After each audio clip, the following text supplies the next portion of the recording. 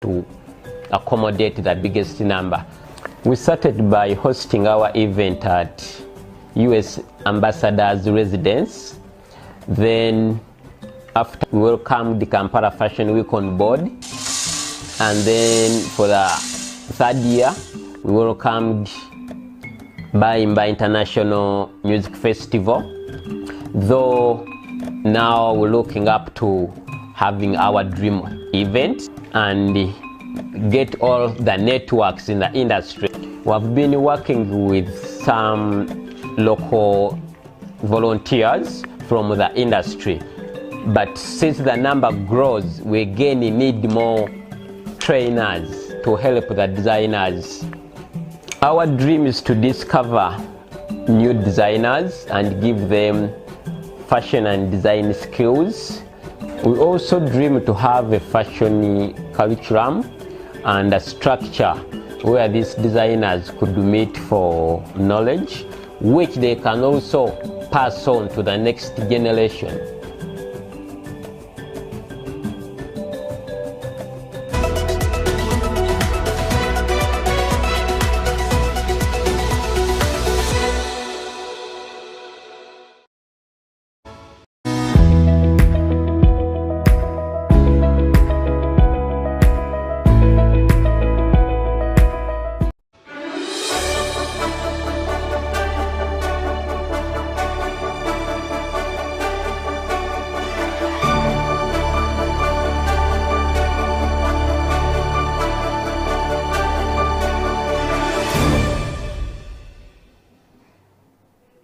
Welcome back from the break. This is the Creative Industry Talk. My name is Eddie Okila, and this particular show today we're talking to a young man from PG, the central part of Uganda, who is a fashion designer. Ras Kasozi, aka actually known as Charles Kasozi, is a Ugandan boy who is a fashion designer.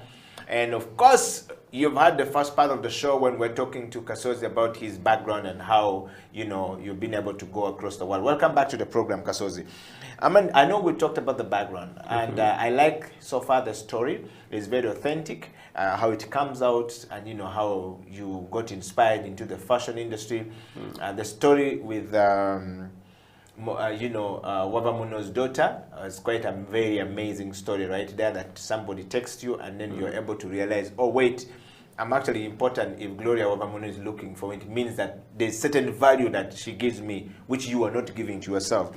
That in itself is a plus, going forward. Mr. Kasozi, would you tell us a little bit more about the journey from the local scene of fashion design here to the international stages that you've been able to go, It's been quite challenging, but it takes self-confidence. Yes, from the start you need to know what you want. Like me, I've been an artist, like I'm born an artist, though not knowing which direction. I've tried all kind of art. Yes, and I always apply too much art in my fashion. Though as we grow, we meet different people, and they tell you more about what you do. That's why I always say we need to be close to people who understand our vision. Yes, people who can support what we do. For example, for my first international platform, by then I was working with Babaluku, Bavubuka All Stars. Yes, I was part of it. Yes. And for him, is from this international scene. Yeah. So he grabbed all my photos and applied unknowingly. Yes, because he knew I couldn't understand that. So he applied after. He told me, Kasozi, you have a passport? I said, yes. Then he chilled it. He told me, yeah, next month, you're coming here. I couldn't believe that, of course. Yes, I know he was just encouraging me to work hard, because I couldn't know that I deserve that, or I can be part of that, because I was even the first African to be to Vancouver Fashion Week Yeah, and Ugandan, you get coming from the ghettos. I was working from this corner. You get like a smaller place, paying 50K a month. You get so. That wasn't my platform. So, when it reached to 2 weeks after working on all the papers, they told me, you go to Canadian consulate and ask for visa fee. There, I got that I think it was a month before, I started to panic that it was serious. And with that month, I had to spend 2 months from Kenya processing the visa. You know, in our mindset, too many visa tebazigaba, and with art, you work with motivation. So every time I could try to get a piece of paper to sketch, I could get nervous, think of a visa, I failed. Till after the 2 weeks, I got my visa and I started sketching. I remember I did my sketches even from the bus as I was coming back from Kenya.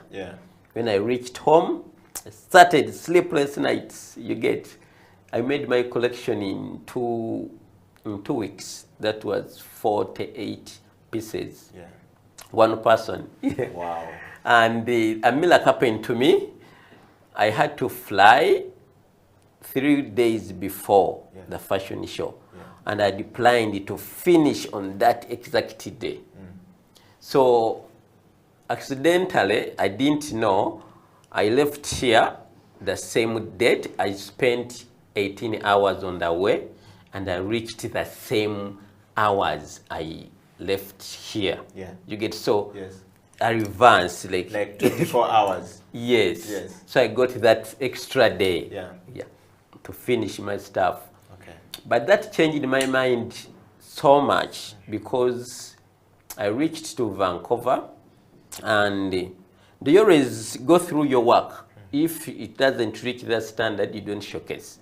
I was on a big panic.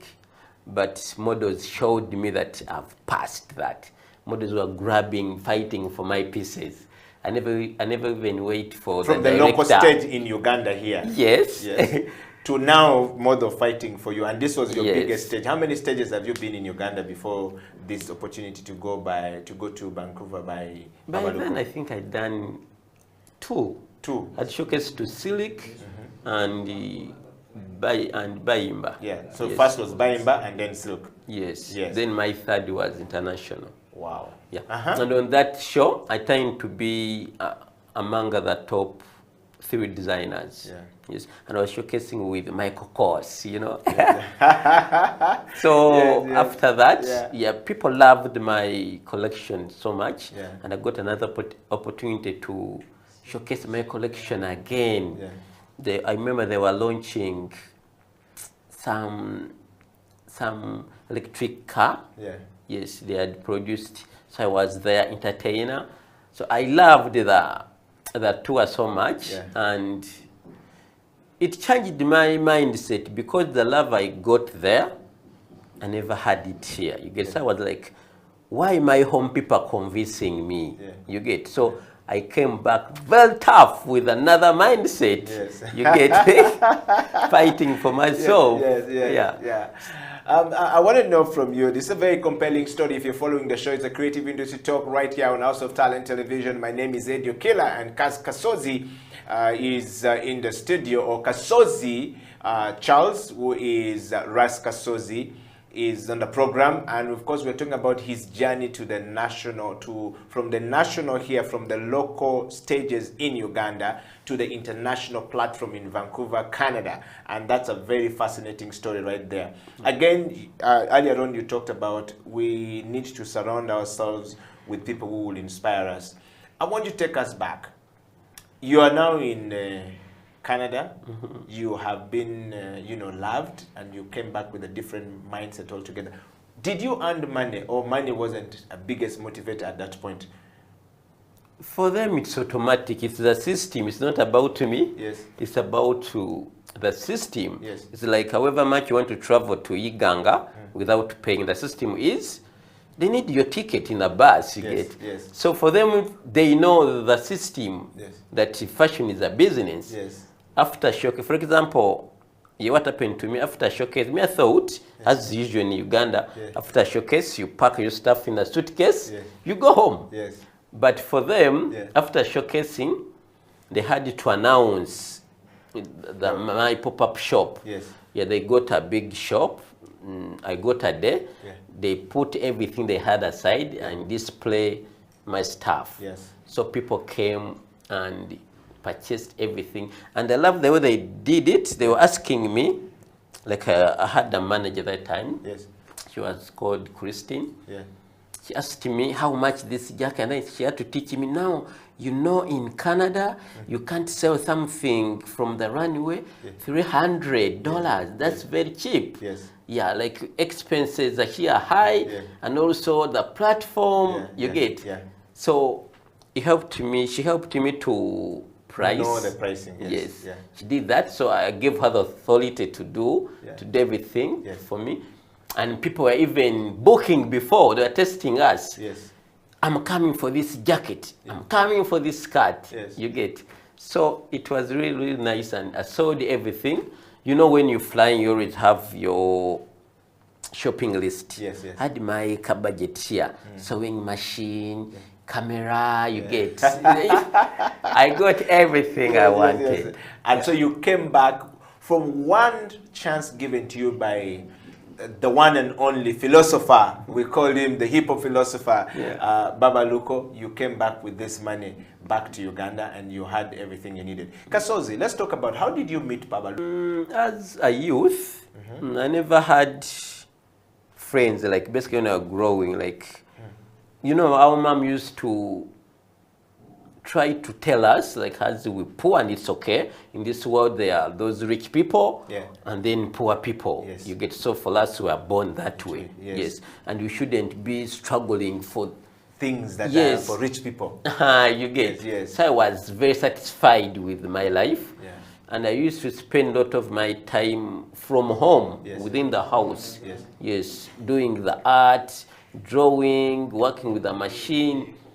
But accidentally, I went to Laba. No, there was a festival at Kololo. I don't remember the name. WAP used to be called WAP. WAPI, WAPI by the British Council. And I met these creative people, kids. But look, had those kids rapping, painters, you get. And I said, I need to be part of this. So I met the team leader. Team leader told me, come to Machinje. What was there? So I went to Machinje. I met him. I think I used to go there every week. I went there for a month. And I was just doing nothing. Kids were rapping. Painters were doing painting. Me, I didn't know that I have even a talent. Till I said, I think this was going to chase me away. Every time I come, I just sit here. One day, I said, I think let me try to make a jacket. I didn't know that's even important or what. I started to make I went to a window. I got a very cheap jacket and stitched his face here. Like I have the ability to do portraits using a sewing machine. When I reached to the... You stitched Baba Luko's face? On a jacket I'd made. Everyone was very happy and amazed about what I did. So that's how I got also... From the background of being there, just waiting. I didn't know that... I know how to do repairs and making some small things, but didn't know that it was nice or what. So, you know, as a creative person, Babaluku, so he welcomed me, now, you know, I've done this, you can do this, and everyone was coming, other youth. That's how even I got even my brand name from there. So we used to have someone doing graphics came and say, Kasozi, now you can swear, and let me make for you a logo, you get, and I got a brand name. Rappers used to come and tell me, you got to make for me shorts and stuff, you get. So I got the love and to know that, yes, fashion is good, and now let me settle to this. Wow. Well, if you're following the creative industry talk anywhere across the world, Ed Yokila, Ras Kasozi here. We're talking about Ugandan fashion to the international fashion stage. What a story right there coming from Ras Kasozi. Charles Kasozi is his real name, as a Ugandan born, a Muganda by tribe, from the central part of Uganda. Your story is very fascinating, Kasozi. I'm enjoying the show with you today, and this is a very interesting creative industry talk. I want to just encourage everyone out there, go on there and share the story of Ras Kasozi far and wide, and make sure that there is so much love coming to this brother, and go and buy. And of course, I want to give a big shout out to my brother from another mother, Baba Luko. This is like the coolest story I've heard from Baba today of changing the life of Mr. Ras Kasozi. Rasta, let's talk about this, learning from the international. You are now in Vancouver. You have learned something. Did you learn something from there? What did you pick from Vancouver when you came back to Uganda? You were able to say, you know what? I've learned this. I want to do A, B, C, D. And so my question to you is, did you learn from the international fashion stages? And what were the challenges that when you came back, you were able to fix? Basically, I was different. I think by the time I came back, my name was everywhere. Yeah, everywhere.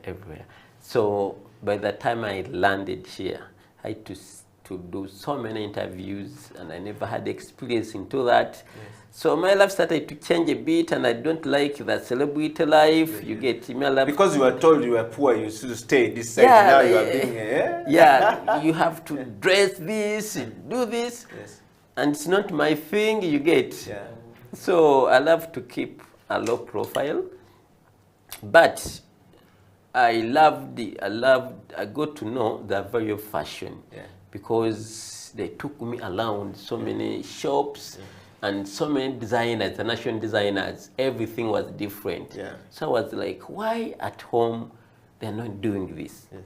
So what came into my mind was to focus much on the international platform, because I'm loved there more. Yes. And I have a lot of clients outside Uganda than you are in Uganda. Yes. So to me, I'm so much into developing youth's talent in Uganda and getting money from outside. Yes. So I learned that in Uganda, maybe fashion is still starting, it's still young, yes. The way we take fashion is not the way it's taken outside there. It's a big business, and here it's about talent. You get? Yeah, the same thing I've told you about fashion shows here. Fashion shows about entertaining. Yes. You like perform. Yes. But see, outside there, every year, brands come up with trend and they have to launch them. Yes. After launching them, they sell the copies. Yes. And that becomes what we wear as fashion in the world, all across the world. Yeah. I mean, Kasozi, that's a very interesting learning. Did you face any challenges along the way? I was super excited. I think I was young, and people loved me so much. So I was just receiving, learning everything. Yes. I remember I used to tell them, like they used to make joke out of me. I never wanted to drink water. Like they know, for them water is life. Yeah. And with me, I used to know I take water because I'm poor. Yeah. Now I'm in Canada, I don't take water. I totally refuse to take water. And they were making fun of me. Wow, yeah. wow. But the biggest challenge was, how do you leave Canada and come back to Uganda? You get?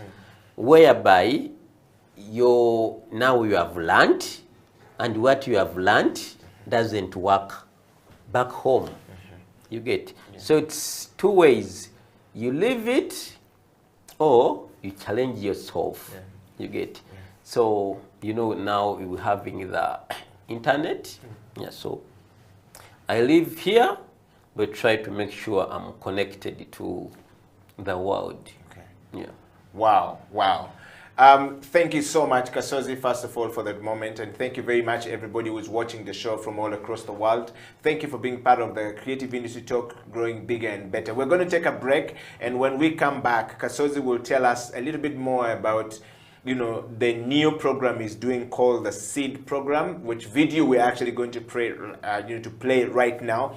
And of course, what are the advice that he can give to the young people who have not been able to, get opportunity like him, or were looking for such opportunity like, Baba Luko gave to Kasozi to go across the world. But also, we would want to know from him, which other stages has he been to since, the Vancouver, experience and the collaboration that have been happening. Stay right there. Creative Industry Talk. We'll be right back after this break.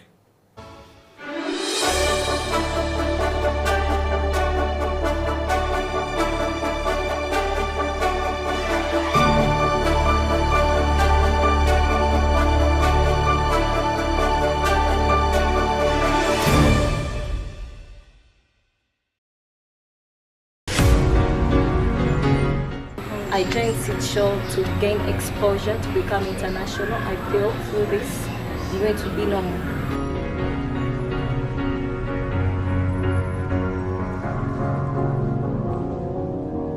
Cause you're a sky full of stars. I'm gonna give you my heart. Cause you're a sky full of stars. Cause you light up the path. I don't care, go on and tear me apart. I don't care if you do.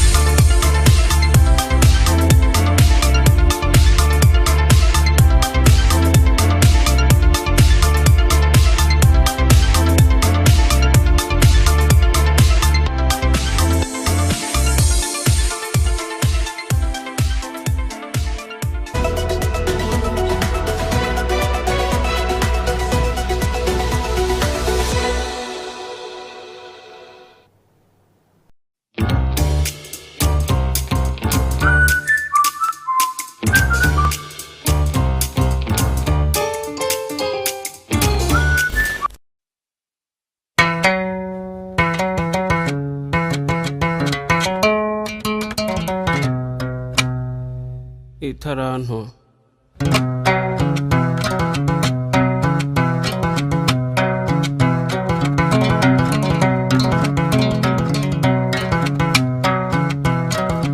hariho umutware yaratunze cyane afite n'abagaragu kera kabaye agira uruzinduko mu kindi gihugu ahamagara abagaragu be maze abasigira ubutunzi bwe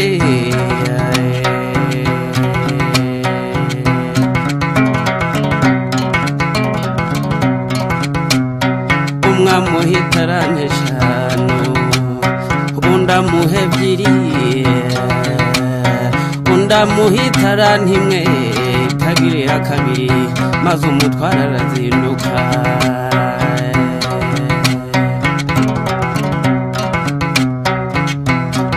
maze babagaragu batangira gukoresha za taranto nk'uko shebuja yazibasigiye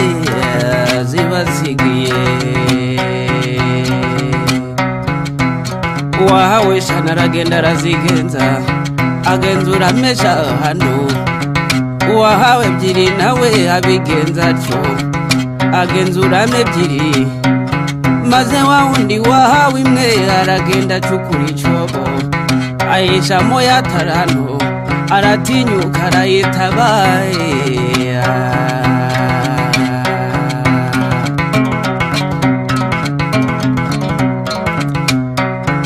nuko imitsi irayitindira ataha maze shebuja mu kuzindukuruka abarana nabo ibyo yabasigiye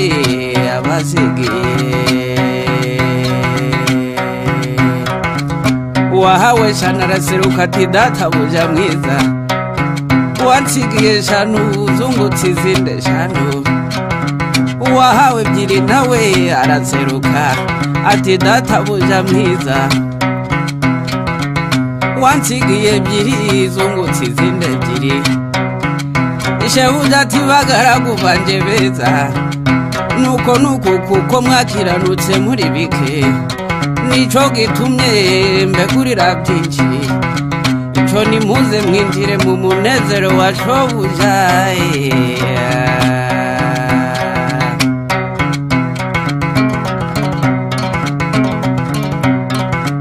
maze wa wundi wahawe itaranto imwe itagiriye kabiri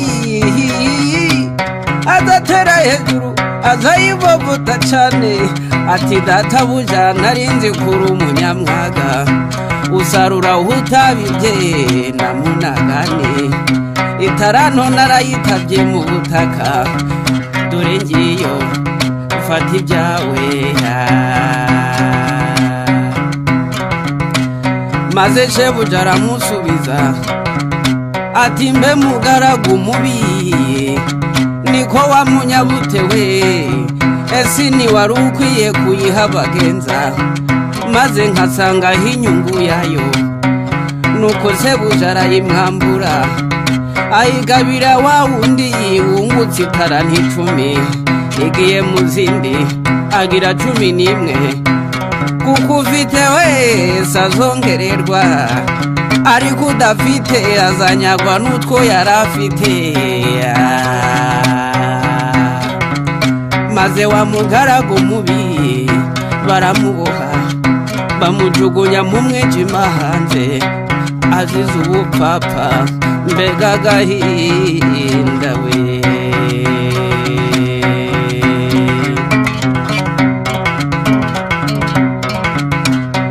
itaranto yawe yikoreshe neza igira umumaro mu gihe gikwiye itaranto yawe yikoreshe neza igira umumaro mu gihe gikwiye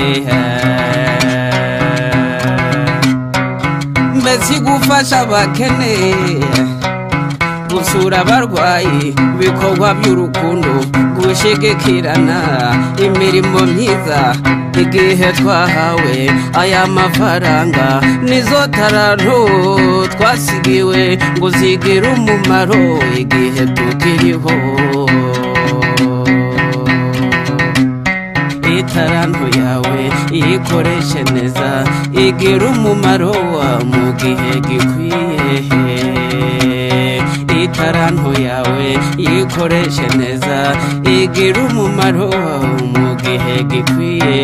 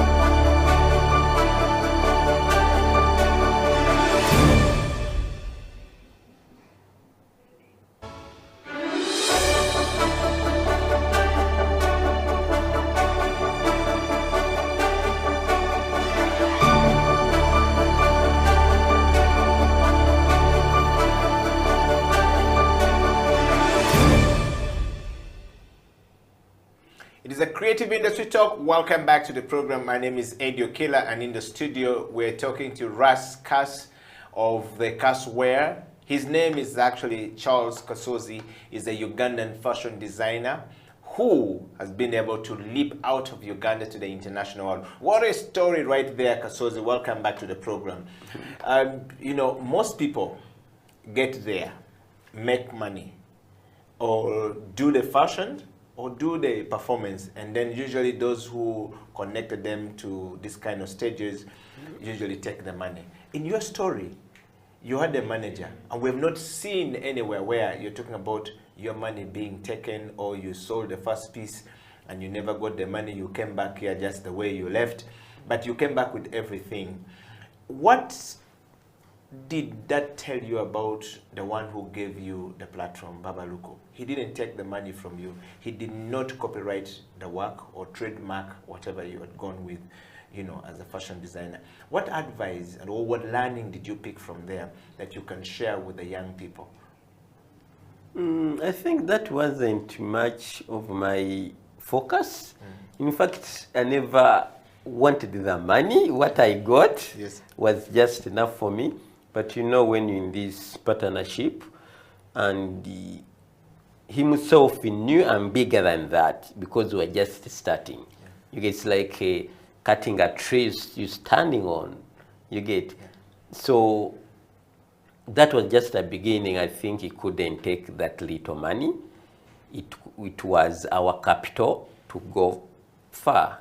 You get, But I think still in life we all need that management bit. We can't do everything by our own, as long as you work with the right person. Okay. I have a question for you, Kasozi. Let us talk a little bit more about the other platforms that you've been able to go to. That was not the only stage that you've been able to go to. You've been able to go to many other stages all across the world.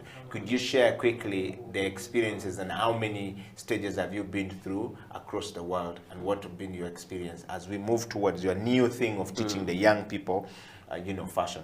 I think experience is different according to the country and according to the year. You get, I used to be excited, but now it's more of work. You get, I travel for work. But last time, years back, I used to also be excited, playing, and then meet so and so. I post so much on Facebook. They need to know, now I'm in America. They need to know. Now I'm not so much into that. So I'm so much about. Let's talk about this picture here. Where was this? That was Kampala Fashion Week. Those were my students. On the fashion show. Yes. And let's put on other pictures and you just take us through some of these pictures. So you said you are not about now taking photos and posting pictures. Where was this? Yeah, that was Vancouver on my second show. Okay. Yes, I'm shot there. Those were my models. Yes. Yeah. Wow, wow.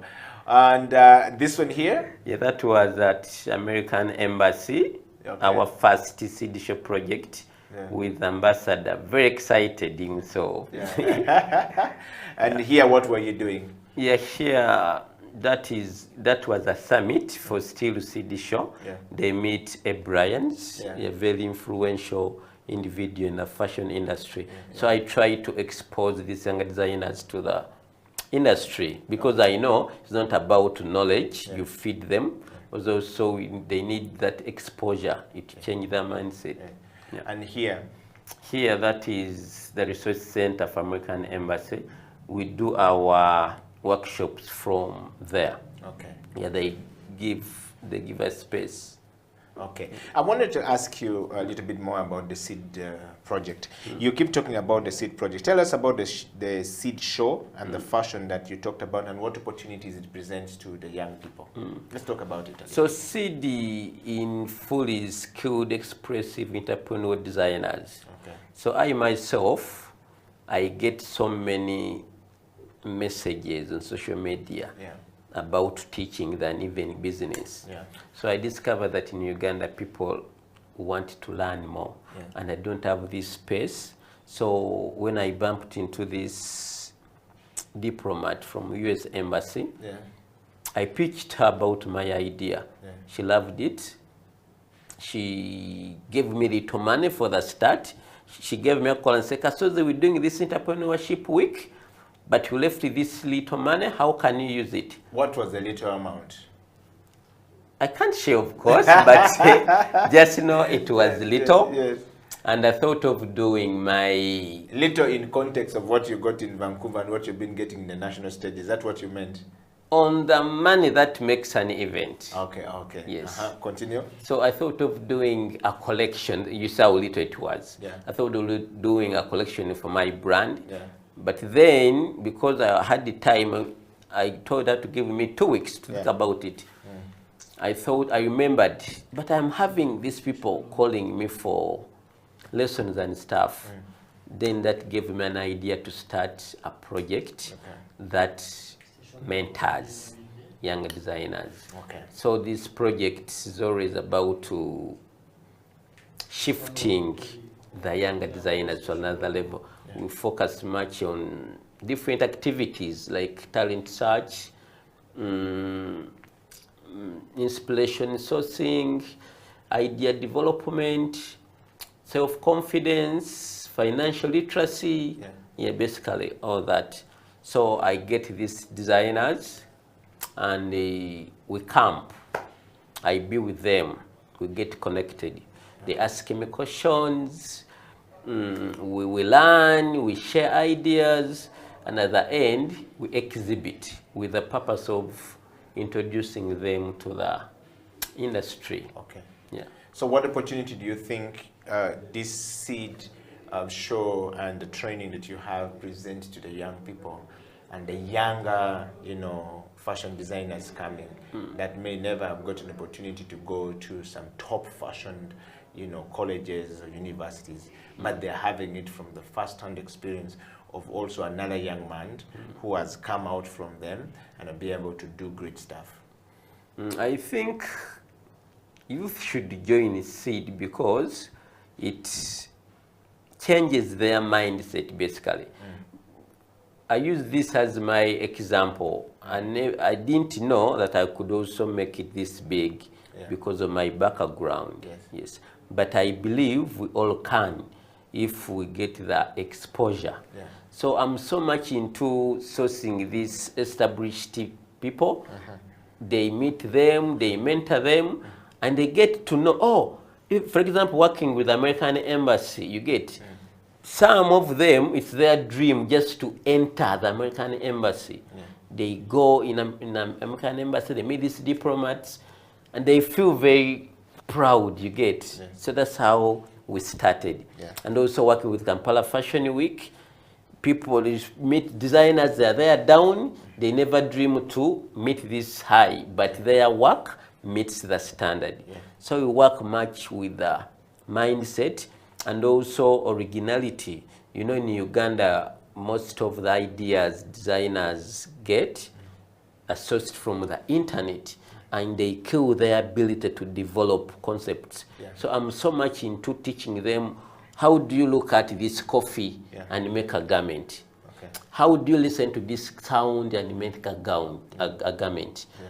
How do you look at someone crying on a street and make a garment? So I give them, I awaken this ability to them to be able to develop a garment inspired by their own creativity. For example, this year we did a camp from Lunkulu. Yeah. We gathered there, we stayed there for weeks and learned all these things. Yeah. Okay. Wow, wow. So you've had it there from Kasozi about the opportunities that the Seed Show project that is running with American Embassy presents to you. If you're a designer out there, a young designer out there, or a creative mind out there, Creative Industry Talk program exists for people like you, to bring people like Kasozi to share their experiences with us, but also to expose our works to different, markets that can allow us to be able to sell to them, and a platform that is given to every creative mind to come in and meet people like Kasozi, meet people who are policymakers, and we have a collaborative ideas as we expose our work out there. That's what this program is all about. Kasozi, thank you very much. We've got into the last part of the show where we're going to have to wind up. Our time is fast spent, but I want to talk to you about any advice that you can leave us with to the young people. Yeah, a little before that, like right now, I'm working with the Baimba. Yeah, I started with American Embassy, but now I'm working with Baimba, and we're having something very exciting for next year. We're building a curriculum and a serious course for these young designers, whereby we're going to be focusing on a certain group for 3 years. Yeah, we go in stages, like semester 1, semester 2, semester 3. By the time you go out of the project, you're already established, or you're ready to hit the industry. Yeah, because we want now to track everyone's success in this project. Yeah. Now going back to your question, you wanted any advice? Yes. I think it starts with ourselves. We need to know what we want, and again we need to look for opportunity. Yeah, we need to look for people who can support us.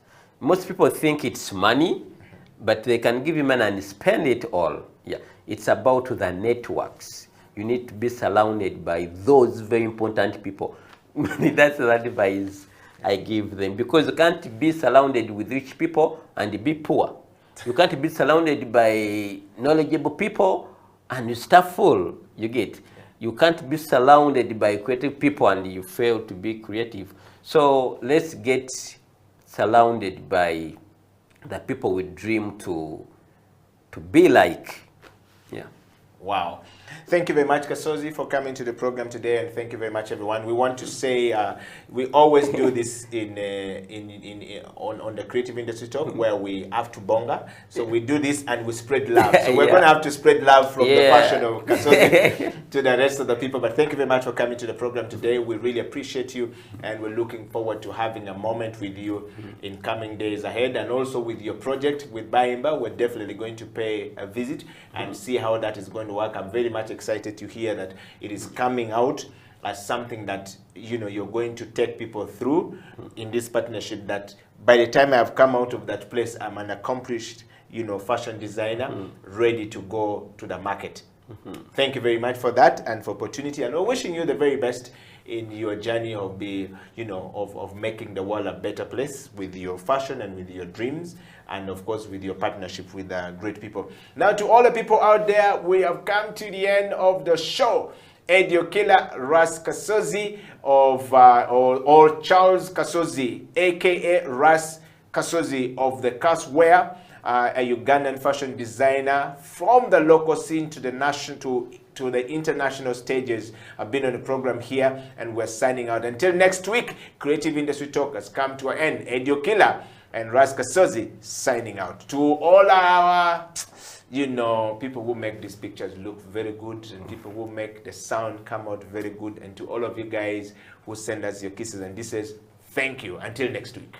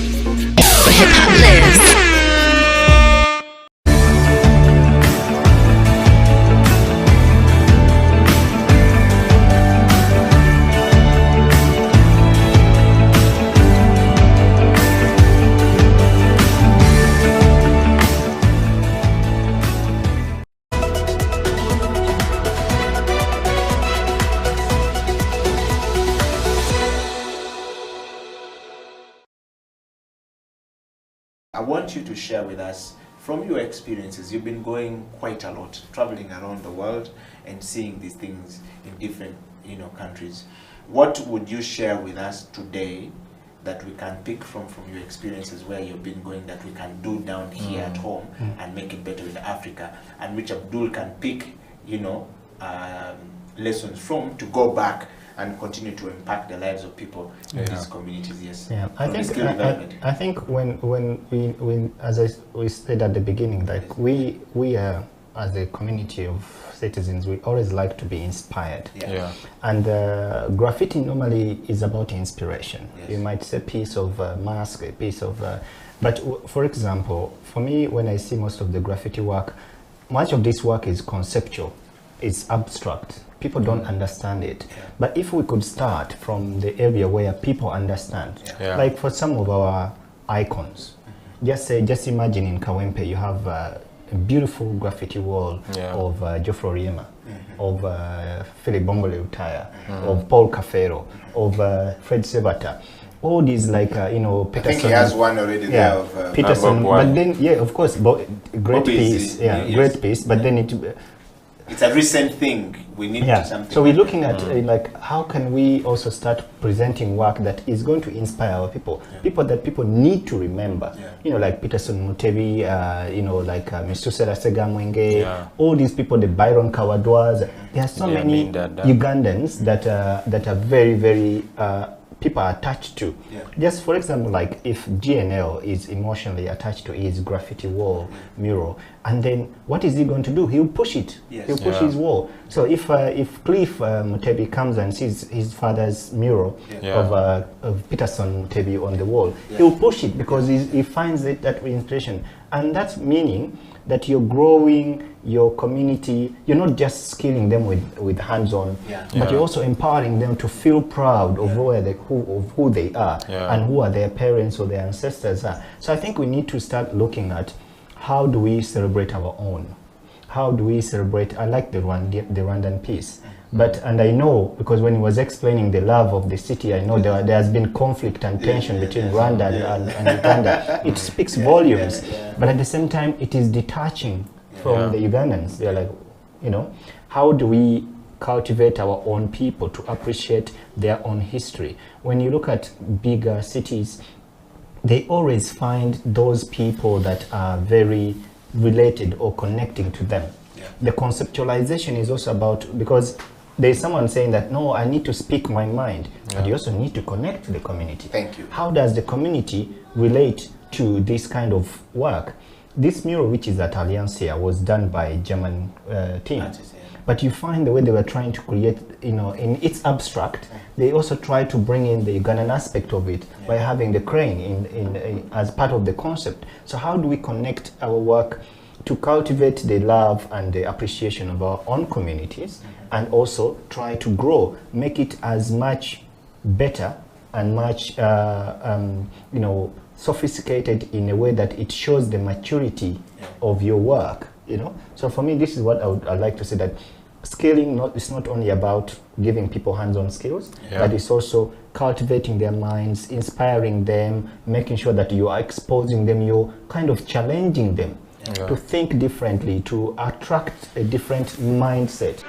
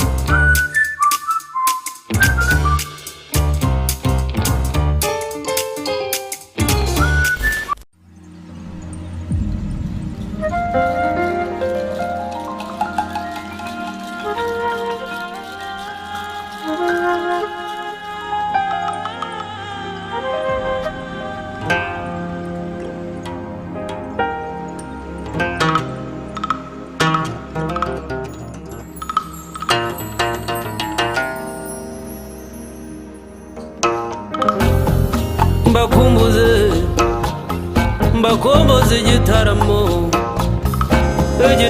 cy'iwacu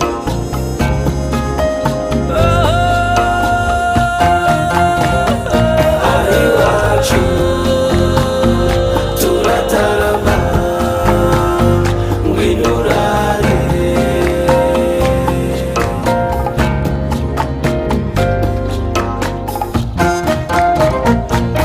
iwacu turatarama ngwino urare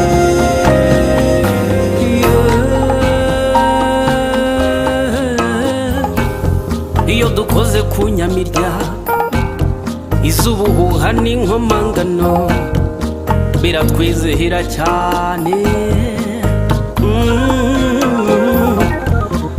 mpamagare muhigirwa ni Nyaruguru mu muhamirizo w'intore Sebaganji babukwege aseruke mu byivugo byiza mpamagare Sebatunzi ayihere mu miyuki akubwira intaha na batatu yaruta mu kinyange cyarutibuka mu bakemba tugutaramire kandi uzagaruka iwacu turatarama ngwino urare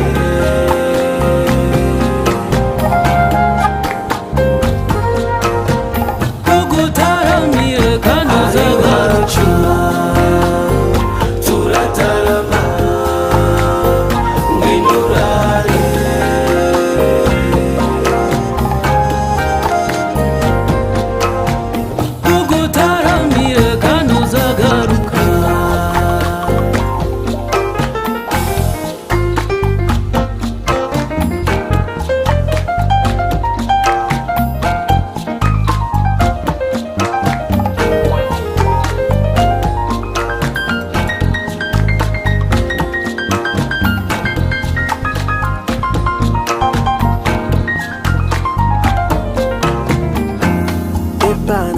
biso tolinga kobina ebana biso tolinga kosepela yaka elongo tolinga tosepela tosangisa pe tolingana tugusugugeze ku ntango y'amahoro nkwibutsa umugani wa nyashya na baba inkuru ya saruhara rwa nkomokomo cyacana ndetse na ngunda tugutaramiye kandi uzagaruka ari wacu turatarama ngwirurare aho dutaramiye nta rungu tugutaramiye kandi uzagaruka turatarama ngwirurare tolingana nisokaka kosepela tugutaramiye kandi uzagaruka turataramije ijoro tukarita hanze jya mbere wampaye inka cyuringanje cyuringanje reka ntugatsikire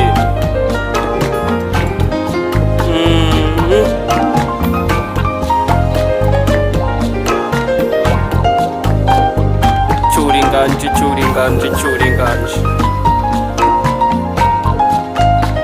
nuko umuco wacu ugacindisha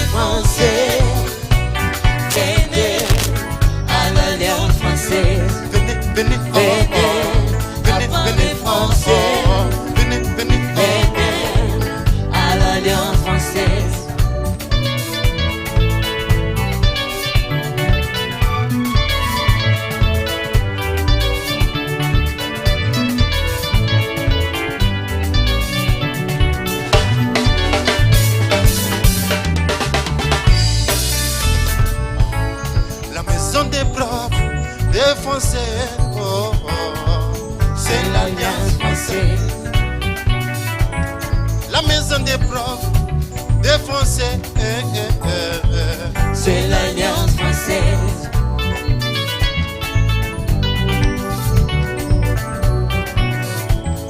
Une fille m'a posé une question, pourquoi apprendre le français alors que je lui parlais de la radio bonjour Kampala. Oh, venez, venez, venez, venez. Venez apprendre le français. Je vous invite à venir. Venez à l'Alliance française. Viens mon frère, viens ma soeur, à l'Alliance française. Venez à l'Alliance française. Venez, venez, venez apprendre le français. Venez à l'Alliance française.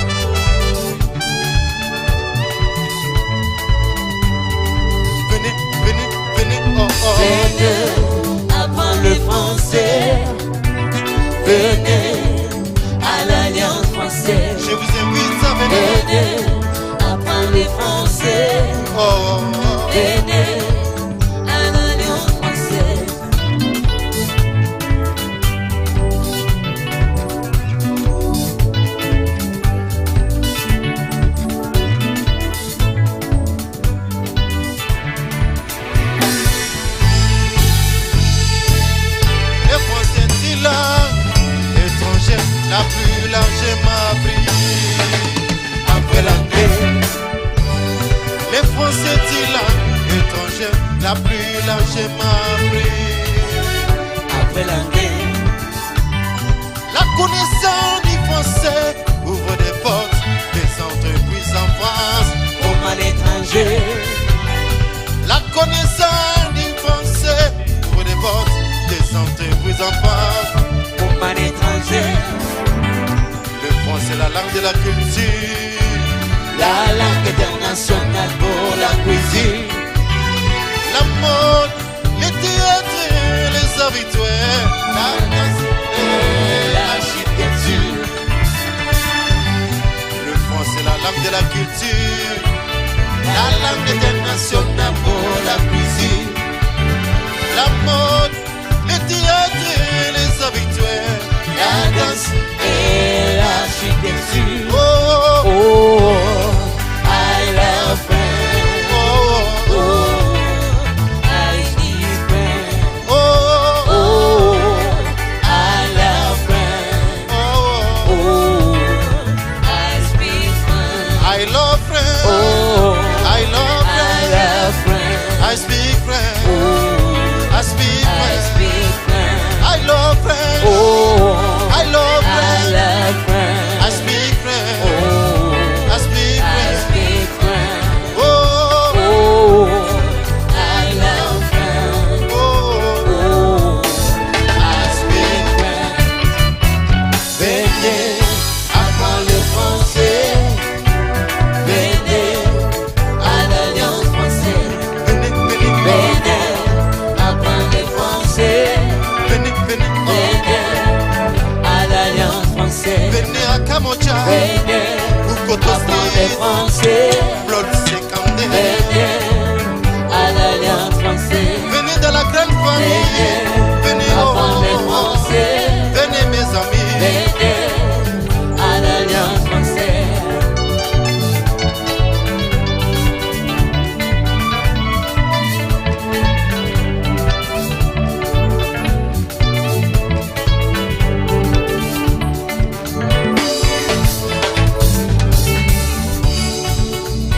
Bien Molière, c'est l'idiot n'a pas pris. En face à pareil à Kampala. Pourquoi tu penses que les Français tirent la internationale? Que tu sois formé le tour du four du cuisine. Dis-moi le mot d'un anaconda et là, En pleine évolution. venez, Venez, apprendre les Français. mes amis, venez. Venez à l'Alliance française. La langue française, Venez, la langue de apprendre les paix, Français. la langue de la courtoisie, Venez à l'Alliance française. la langue française, Venez, la langue de la apprendre les courtoisie, Français. la langue de paix. Venez à l'Alliance française. Venez dans la grande famille, venez à l'Alliance française, venez apprendre le français. Venez à l'Alliance française. Je vous invite à venir, venez mes Apprendre le amis, français. venez, venez, venez, Venez à l'Alliance venez, française. venez.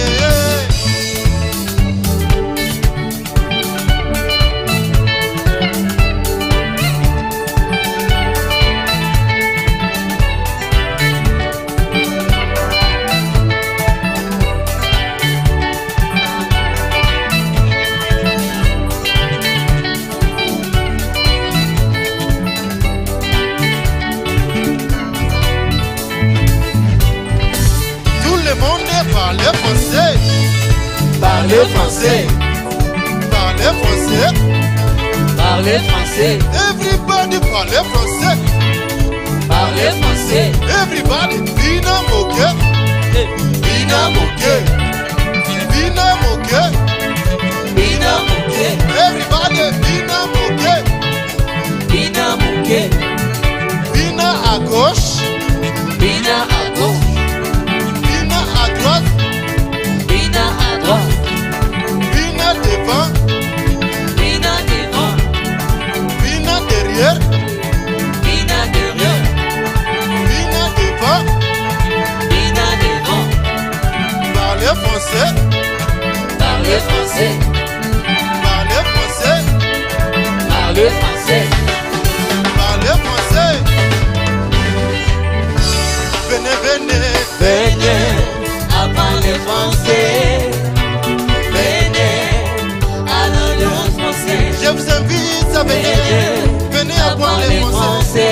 Akamochao, Venez à l'Alliance française. Abukoto Street, Venez, Claude apprends le Saint-André. français. Venez, venez, venez. Venez à l'Alliance française. Si tu veux parler français, Venez, viens à apprends l'Alliance. le français. Si tu veux parler, Venez à l'Alliance française. si tu veux entrer dans la famille, Venez, viens, apprends viens, le viens. français. Viens, viens, viens, viens. Venez à l'Alliance française.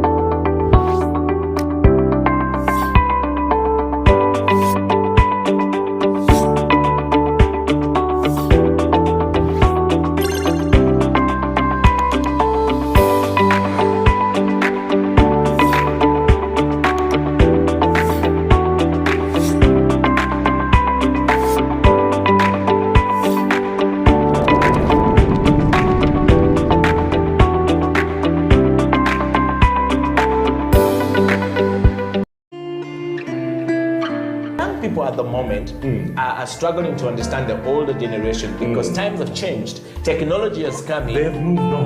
Yes. We're the ones sitting back and wondering, what is my child on to? TikTok has surpassed WhatsApp. The other one I call, I never call it Facebook, it's Bookface. Why are you on Bookface? Dad, it's Facebook. Yes.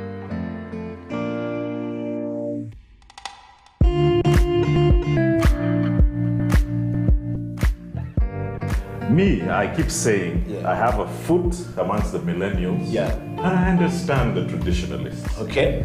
There's a song in the 60s, by the way, and in the 90s, 70s, where they're like, parents don't understand. Yes. Yeah, remember Prince? Yes. Prince.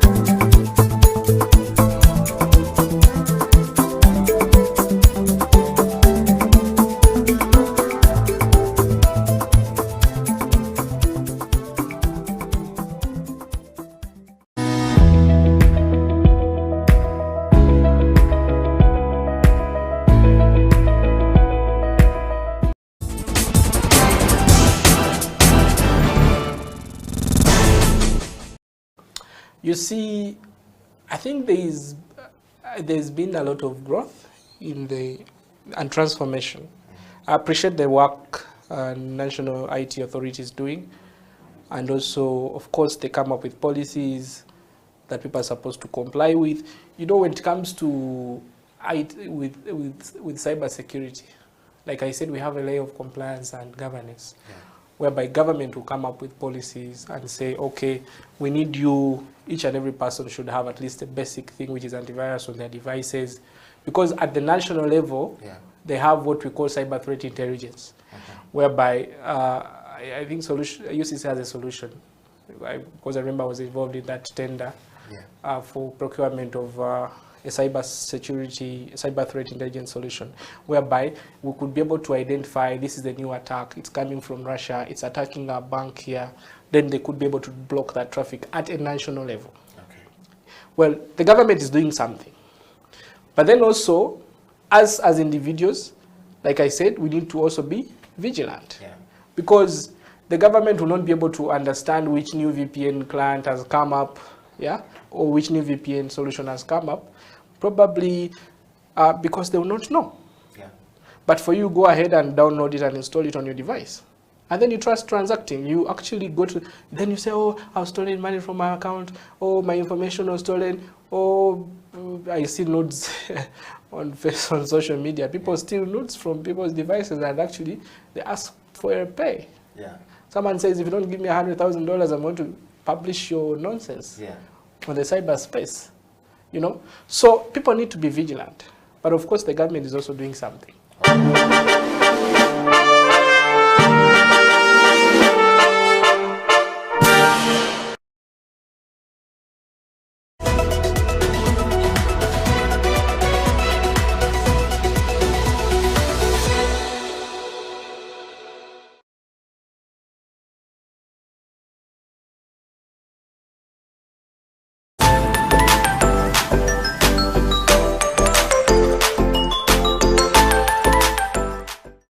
That's when I started learning that, this is how coffee is. But why is it that we produce coffee here and just sell it when we don't take it here, we don't consume it here? So one time, when I had just started my training here, I went back to Uganda. And then I went to a hotel, a very established hotel. I will not mention its name. Then I wanted to see if I have people that know about coffee in hotels, because I knew probably big hotels serve coffee. So to my dismay is that I introduced myself as a barista, and everybody was like, what's a barista? So I said, a barista is a specialist that makes coffee, a person who makes coffee for people to, coffee like, cappuccino, different kinds of, coffees, and people were like very green. I said, this is a big hotel. I expected to find here a coffee machine, and nobody knows about it. So it's, I think, incumbent of us to really transform this entire community, the entire country, to coffee, to learn about coffee, and also to give them the advantages of coffee, teach them about coffee, and then later on they maybe consume it, rather than just selling it.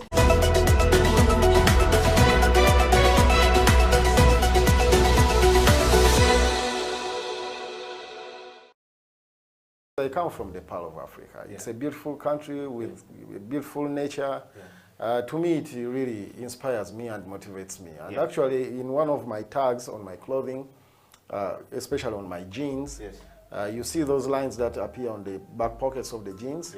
When I was doing my internship in Paris, I happened to go to a fashion museum where I read a few books, about fashion designers and their names and about their creations and things like that. There are signs on jeans like the Wrangler, the Lee jeans. All those jeans have signs on the pockets. And Before I went to Paris, I was doing that already because I was drawing my inspiration. I used to love geography. Yes. And the Ugandan, East African geography was really very interesting to me. Yeah.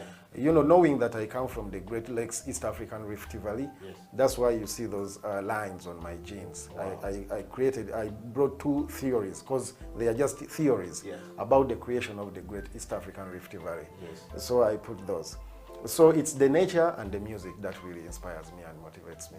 Wow.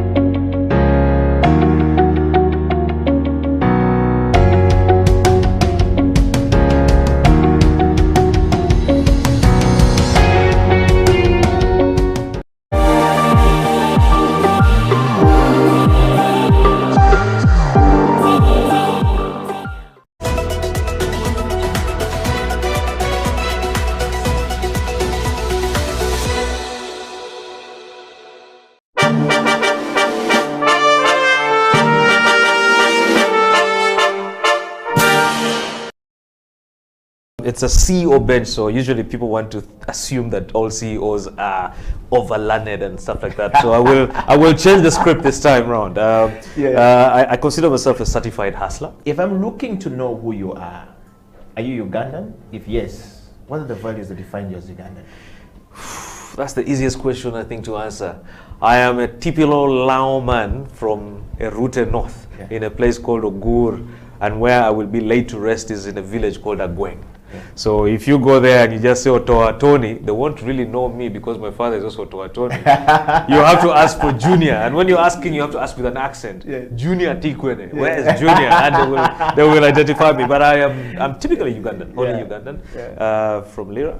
I pride myself from being from Lira. Earlier on, I was joking and saying I'm the coolest Lango south of Karuma. When you cross Karuma, there are so many. But when you're down the south after Karuma, I think I'm number one. Wow. Well, now that you know Tony Otoa is Ugandan, and of course, what are the values that define you as a Ugandan? I think it's the love for country, love for nation. You know, truth be told, the country is in it's a crisis. Leadership crisis, economic crisis, social crisis. There's so many mismatching areas. But at the end of the day, it's home. You know, you cannot run and abandon your home because of the issues in your home. I think that then creates an opportunity for you to do something to change what's happening and what you see as a crisis. So in terms of what I see as a value, or what I take out of that for me, I think is just the love for country, the need to serve country the best way I can. And I mean, I can't say I can change everything, but the little I can do to create a difference, I think is more meaningful. Wow. Mr. Tony Otoa, growing up, what did you want to be in life? And what was the journey like for Mr. Otoa? Yeah, you know, my father is crazy. My father would call us and he would show me the compass. The idea was supposed to be a pilot. You know, the planes would fly over our house and my father would be like, yeah, you're going to be a pilot. But of course, as you grow, you realize that you have so many things that really define you. I was never a sportsman. So I enjoyed a lot of debate and, you know, a lot of indoor activities. And that is, I think, what really drove me into some of the things that I do up to today. Public speaking, the love for debates and really a lot of intellectual discourse and all this stuff. But besides that, I think it's also the fact that I won't lie. I didn't know what I wanted to be.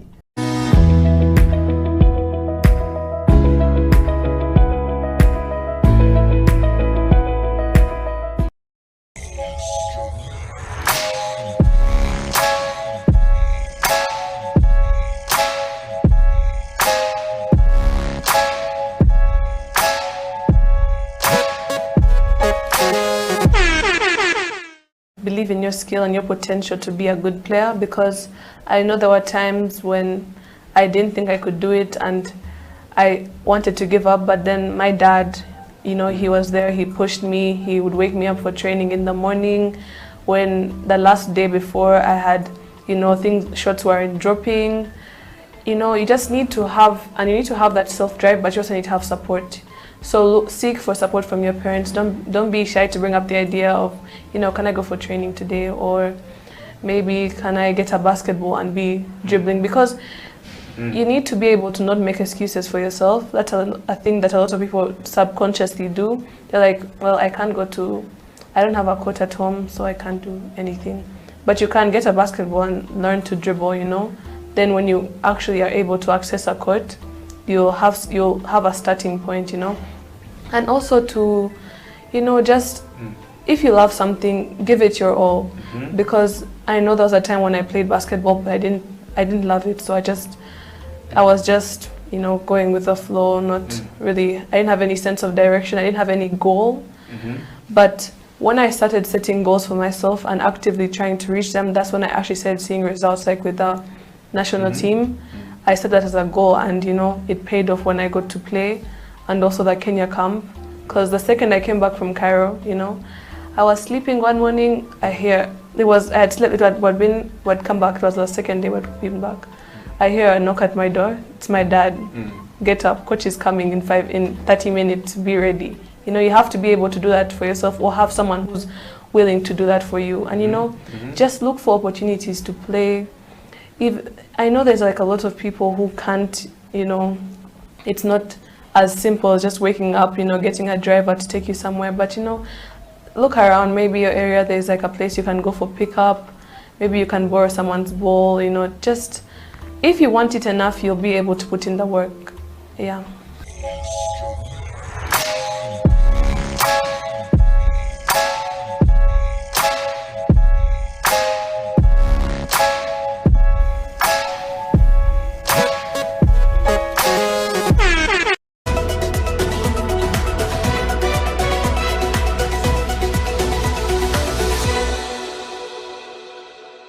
First and foremost, thank you very much for hosting me. I'm really, really humbled, and I'm blessed to be here. Yeah, surely. Talking about basketball, personally, my journey of basketball started from far, very, very far. That was in high school, and in a situation whereby we did not have enough exposure. We didn't have coaches. We didn't have the facilities like we do have them right now.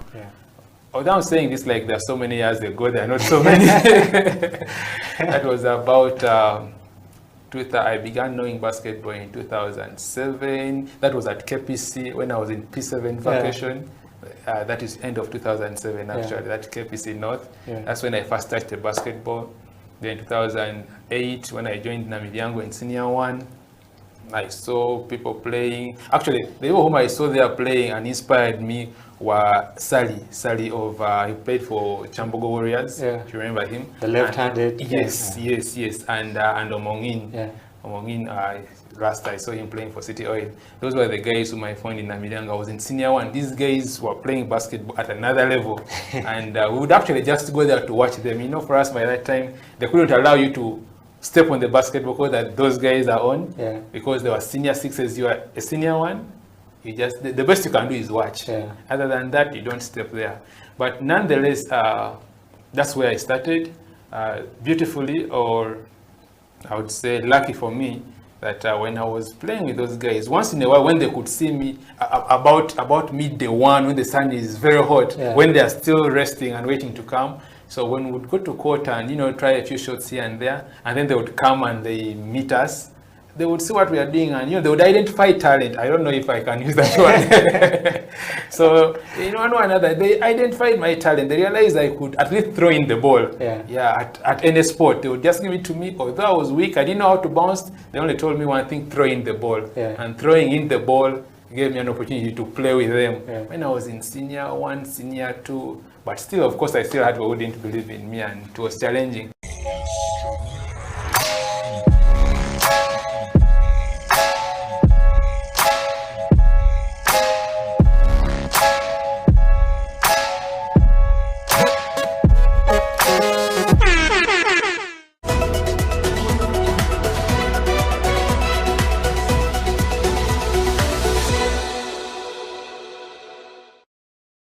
if you look at City Oilers, I mean, we've been, you know, champions for the last, you know, 7 years, and I can tell you that it's because of you know, the players that we have on the team, and I would say that we have, you know, some of the best players in the Ugandan league, you know, on the City Oil.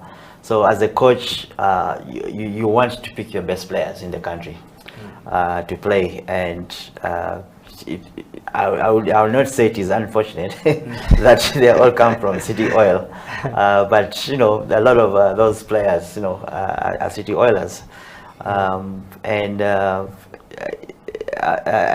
really, you know, don't want to see it that because I'm a City Oilers coach and management is City Oilers, it's just purely on statistics, and in summary, you're saying it's purely based on merit. It's definitely based on merit.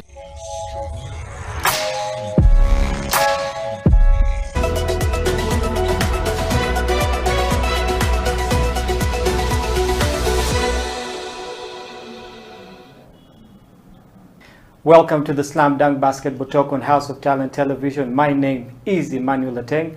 It's a lovely Saturday, another day to talk basketball. And today in the house, we have two surprise guests. We have always had guys in the house, but we're going to change it up just a little bit. But remember, we are live on YouTube at House of Talent live stream Uganda, or you can catch us HTV1 on our Twitter. And to begin the show today, I have two ladies in the house, beautiful ladies. For the guys who are out there watching, I know there are guys who have been waiting for this to happen.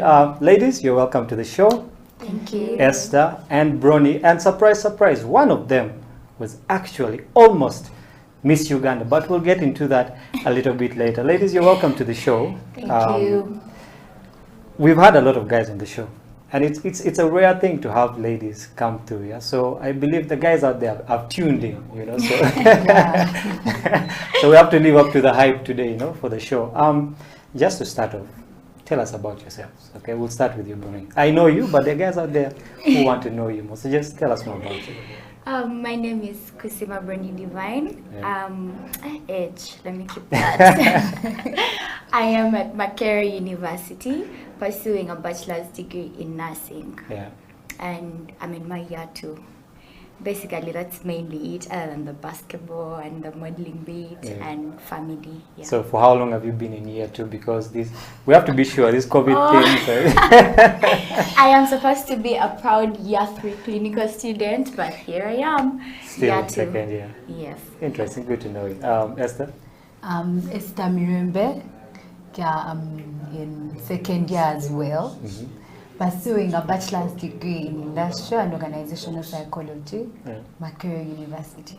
Yeah, so all of you supposed to be third years, but here we are. Yeah, here we are. Well, again, welcome to the show, and today we just want to talk about women's basketball in Uganda. You know, but before we get to that, your coach was here. OJ. All of us didn't know he actually had a full name. Mr. Osito Jacob. And before you guys went for the FISU games in Kenya, he was here and he was telling us that his girls are going to win. Okay, and it's good to see that he lived up to the hype. You guys actually walked away with a bronze. You see you taking the gold for that. We just want you to walk us through the whole experience, you know, from training at the main ground to the bus ride, all the way down to the games, and what happened there, what was the experience, how did you guys come up with the bronze instead of the gold, you know, what were those things that, you know, happened along the way? I'll go to you, Esther, first.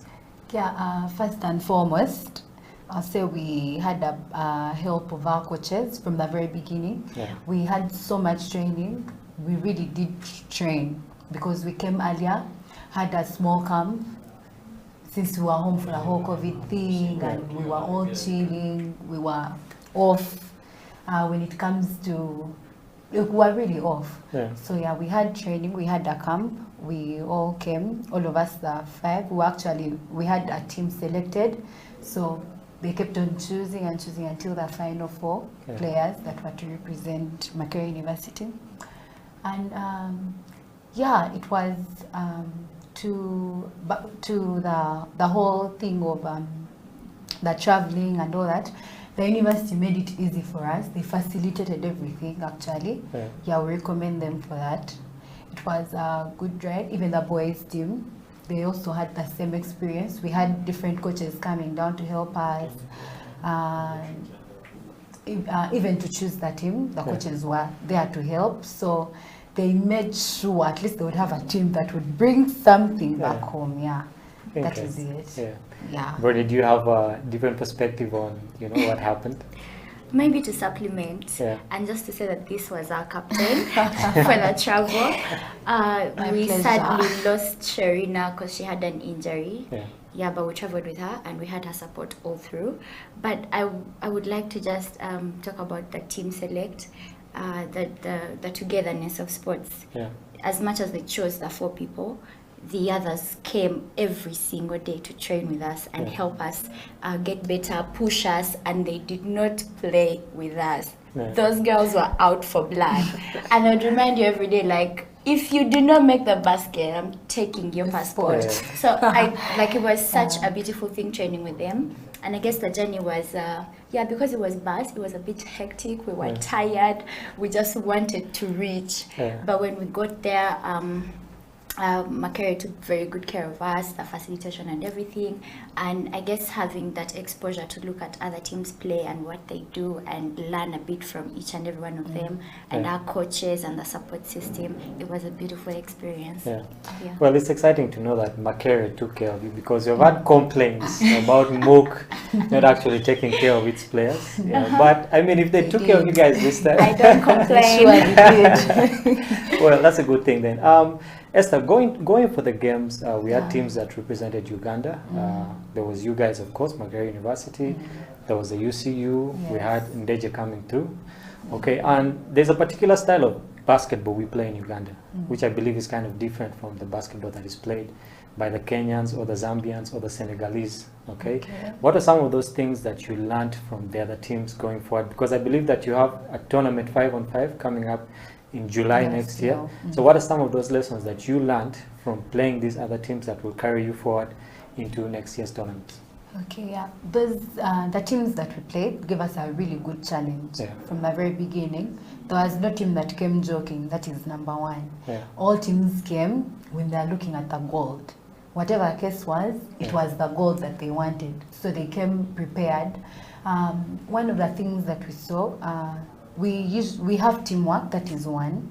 But at a point with 3-on-3, it kept on being, there was no shot clock for those games, but somehow the games were running so fast and they were using the easiest way of making the baskets. Is it the shooter on the 3-pointer line, they would like get the ball, dish it out there straight, not think of, okay, now set, do this and all that.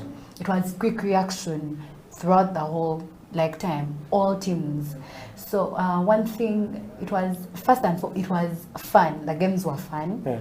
And also we learned different things with the different plays that we usually use in our games that our coaches gave us, even as the ones that we tried to use.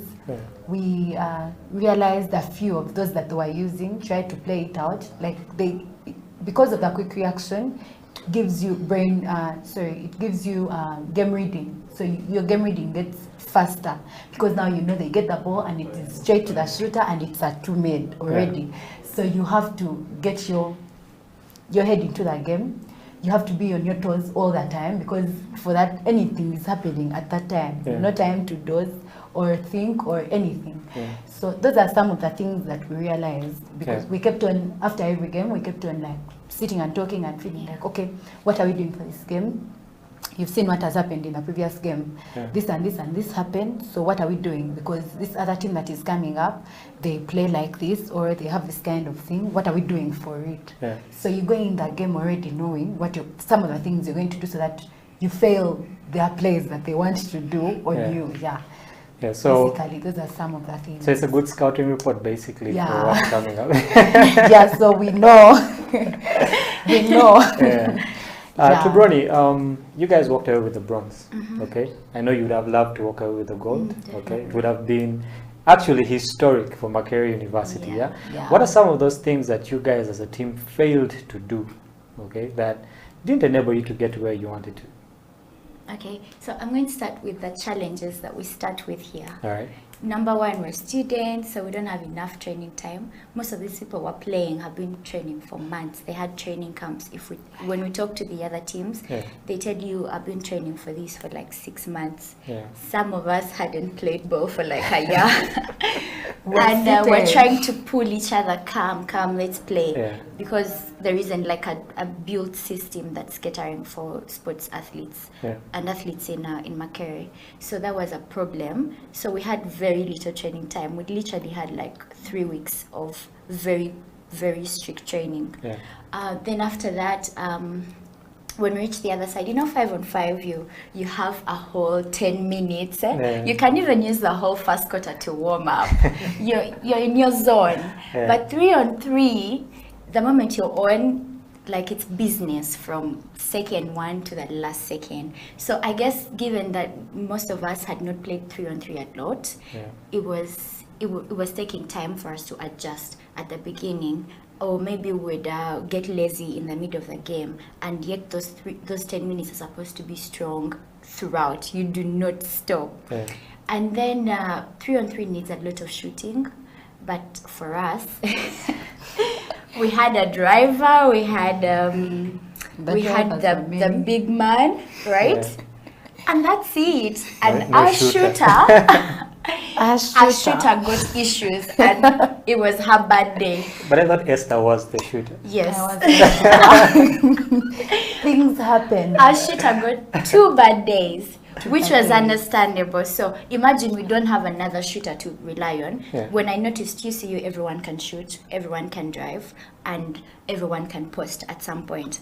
But for us, we had one person that's going to drive, one person that's going to post, and one person that's going to shoot.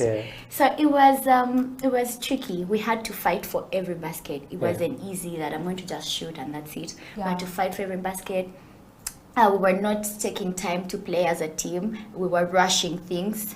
Even when we're in the lead, the teams were supposed to beat. For example, we lost one game, which was such a tough loss. Yes, it was 3-2. Such a painful game.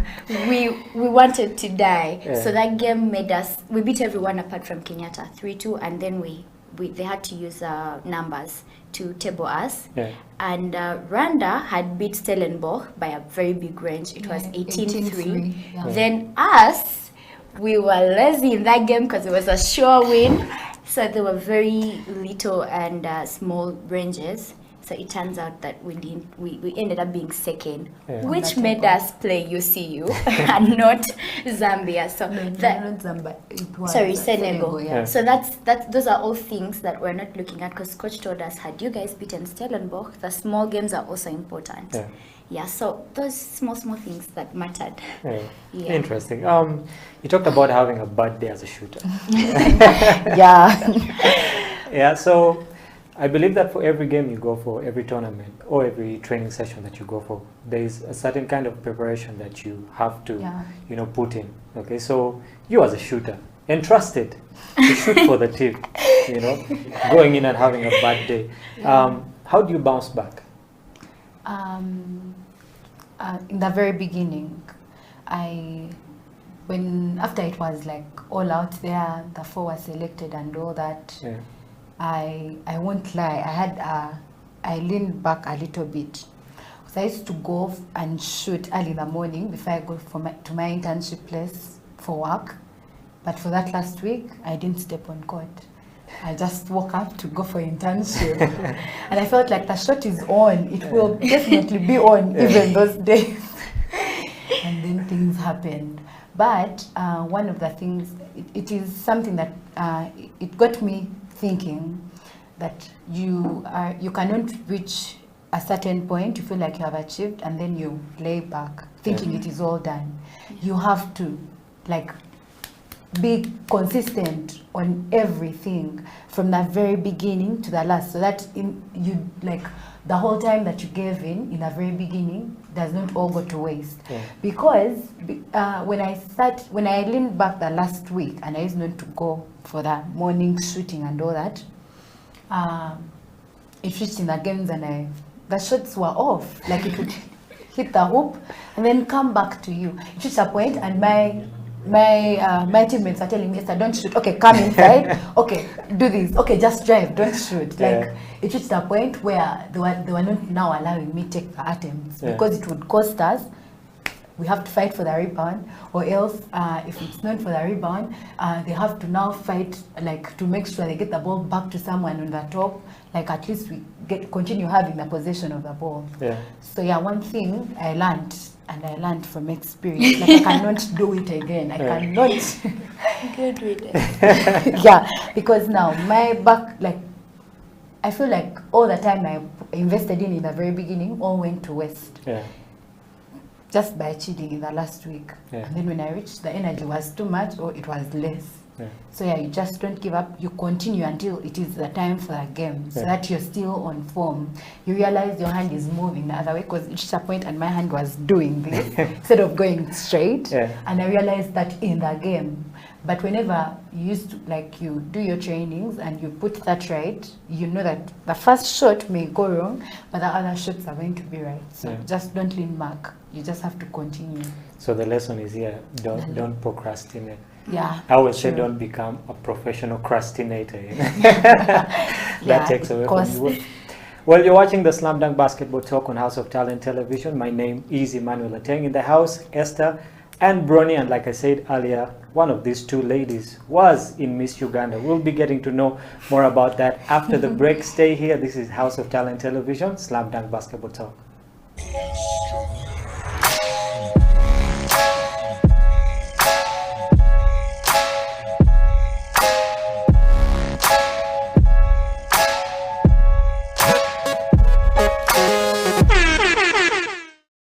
Believe in your skill and your potential to be a good player, because I know there were times when I didn't think I could do it and I wanted to give up, but then my dad, he was there, he pushed me, he would wake me up for training in the morning.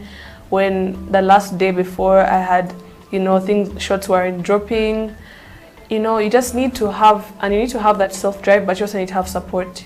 So seek for support from your parents. Don't be shy to bring up the idea of, can I go for training today, or maybe can I get a basketball and be dribbling, because you need to be able to not make excuses for yourself. That's a thing that a lot of people subconsciously do. They're like, well, I don't have a court at home, so I can't do anything. But you can get a basketball and learn to dribble, Then when you actually are able to access a court, you'll have a starting point, And also to, just if you love something, give it your all.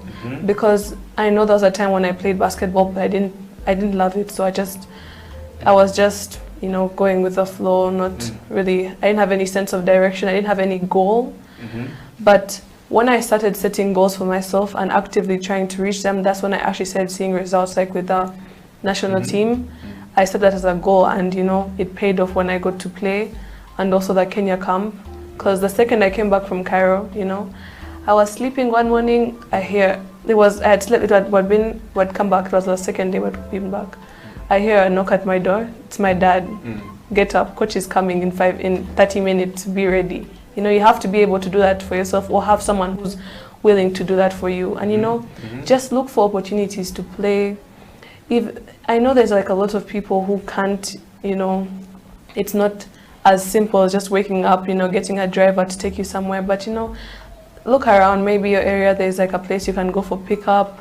Maybe you can borrow someone's ball, just if you want it enough, you'll be able to put in the work. Yeah.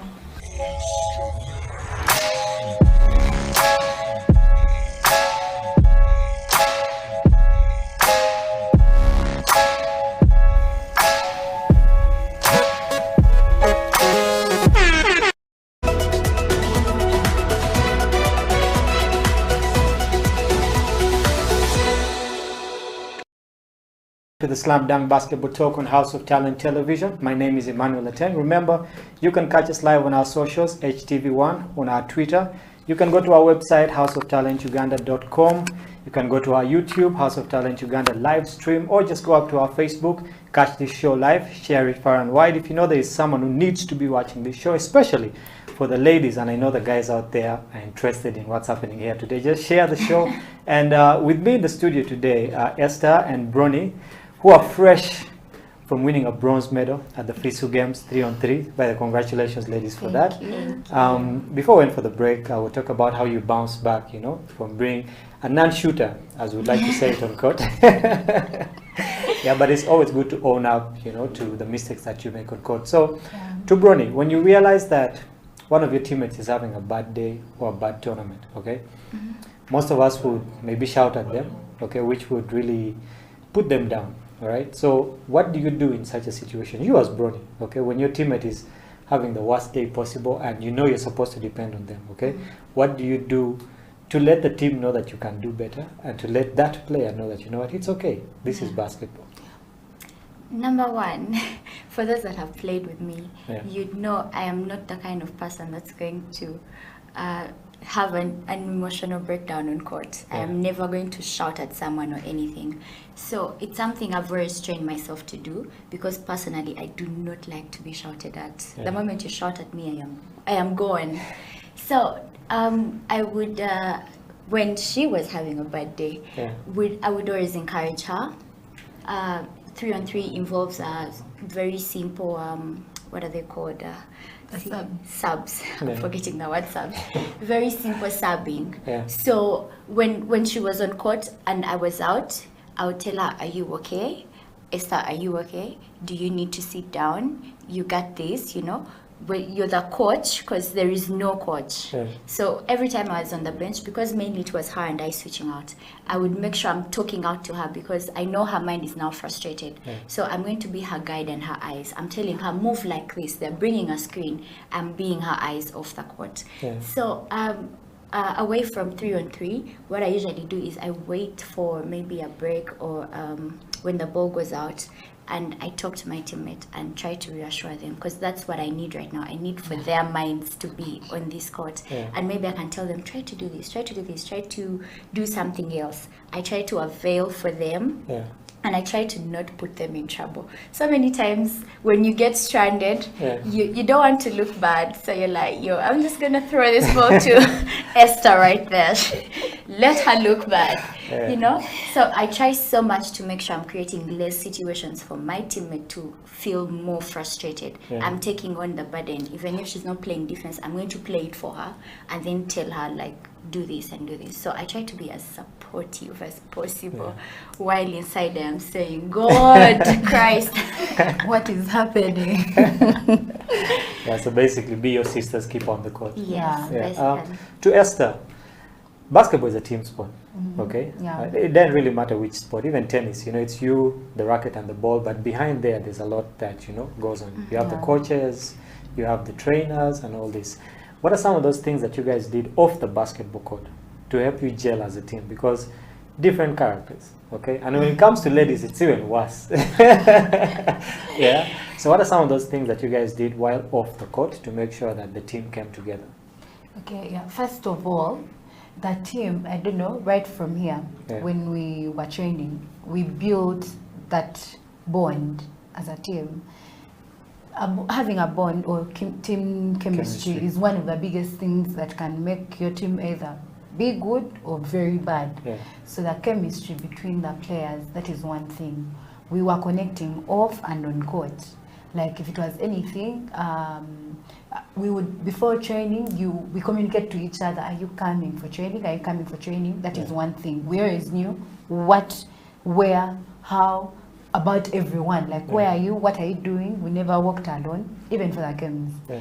We were together the whole time. If it was to watch a certain team, be like, guys, let's watch this game. And then everyone was given room to speak. I don't know.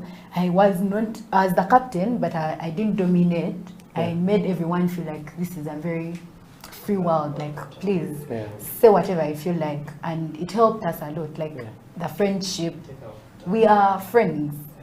That was like the biggest thing. First of all, from the very beginning, we were friends. Yeah. So it helped us even connect more, have a chemistry more, know how each other wants to play, how they want you to play. Yeah. When they do this, what they want you to do. So it lessened the issues that might have Come on. Yeah, that is like the whole thing. It lessens the issues, the friendship, the bond, the care. That is it. Yeah. Interesting, because I coach a ladies team, and I've coached both of you before. Ladies always have a lot that is happening. Yeah. So for them to bond and come together, I believe that when they actually bond, it's a very strong bond. Okay. But lack of that, you guys are student athletes. Okay. Obviously, you have to study and play basketball at the same time. And like Bronny, you're in the medical field. Okay. And most of the people who are in the medical field, be it pharmacy, be it medicine itself, they always disappear. They feel like there's no time. There's no time to do attacked. other things. So how do you balance? Okay, you especially being in the medical field. Okay, how do you balance that with basketball time? Well, okay. So I know you know, because you're my coach. You know that I'd taken the year off since COVID March because I had a lot. I have a crazy schedule. I study even on the weekends, and I just couldn't also show up for training. So many times I would show up late. Maybe I'm missing something at school to show up, or I'm doing something at school and missing training, and it was showing on the court. And I do not like to do things half-heartedly, so I decided to take a break until I can regather myself and be able to do both of them without losing any of them. But how I try to balance, people have always asked me this.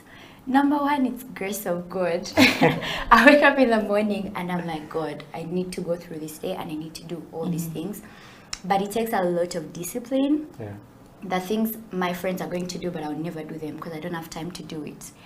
So you have to have discipline, prioritize, know what you have to do at what time, have a timetable and follow it.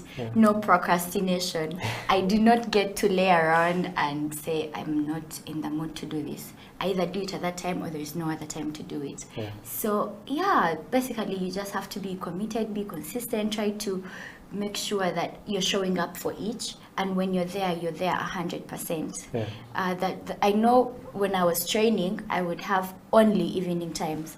I'm the kind of person that never had extra time to train past high school. So every time I was on court, I would give 100. Whether my teammates were slacking down or not, when coach said sprint, I would sprint like my life depended on it, because it's either now or never. So try to give 100, and basically at the end of the day, I just trust God for all those things. Interesting. To Esther, you're doing psychology. Okay. One would say that's also not an easy course. All right. Okay, it's not something like medicine where it takes up all your time, but still, I believe that it also takes a large amount of your time. Okay. And there's always that influence of our parents. Okay. With Ugandan parents or African parents for that case, books before everything else. Okay. So how is it with your parents? Do they support you playing basketball, or it's these things of you have to hide and make sure no basketball photo of you goes up on social media? How is it with your parents? My parents are very supportive. They are very, very supportive. I actually thank God for that, because we have had fellow teammates where they have to hide, like you've said, hide or facilitate themselves for anything and everything about basketball. But my parents are very supportive. When it came to the time of, I think I'll make it on team, what, the passports, they made sure I get it on time before even anything, before it was even confirmed. The COVID, they made sure I had the shots like on time. If it is the shoes that I need, I'm not going to hustle. They're going to give me that money and I buy the shoes. Basically, even if I say I have training tomorrow, at this time, they'll give me the transport and everything. They're very supportive. That is for sure. So I don't know how to hustle when it comes to basketball. I wish more parents were supportive. I remember when I was playing basketball, we had to hide to play basketball. If you were caught playing basketball, it was like a crime, basically. But going forward, I think our parents realized that it's actually a good thing. To Bronny, the secret has to come out. We've been talking about it earlier. True. We know that you're not only a basketballer, you're not only a student, there are other things that you actually do. Some people might know it, but some don't. Okay. Yeah. A while back, you actually were in the run for Miss Uganda.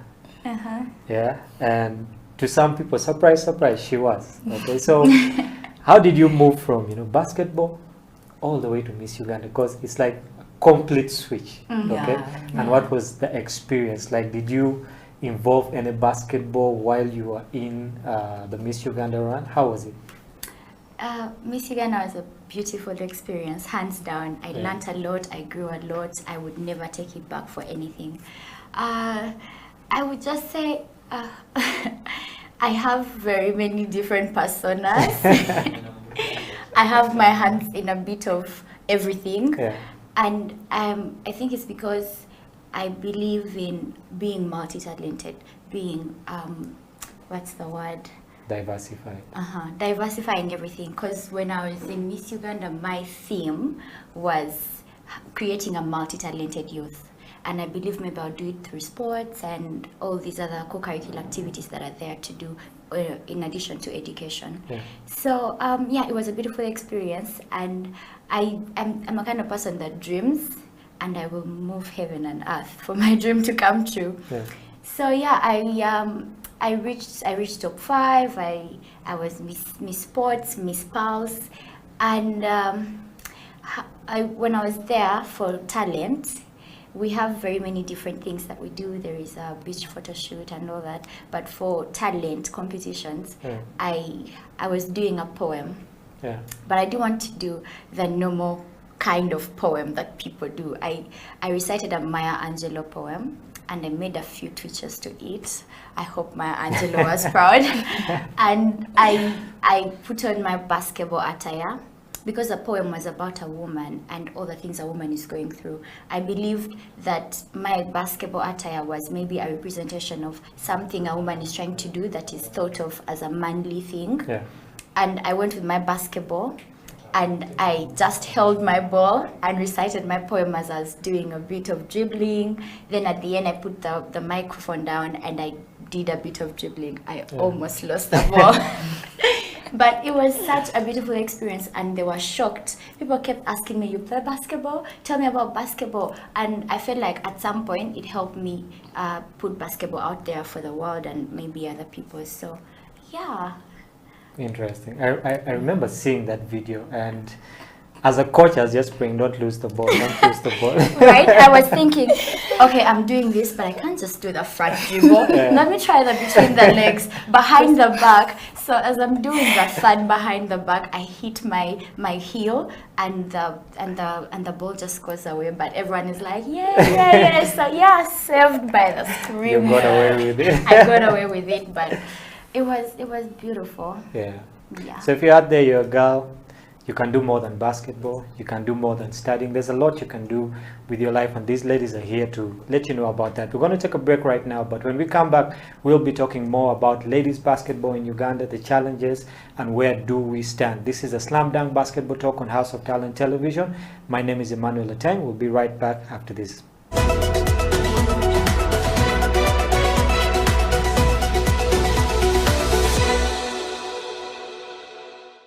One game, one sport, brotherhood, and when you go out there and you put out your hearts and you play great, yes. I like that East African basketball has really grown, represented by Uganda, South Sudan, by Rwanda, and by Kenya. I know Tanzania is still lagging behind a bit, and Burundi is yet to come, but having 4 of these teams from East Africa making it all the way, to the second round is a very good thing. It shows that there's positivity, in African basketball. It's really growing. And in the region, yes, mostly. in the region. That is what we need to see. I think in no time we're going to have a lot of players, in the NBA, playing in other leagues. And FUBA, we should really pick a leaf from what, Ferwaba has done. And like you said, let's break it down, rebuild it. Yeah, in my view, it's not about just taking out the carpet so that you can sweep the dust there. We shouldn't actually pick a leaf from Ferwaba. We should take a tree. We should take the entire tree with its roots. Yes.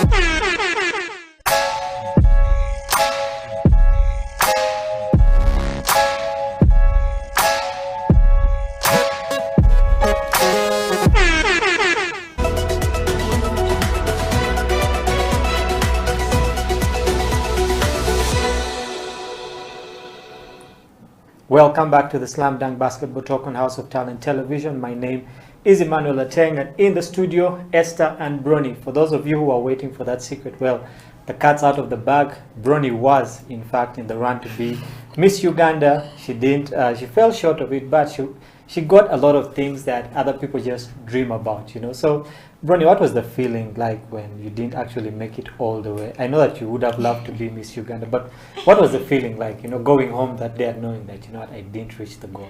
Well, that day was very dramatic for me, because Miss Pulse, I was sure I was going to win. All the numbers said so. But when it was time to actually call out the person, we would stand in two lines, and I was at the back. So the person standing next to me made space. And we learned how, because we have to smile, we learned how to talk to each other through teeth. So my friend is like, this is your sport, right? So I'm preparing to move and they're reading someone else. It was such a shaky experience for me, and I had to be strong, but I felt so bad because I knew what my family had put in out there campaigning for it. But yeah, it was later on corrected. But when I went for the top 10 and the top 5 questions, I think a little part of me was not there on that stage. But I felt good. I felt proud of myself because I wanted this and I went for it. And when you go for Miss Uganda, you realize, of course, you know, you go knowing we're 22 girls. Not everyone can win. So I was just really proud of how much I've done and how much I had learned and how much the experience had impacted on me. And I was so happy for the winner because she was my roommate. And as long as the three of us got it, we'd all got it. So yeah, I was really proud of myself. Well, congrats again. You know. Thank you. Hopefully you'll run, you know, for another when it comes around. Not a chance. Not a chance? No. All right. Maybe we'll pass it over to Esther. Maybe we'll pass it over to Esther. Yeah, talking about that, Esther, away from basketball and away from psychology, okay? What are some of those things that you do as Esther? You know, we never know, you might be a Rihanna in the making, or, you know, an Azawi in the making, you know. So what do you do outside basketball and school? First and foremost, I'm a pastor's daughter. Yeah, so I grew up in church. I can try singing. I'm not a whole Rihanna, but somehow, yeah, I'm there. Yeah, so I'm in the choir ministry. I'm a worshiper. Yeah, that's it. That is most of the time when I'm not doing basketball or campus, you're going to find that I have practice on Tuesday, Wednesday, Thursday, Friday, Saturday, and Sunday, of course. Yeah, so it is church, basketball, books. So balancing church and basketball is a tricky experience because the culture of basketball has always been deemed to be one of, you know, guys who are kind of wayward, you know, guys who are not really straight, if I could put it that way, you know. So how do you balance your faith and basketball? Because if I come and say, you know what, Esther, we need to go and do this, and your faith says no. So how do you balance, you know, that kind of temptation that comes with the culture around basketball with your faith? I would say it is the grace of God, because you cannot just stand and say, I'm not going for this. Trust me, by your own power, strength, you can't. Because it is fun. When you look at it, it is really fun. You want to try it, but then you remember, okay, to talk something small, there is this teaching, there is Make a Church. It's about your relationship with God. It is one of the biggest things. So you realize it is going to take you back from where you have been, and you're going to know that you have actually set a foot back or set so many steps back. So you know how much it is taking you back and how much you're going to go through going back so that you can reach where you have been or even pass it. So it is basically God. Also, like, you have to pray so much. You ask God for the strength because not everyone can do it. Otherwise, if you just chill, you may just find yourself that side and everyone just looking at you. As for my dad, who is a pastor, like he will tell you, I'm not going to come looking for you around clubs, what. Even if I hear that you were there or something, I'm not going to come looking for you. Yeah. You know the right thing to do. So that is the first thing I'd be like, oh God, my dad knows I know the right thing to do. So how is he going to hear me that I did this? So I just decide to accept what is happening, what I am, and then do the other side of it, like the right thing. Yeah, basically that is it. Otherwise, you cannot just do it by yourself. Yeah. Interesting. There's a lot of things that go into basketball. Okay. Obviously, Bronnie, you mentioned one earlier, discipline. Okay. And I believe that to handle such a situation, one, yes, you need God, but you also need to be disciplined. Yeah. Okay. True. God will create for you situations where you need to be disciplined. He won't give you the discipline. Yeah. Okay. Bronnie, what are some of those other elements that you have learned in the game of basketball, through the game of basketball, that have helped you in your normal day life? Yeah. Number one, hard work. Yeah. There is talent, yes, but hard work beats talent. I know for a fact most of the things I do, I am not a natural talent. Yes, there is a bit of talent, but I would attribute most of it to hard work. Yeah. So hard work is very important. You have to work hard for the things that you want. You have to go for the things that you want, which is basketball. If you want to make the basket, you want to win the game, you have to wake up and decide, today I'm going to be aggressive, today I'm going to do my part to win this game. Basketball is a team sport. That teaches me to work with other people, to work with a family. I'm told I'm a great leader. Yeah. I will get things done. So that's something I know I have got from basketball. Yeah. Basketball gives you exposure. It's a big field. We know basketball usually has large crowds. Yeah. So it helps you learn how to handle different kinds of people, how to handle the spotlight, because we know basketball is known as a cool sport. Yeah. In school, when you play basketball, it's like the basketballers are coming. They're going to sit right over there. So it helps you know the spotlight, how to handle it when it comes. However small the spotlight is, when it comes, it's a spotlight in whatever perspective of your life it is. Yeah. Then basketball has taught me to persevere. Life is not easy. When we left Form 6, they were telling us, hey, when you leave high school, things are going to be nice. It's a lie. Accident. Adulthood is a lie. There is so much you have to do. There is so much you have to show up for. There is so many people are looking at you and expecting a lot from you. Yeah. So all that, if you cannot persevere, if you cannot get all those things from basketball, from sports, from whatever line of your life it is, and just fix them in also your normal life, it's just not going to work. When I talk to most basketballers, Claire Lamunu, for example, was telling us in high school, she's an athlete abroad, and she plays, she trains twice, she works, and she has education. Yeah. So with all that, she has like 2 hours of sleep. That's something you can't just do as a normal person, but you know you have to do this. Yeah. And those are things you learn, because basketball, even if your muscles are hurting, you have to defend that basket, even if, so all those things put together are things I get from basketball. Yeah. Over to Esther. Is there anything else you can supplement on that? About what she said. Yeah. Or about, the different challenges maybe you'd have in basketball and all. Okay, so the different challenges that are in basketball for the women in general, I feel like there is a lot of stereotyping. Like you said, when we had just come, you said it is usually the men. Yeah, so it is usually the men in the basketball community. But so many women have come up, but there is a way people feel like, oh, so you play basketball? When you look like that? No, you don't look like you do. Can you even push someone? Okay, can you really stand your ground? Can you, it is, the stereotyping is there, but that alone cannot stop the women from playing. So I urge guys, the girls, please, continue playing. Whichever stereotype may be there, it is for us to, hit and go through that glass ceiling, whatever that is, so that we can be better. Then maybe the other thing, like she said, the brain drain in athletes.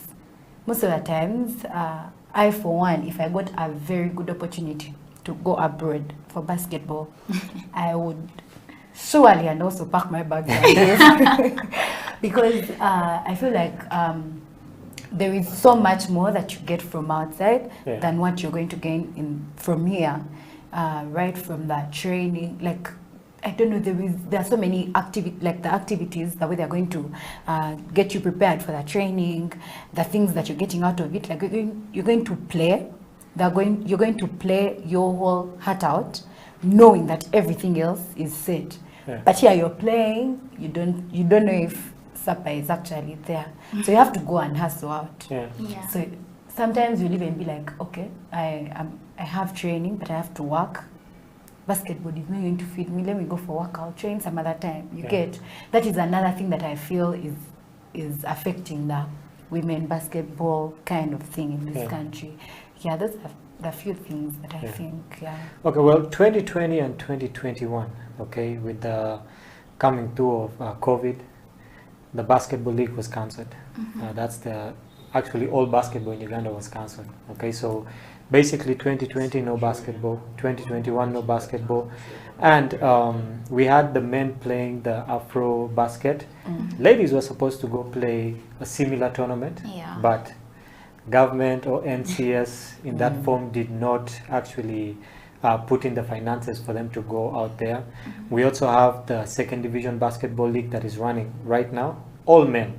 Okay, the ladies league was not reinstated. Okay, so it looks like basketball in Uganda has become a male-dominated field. Okay, now how do we get the women up there when it comes to basketball? Because I believe that you guys are looked down upon.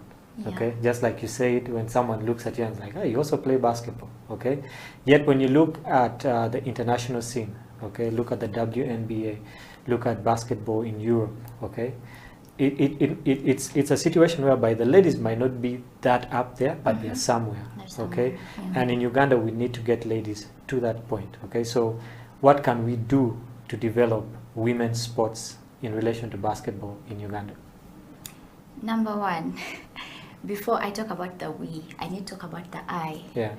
As women, what are you doing?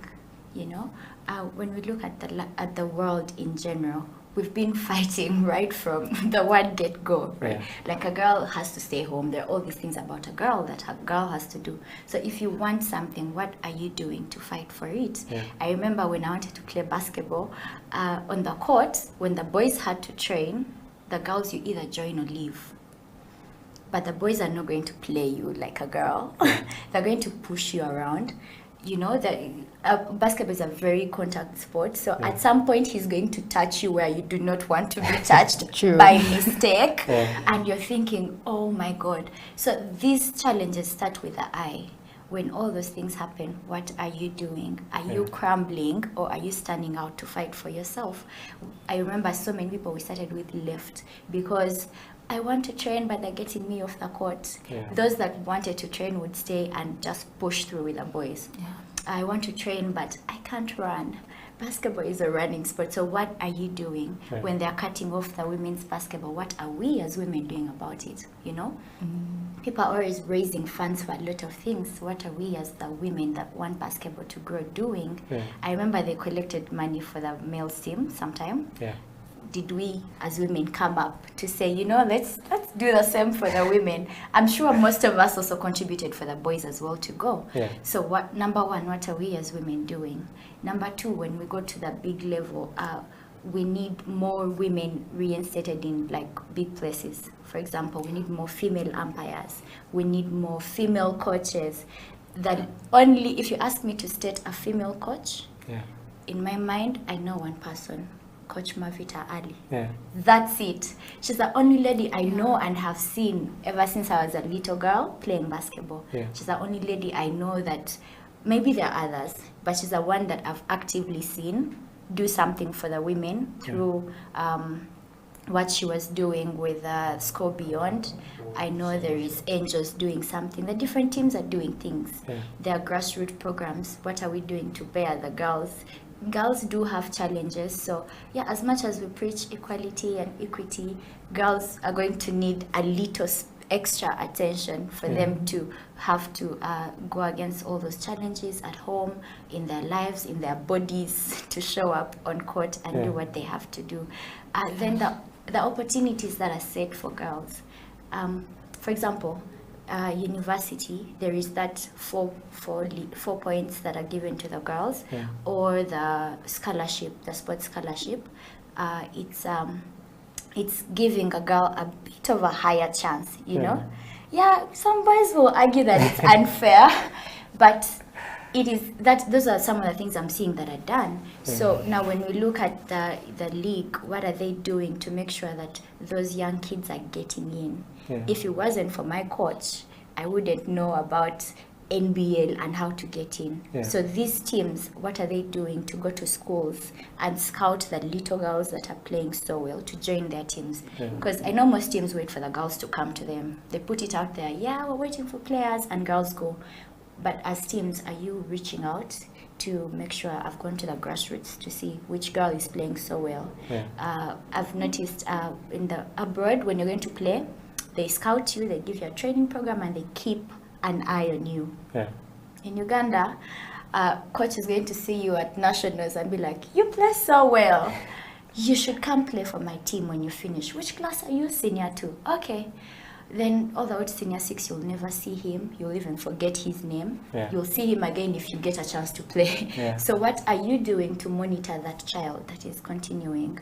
Boys are always looking for things, you know, playing the 3-on-3 street basketball, looking for the coach. But girls have a way they are set back, and they need to be late. They should know. They should let them know that if you actually show up and just let us know that we're going to do this. So they need to create a platform for them to know that they are welcome. And that starts with the top. There is no I'm going to show up if I'm not seeing a female national team that is moving. If I'm not seeing a national team select that is on the side training and playing for a chance, because I have seen the same people in the national team for as long as I can remember. And I also know a lot of people that deserve or can be on that team, but are not being noticed or appreciated or corrected, and I've seen them go wee all the way down. So those are the I could go about this all day, but I guess I'll just stop there for today. Well, we're pressed for time, but before we get to the end of the show, Esther, Bryn has talked about the I and the we when it comes to the ladies, okay? In like 30 seconds, what can the men do, okay, to promote women's sports, or basketball for that matter? Yes, so today morning, someone told me, he made research, actually my brother, that these days the NBA actually facilitates the WNBA games to see that they're also somewhere. How about the NBL men starts doing something, not totally like investing in and all that, but it can be with the support system. It can be one very good thing, seeing that creating more opportunities for these ladies, putting up different games like, so as like women can be like seen or showing that these guys also like care. It can start with support, and then with time they can also like recommend whoever facilitates them to like partially have his thoughts somewhere on the women's team, so that like they can all go about like together in solidarity. I think that can work. I don't know, I don't think it's something big. It can start with support and then financially with time. I'd actually love to see, you know, a structure like that. I would give an example. When we're in school, there is a time they were not going to take the girls, and the boys stood and said, if the girls are not going, we are not going. They had to get the money. So that was a good thing that the boys did for the girls. So yeah, that just kind to of supplement on solidarity. that. Yeah. All right, so your final thoughts. Bronnie, there's a girl out there watching. She wants to get into basketball. She's really not sure. Or there's a girl out there playing basketball, but she wants to get into modeling. She wants to get into a music career. Really not sure what she should do. What would you say to that girl? I would say, number one, you will never be sure with what you want to do with life. Life is fluid. As soon as you understand that, life is going to be easy for you. So for me, number one, it's God. I have to pray. I have to talk to God. I have to, He's my moral compass. Yeah. Without Him, I wouldn't be here. Number two, family. Make sure that you involve your family in everything that you do. Make sure they're working with you. Have a support system around you in whatever you're going to do. And the one thing I always tell people, go for what you want to do. Live, laugh, love. Take the risk. If you don't do it, what are you going to lose? If you do it, you'll probably get it or not get it. Yeah. If you don't do it, you're not going to get it. You miss 100% of the shots you don't take. Yeah. But you have a 50% chance of making the ones that you take. So Yeah. just go for it, whatever it is. And you can reach out to me on my social media. I have people that I've talked to and maybe helped where I can. And I know we can deep dive into the details Yeah. of what you want to do. Yeah. And finally, Esther, there's a girl out there, she thinks, it's too late for me to start basketball. Or it's too late for me to start a singing career. It's too late for me to do A, B, C, D. What would you tell such a girl? Yeah, it is never too late to start anything, that is for sure. You can start on anything and everything at any time. It is not yet, time is not closed. You can do it. Put God first, like Bronnie said, put God first. Number two, I have a mentor, she's called Letitia, the one of KCCA. She will call me to ask me, did you train? Get that one person that is going to do that for you, and I thank God for her. Get that one person that is going to do that for you. It can be your coach, it can be someone that has played the game. Yeah. Bronnie is here and she's willing to do that for you. Please Yeah. reach out to her. Basically that is it. And also trusting yourself. It starts with you. If you feel like you can't do it, even when you try it, it's not going to move. Yeah. But when you feel like you can do it, with God helping you and having your mentor by your side and all that, you can surely make it. Yeah. Well, ladies, thank you very much for coming through to the you show. for having I know we could us. have talked, someone says we can talk until the cows come home, but we're always pressed for time. But thank you for honoring our invite to come here. Hopefully, we'll have you guys come in next time again, with more of the team. I know there are 2 members that are not here, and hopefully we can get them in next time. But thank you very much for coming. Thank you for encouraging the young girls out there, the basketballers out there, just inspiring people to be something better than they are right now. This has been the Slam Dunk Basketball Talk on House of Talent Television. My name is Atengi Manuel, and catch us next time. Maybe we'll have them back. Maybe we'll have a new batch. But we always want to talk basketball in Uganda internationally, dissect the game, and help this game grow in Uganda. Catch you next time. This is House of Talent Television.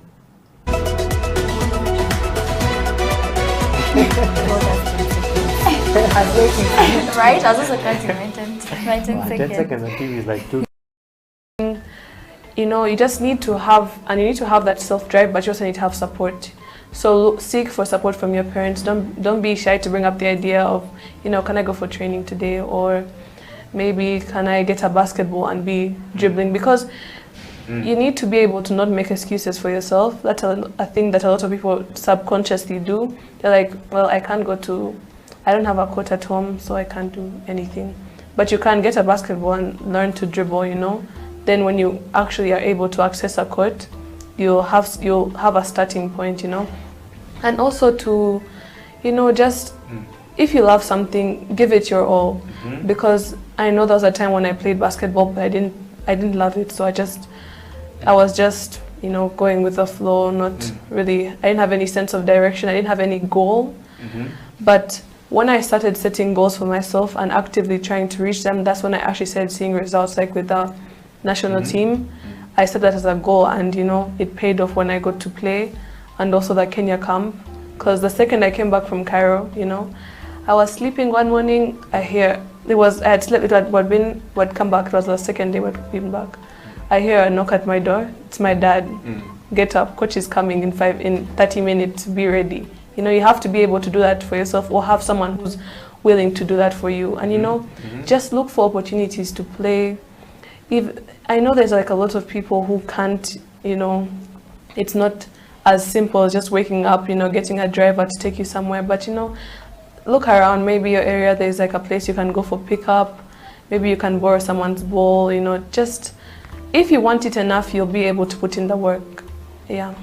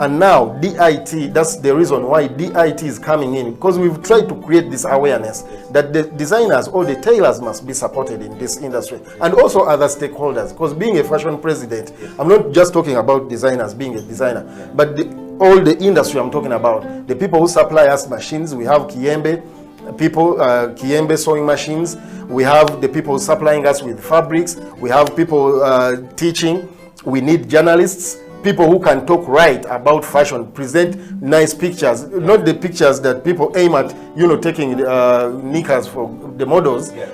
That's not what we are looking at. We are trying to address it nicely and properly. Yeah. So the reason why I'm doing that, abantu basobola okwekkiririza that guno mulimu gwa bay. DIT has already assessed us, and many other centers that have been put outside there for people, the tailors who are already skilled, to go and be assessed so they can be accredited. If you have good thoughts, maybe you have a you want to table in the parliament, you can as well be able to stand as a parliamentary, as an MP. You get a point. But before, you know, like minimizing. When you fail exams, try okutunga. It's not for failures. This is for really genuine people with brains, because there's a lot of mathematics, there's so much geometry, statistics in clothing. Come on, you cannot fail elsewhere and think you're going to try it. You try it, decide. Yeah.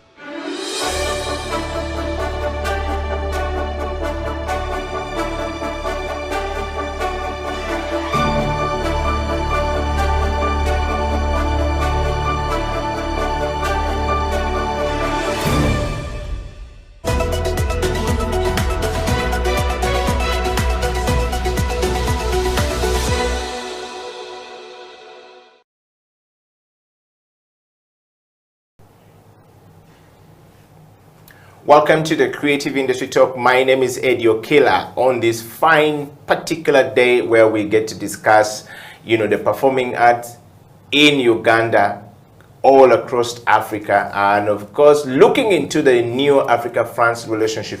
What does it really mean to the performing art? Of course, we are going through, the series of discussing the new French relationship with Africa, or the new Africa-French relationship. I don't know which one the other one makes sense, but yes. And of course, to join me in this discussion this morning is a resident panelist. He was here last week. He broke quite a number of things down for those of you who are creative and in the creative art industry. Faizo Chiwewa is the founder and artistic director of Bayimba Cultural Foundation, straight out of Kampala to the rest of the world. Is the foundation doing great stuff? You know Bayimba for many of the festivals they've been holding all these years. And of course, Faizo is more qualified to be part of this conversation. Faizo, welcome to the program. Thank you, Eddie. Yes, and good to have you here. You traveled from the island back to Kampala this morning. You ran into some very interesting things with the policeman controlling traffic. You are the one driving. How did that go? No, it was good. Things you do for friends, just to get on the show. You are trying to be creative with the... No, actually, you know how it is with the morning traffic on Mokono, Ginger Road. Yes. It's really busy. And then I was trying to be here on time, but, I didn't manage. But anyway, I'm here. Well, welcome back to the program. Thanks. We want to start the program from a very interesting point of view, Faizo. I mean, we are on the series of discussing the new Africa-France relationship. What does it really mean from the creative art industry? And this time round, we are looking at the performing arts. Performing arts, many of you made it to Montpellier, for that conference 2021 summit. And many of the people who are there are people who we believe were representing our own interest. But particularly, what does this relationship mean to people who are in the performing arts industry? I mean, you are a programmer. As we talked about it last week, it's really very important that we look at the relation as a meant to be two-way, not to be like, okay, we are all looking up to France as the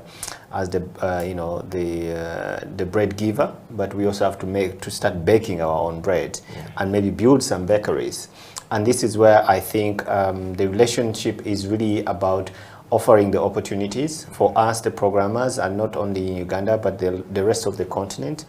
And as we said last time, that really the idea of opening it up to the Anglophone Africa is a very good opportunity to kind of balance the investment that the French have done in the past. In one way, one would say that it has been a guilt initiative because of what has happened in the past by the French.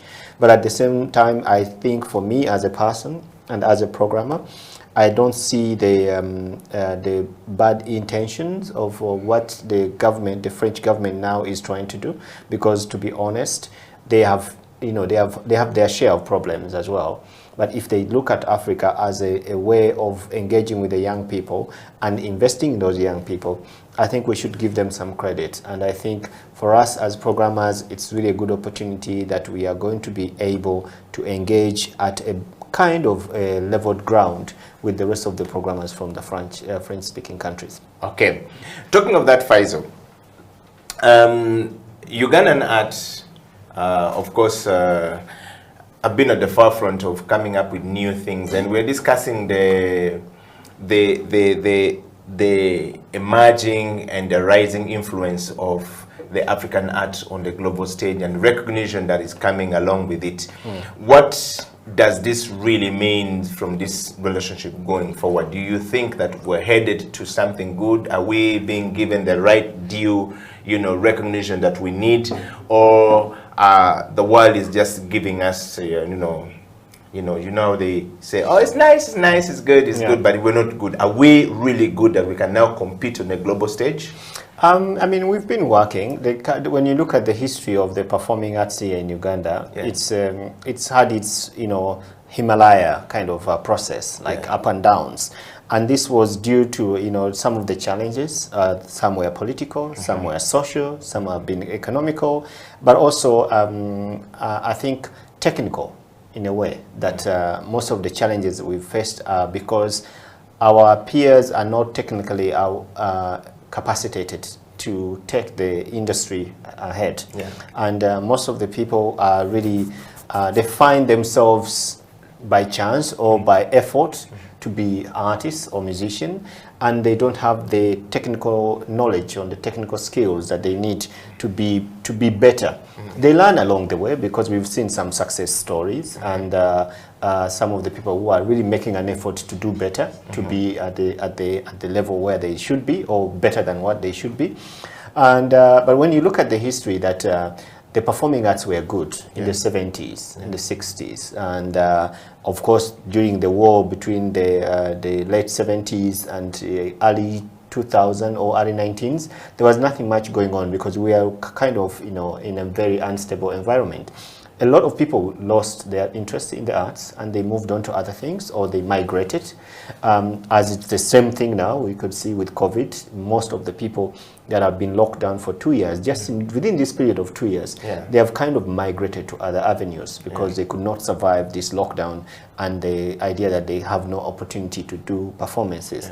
So the same thing, I think, will be happening in the near future. If we want to present art to the French market, to the French audience, what are we going to deliver? And I think that's the question of not only we, the programmers, because we just program content. I'm also always looking out for good content. If it's not good, I don't program it. So if there is no content, because people have left the industry to other things because of the situation as we've all experienced it, what are we going to do? And as going back to our conversation last week, is to see that we can, now we know the opportunities are there. Can we start working towards preparing ourselves to be able, when the opportunity arises, that we are able to deliver the content that is needed to be. Wow. So do you think that the artist, the performing art, you know, talents are working towards this? Do they understand what this relationship means? Do they understand what France is talking about? Are we taking advantage of this conversation to say, hey, wait, there's now a new market open for us here, new market open in the Francophone countries that we need to be able to take advantage of. We need to be able to start working and preparing the content to actually speak across these boundaries that we were not doing before. Do you see the sense of that? Yes, you'll be very surprised. Not necessarily for the French, I would say. I don't think everyone now I know working on something is because of they are aware of the new relation between France and Africa. I think not so many people know. They heard about, if they did hear about, they heard about the conference, they heard about who went there, but they don't know what came out of it. And it's not really yet public. The information of the outcome is not yet in the public domains. So what is happening here, you will be actually surprised that there is a lot of effort going in creating content. There are so many people doing a lot of stuff here, amazing stuff, and you'll be surprised that in the near future, I think this environment, this COVID situation, has offered an opportunity to so many creative entrepreneurs, creative artists, not all art forms, you know, but at least the theater has been very much marginalized in that case. But when you look at film, music, when you look at fashion, when you look at, you know, new media art forms like visual arts, and there's a lot of stuff that guys have been creating. So we are very happy, and we are very you know, lucky that people have not really taken their time to not do anything, but they have really created stuff. And I'm also surprised to see that even contemporary dancers are going back to the studio to start working. You know, theater is also starting to pick up, but they're very much online. So there's a lot of content. I'm not really worried about that. I think what I'm worried about is the process of knowing how to go about engaging with other francophonic people. Okay. Sometimes, Faisal, when we create content like this, the content is created for a very small niche market that doesn't cut across the wider perspective of the market. And so if this new relationship that France is talking about is open, it means that new opportunity for the, you know, performing arts in Uganda, in Kenya, in East Africa, in West Africa, in North Africa, and, you know, in Central Africa, to now start, you know, cross-culturally bringing their, you know, their art form together, from the Anglophone you know, countries to the Francophone countries. We're now not just doing, this is Francophone, everything is about, the French-speaking people, and then if you don't speak French, it's up to you. And then it's about the English-speaking people, and if you don't speak, English is really up about you. That's how things have been going on. But I think that ice is being broken right now. Yeah. So do you think that we understand the importance of this, and we are beginning to create content in line with this relationship or not? Yeah. And what should be done from the programmer's point of view? But I think if you really look at the trend of content creation here, you realize that there are those that have already transcended this smaller market that we are looking at. Because, to be honest, Uganda is not a market for theater. Okay, maybe downtown theater, but when you go to the uptown theater, there's no market for it. So where do entrepreneurs or artists or creators in theater look for? They go to the Sundance. They go to the Sinophonic countries, that is the Chinese, the Asian-speaking countries. They go to the Lusophone, to the Francophone. They look at the Anglo. They don't look at very much, of course, the Anglophone, but they really trying to tap into. When you go to the Sinophonic countries, all the Asian countries, you'll be surprised to see how many Ugandans are there. And one time, I was very surprised to find a group of friends who were doing traditional dance, this Baksimba, touring China for 6 months, non-stop, like 350 shows. And I was like, how do you guys, and they're there. So content has been transcending. It's just that sometimes people are in a certain environment and they are not giving others an opportunity. Or to get to know about it and to tap into it. And that's also, I wouldn't call it an issue for many, but I think it would be a good opportunity. If someone knows that there is a market for content here, you could invite others to tap into it. So that's maybe what is a little bit lacking. But really, there is a very good, interesting, diversification of distribution of content here. And many people really want to sell their content because they know they are not going to sell here. Even if they even the filmmakers, they're making film, they sell them to South Africa. They're writing scripts, they want to go to Sundance because that's where they know that content is understood, content is appreciated, content is from its raw perspective. Sometimes people, when they see a film, they just see a film. They don't look at the process. They don't really imagine the process. So if you are part of this, understanding, trying to figure out how to deliver something to the market, and you don't know who is able, or people are not able to understand the process, then you have to go to those who understand it. And that's why you find most Ugandans are now, and I'll say this again, I always find it very sad to see that so many Ugandans have disappeared to Europe and America. People who would be great artists here, they have disappeared, and they are living there. Of course, some of them are continuing their careers, others are not because of the situation, different environments. But it would be really, really sad to see that many more young people are moving out of the country to go and perform in Europe and America and Asia because there's nothing they can do here. So that content, if it was produced here and developed here and distributed from here, it would give us also a boost in our own content development. Wow. Well, thank you very much, Faisal. We're going to take a break, and when we come back, Faisal and I will return discussing something around about the understanding of the relationship between France and Africa, the new relationship. What does it mean? We're breaking down the performing arts.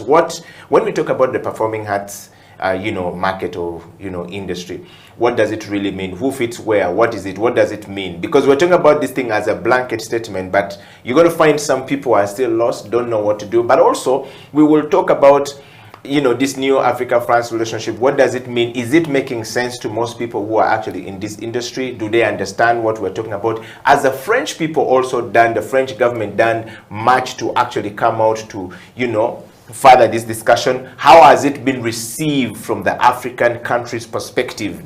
Do the African leaders understand this? Are they seeing it as a way of making, creating this industry to collaborate, or they're seeing it as a way of political gain, But also to add on to that, I think also we need to understand that when we talk about France, we're not talking only about France, the country. Yes, yes. But France also has its territories. Yes, you know, yes. like Réunion, Dominican, whatever. Yes, yes. All these French-speaking Exactly. under the, you know, they call them territories. Yes. They're still under France. Yes. And they have like next, I think early next month, I'll be going to a French territory, Yes. which is in the Indian Ocean. Yes. So you find that there are also other opportunities. Let's not only look at Paris. Yes, Yeah, yes, yeah. because it's open up for It's everyone, open and to of the course we friends. want to come back and have the discussion. So you want to, you know, be part of this conversation? Stay right there. We'll be right back after this. This is the Creative Industry Talk. My name is Eddie Okela, Faizo Chiwewa, and we'll be right back after this break.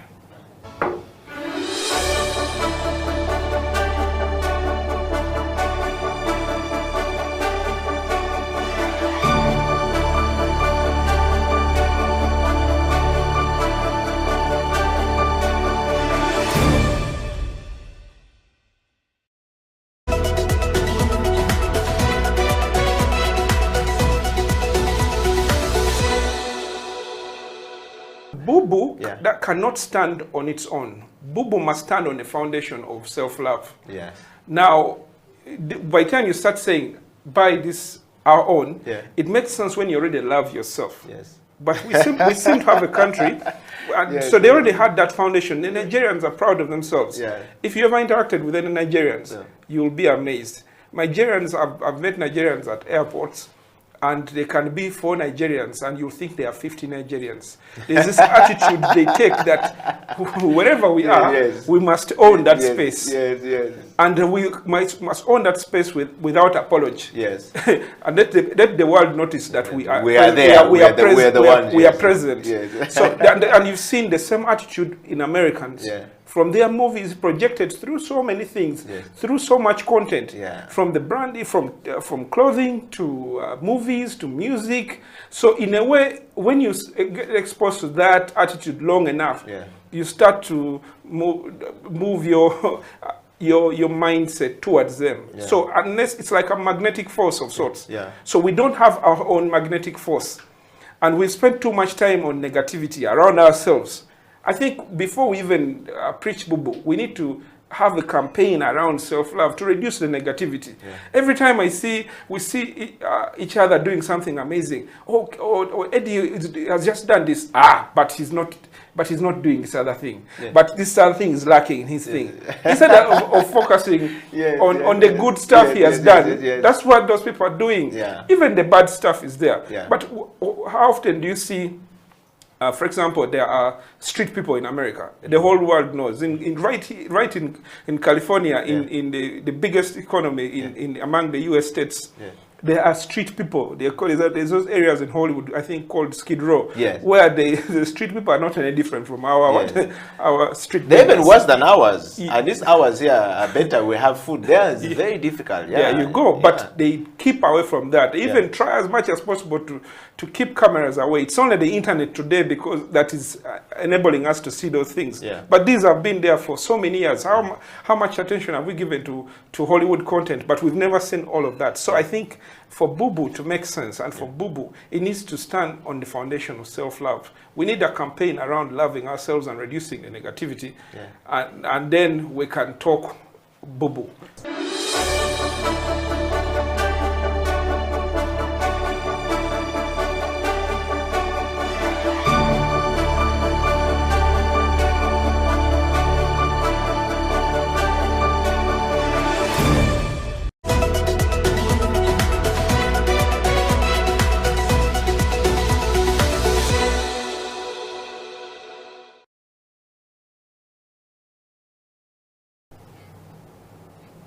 Welcome back from that break. This is a Creative Industry Talk. My name is Eddie Okela, and of course in the studio is Faizo Chiwewa from the Bayimba Cultural Foundation, and we are discussing the New Africa-France relationship. What does it mean? There's a conference that happened in 2021 in Montpellier, and Ugandans attended that. Many Africans, 3,000 people from African continent attended that. And of course the New Africa-France Summit, what does it really mean for Uganda's creative industry, particularly in performing arts industry? What does it mean? Are we taking advantage of that? And of course, we're hosting Faizo today, and as a resident panelist to discuss this. Faizo, welcome back to the program. Before we went for a break, we were breaking the are we ready for this new relationship going forward? Is our content being prepared towards that direction? We want to tackle this a little bit more.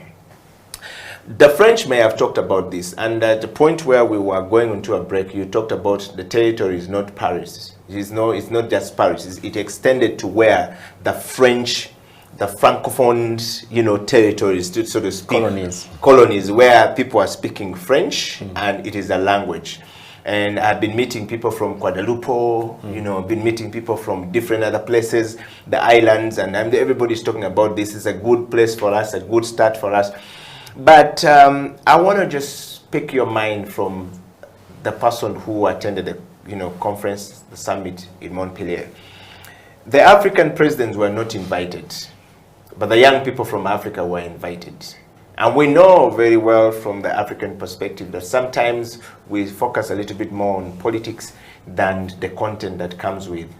What was the sense? Do you think rather that the African president will support their own creative arts industry towards this? They don't have a stake in it. I think I don't do politics, I'm never interested in the game, but I also know that when it comes to these kind of initiatives, the government's role is very limited. It's only them doing what they are supposed to do or what they should have been doing already, like making sure that the regulations are good, copyright is implemented, and intellectual property is protected. These are the government responsibilities, but they have no stake in the implementation of a partnership. If I want to do a collaboration with a French producer or a French artist, I can contact them on email, and if there is any opportunity for support from the French embassy or the French government or FD, that's our conversation. The government has no stake in it.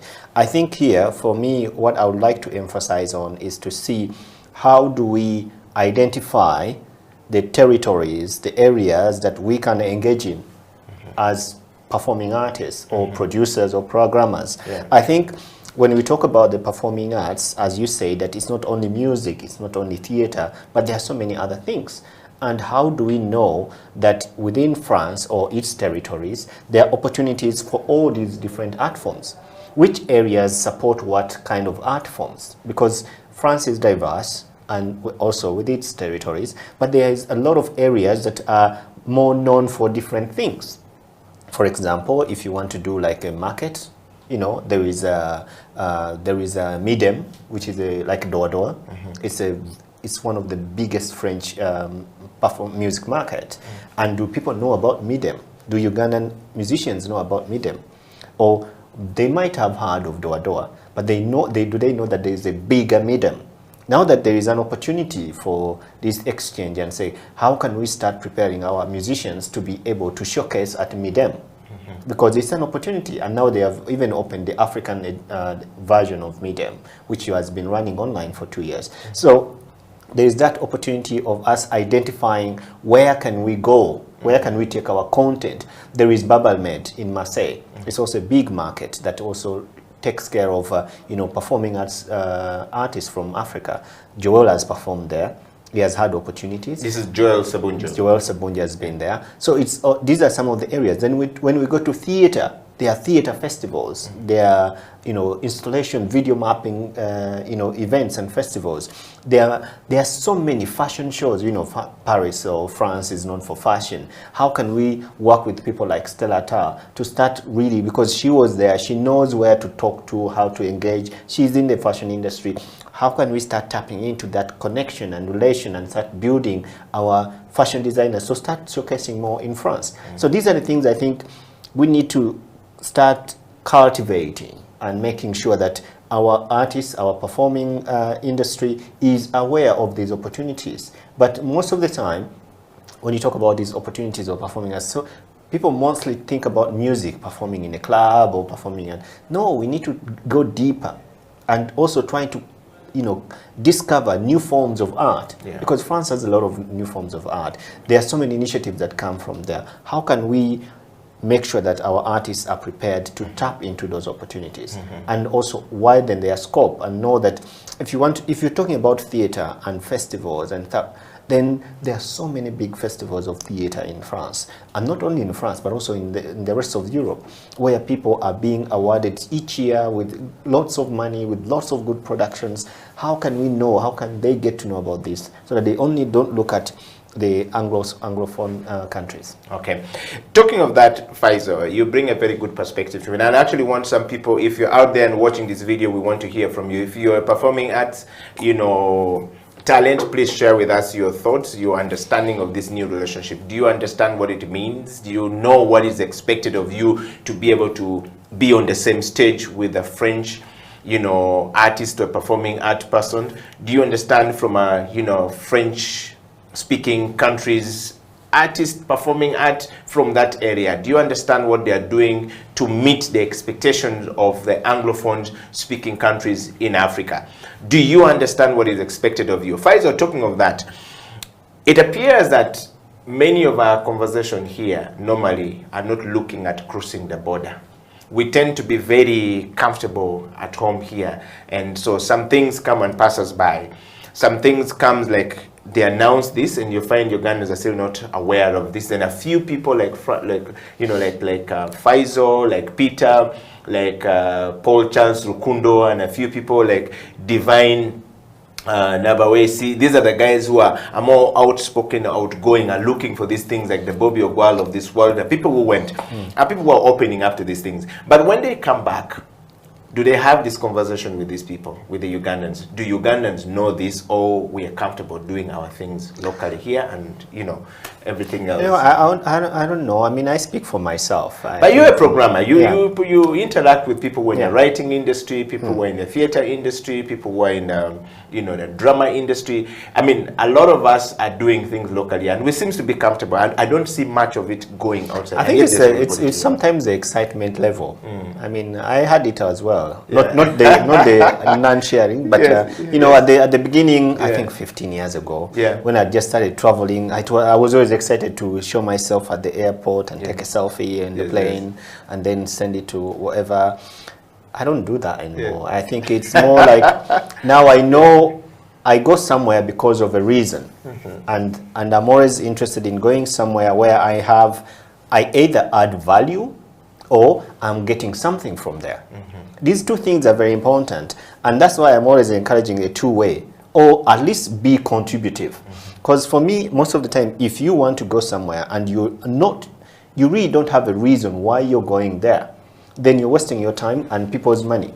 So it's important that maybe not, but sometimes is that why people don't talk about things, because they are overwhelmed by the environment that they get themselves into, and they are not aware of how to deal with it. It's something that we all have to learn, because even me, it took me some time to know, if I go to Womex, what am I expected of? Why am I there? You know, and what am I going to get back? And what is worth my investment? And when we talk about investment, we're not talking about only the money we put in the tickets, but we're also talking about the time. You know, it's an investment. That opportunity cost is very important for the work that we are doing. So if people are not yet, they don't get used to this, getting on the plane and off, and then once you get used to that, then you can start focusing on what you're meant to do. But if you fly once a year, it's going to be difficult to get over it. But if you're flying every 2 weeks, then you'll be like, come on, why am I coming there? You know, so this is what this is the difference, and it's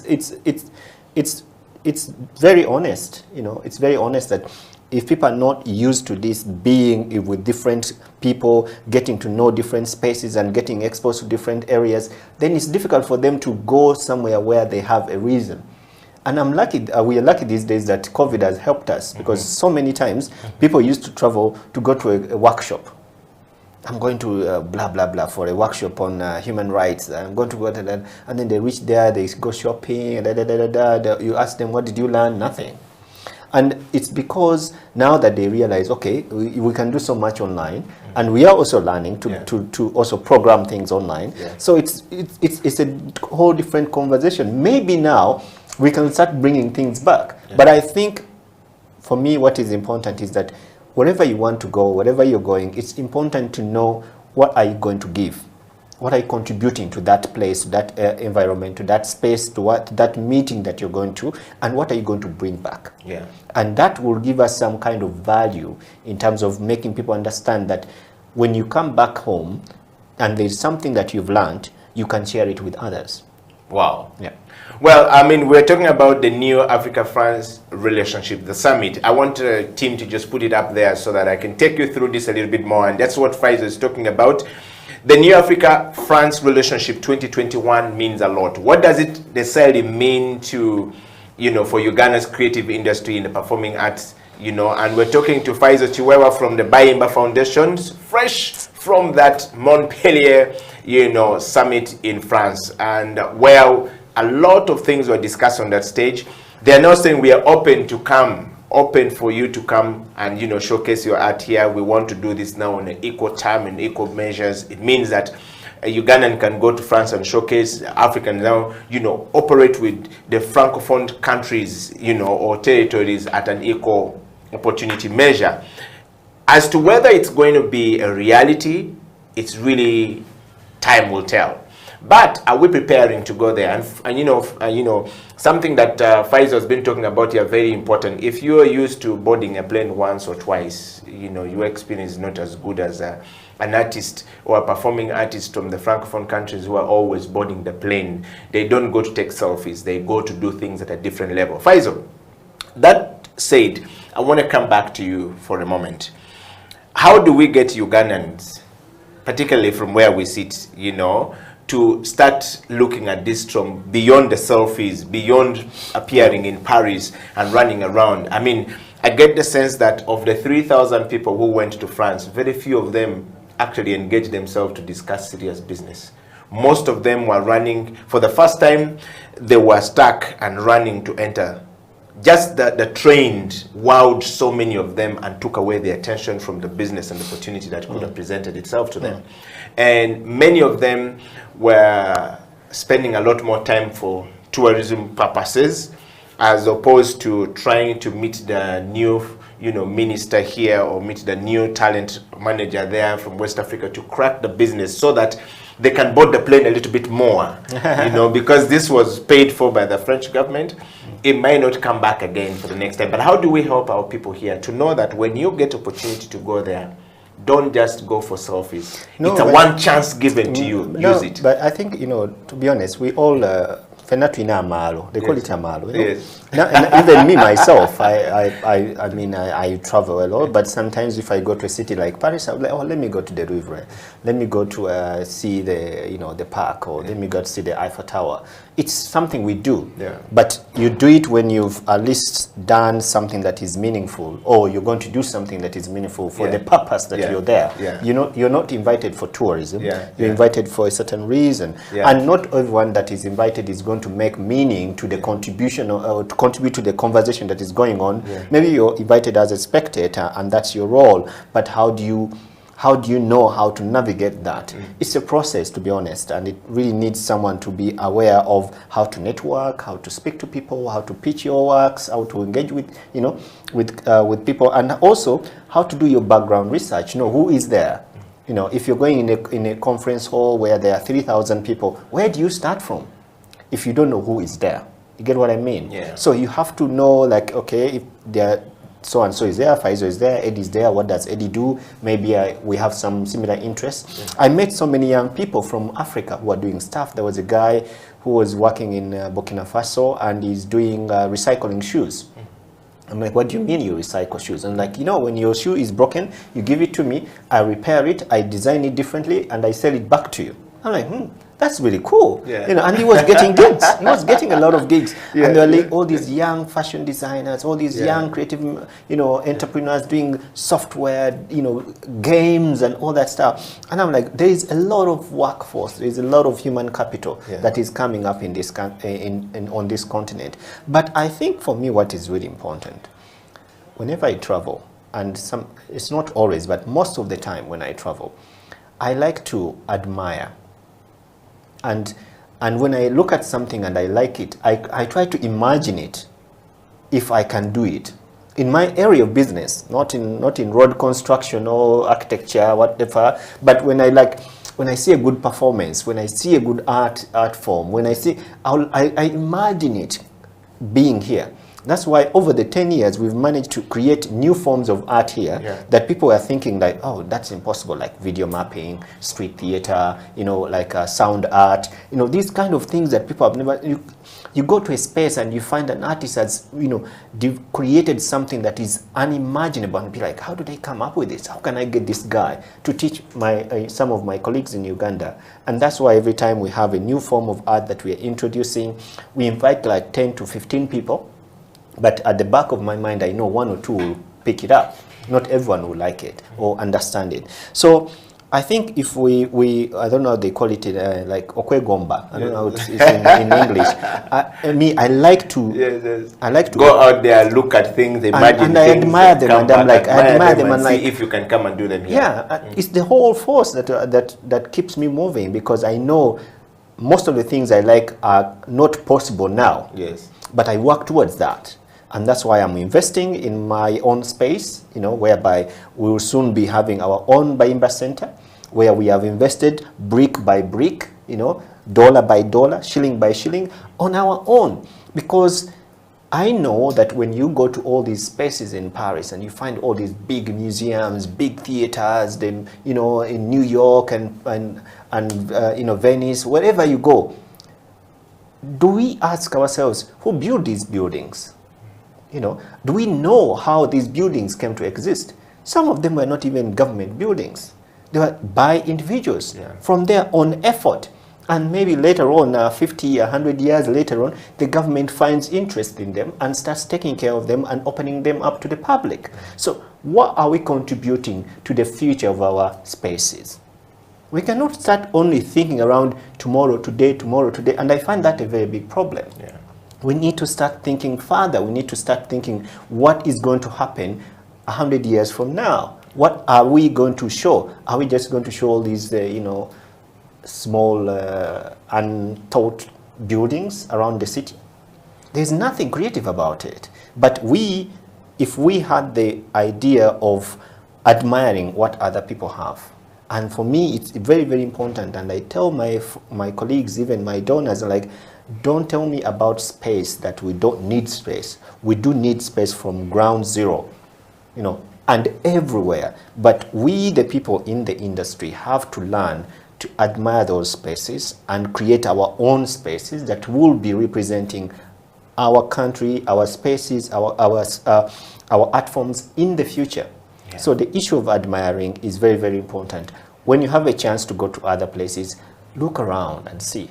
And just imagine yourself being part of this new initiation in your own country. Yeah. How would that be?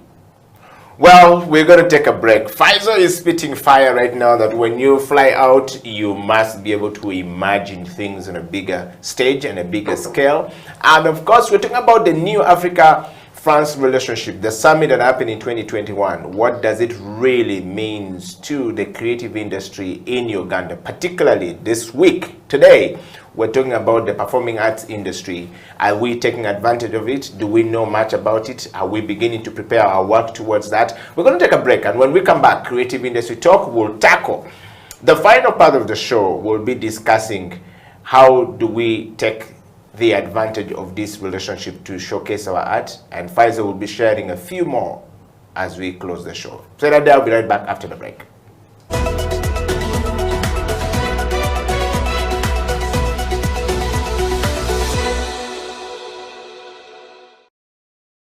France is happy, joyful, and proud to be France.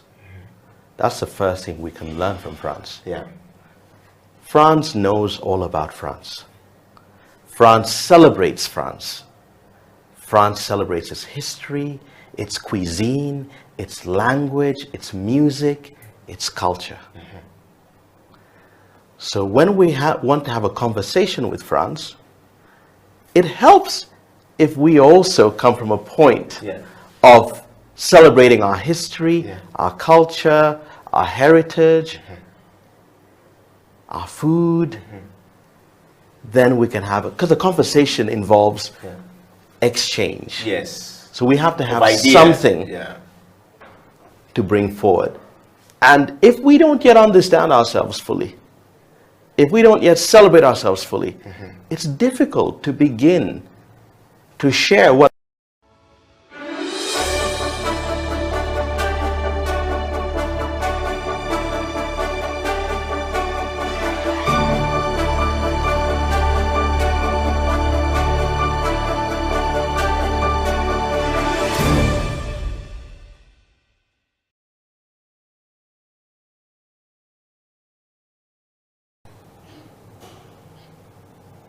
It is a Creative Industry Talk. Welcome back to the program. My name is Eddie Okela and we're discussing the new Africa-France relationship. What does it really mean? This new relationship with Africa, what does it really mean to the creative industry? Particularly the performing arts is what we're discussing today. Why have we focused series on this creative industry talk, talking about the meaning of this new relationship to the creative arts industry in Uganda and across Africa? It's because creativity is at the core of everything we do. Every time we wake up in the morning, we're talking about creative ways of how do we sell this product? How do we get product A to the market? How do we get product B to the market? How do we attract other people to come and sell our culture to them so that we can make money? You know, it's all about creativity. No one wakes up in the morning and do not know what to do creatively to attract money to them. Value is attracted to where there is value. And of course, Faisal is with me on the program today discussing that. And Faisal, welcome back to the program. Yeah. We are talking about, you know, how do we help Africans to, you know, start beginning to take advantage of this, think beyond this. You have been going across the world, you know, as a festival programmer. You, first of all, we want to break down, you know, the different forms of arts under the performing arts sector. And then you have been going around the world, you know, doing and performing and, you know, creating platform for people to perform as a programmer. What are the processes that you go through when you're picking and selecting that person to go there? And what kind of form of art do you take there? Yeah. I mean, we could be talking like this and many people actually don't know that they need to prepare themselves towards putting themselves out so that they can now begin to interact with some of this new relationship that we're talking about. Yeah, I think when you to do the kind of work that like I do, you need to educate yourself. We are unfortunate that we don't have a school of arts management here in this country, and I don't think anywhere in East Africa. Yeah. So it's very difficult for someone to understand the scope of the work that we do. But if you want to learn, if anyone who is a programmer out there and who wants to really engage in these theories of learning to do things differently, you have to study. Like, I think the bottom line, the basis of this business is really to study culture economics. When you study culture economics, you will understand the process of understanding culture. It's a very public, good kind of approach. Yeah. You put yourself there as a sacrifice. The way our president said, he sacrificed his hand and kept this to himself. Yes. You know, so you also have it is serious. If you have to understand that when you learn culture economics, you understand the basics of arts management, the basics of programming. So when you do that, then you understand that when you put yourself into this job, you are sacrificing yourself for the better good of the rest of the industry. Yeah. And that means that you're going to put your interests aside, and that's what many people don't understand, and put the interests of the industry to be your first priorities. Yeah. When people ask me, why are you always working? Because I decided to make 99% of my time to work. And I decided not to be an artist because I realized that if I am an artist and I want to be an arts manager, I'll not be able to do the same. I put my 99% of the time in my work, and then the rest 1% I share it with the people next to me. So it's a difficult situation, and this is where it starts from. So you understand that the business is a public good. You have to, when you do that, then you can start looking at things. What do you do if you're a public servant? You work for the people. The people are your bosses. And if you are in a position like ours where you're supposed to kind of define the future of your own effort, then you'll start to understand that going out there, if you have the opportunity of going out there to see people and admiring their work and bring it down to your people, to share it with, to collaborate, to network, to connect with the rest of the world, it becomes a normal thing to do, because you already understand why you are doing it. So for me, I think when it comes to these all relations, when it comes to this understanding of the performing arts, as wide as there are so many, but the thing is that, do we even understand our own subsectors of the performing arts? So if you're doing theater, how best do you understand theater? If you do not understand theater that much, but you're doing it, are you helping yourself to study? What kind of learning are you doing? So it's really about people also making an effort to educate themselves, making an effort to find out what is happening within their own territory, within their own area, and also trying to invest in themselves. People don't like to invest in themselves. They can invest, they think finding transport and lunch to go to a rehearsal is the only way to invest in yourself. But educating yourself and also trying to figure out, finding opportunities, is a very good way of educating yourself. And I always ask people, like, if you spend at least 2 hours on Facebook and Twitter, why don't you invest that time in learning about your industry, about where you are and how you can better yourself? So it's really about learning. The performing arts are wide, there are so many, but people really can only benefit from them if they understand better and they can open their minds to make sure that they're only not looking at what they are, where they are, but they're also checking out to figure out what is happening around the world. And if you understand what is happening around the world, it helps you to kind of speed up your own process of developing yourself and doing better. Okay.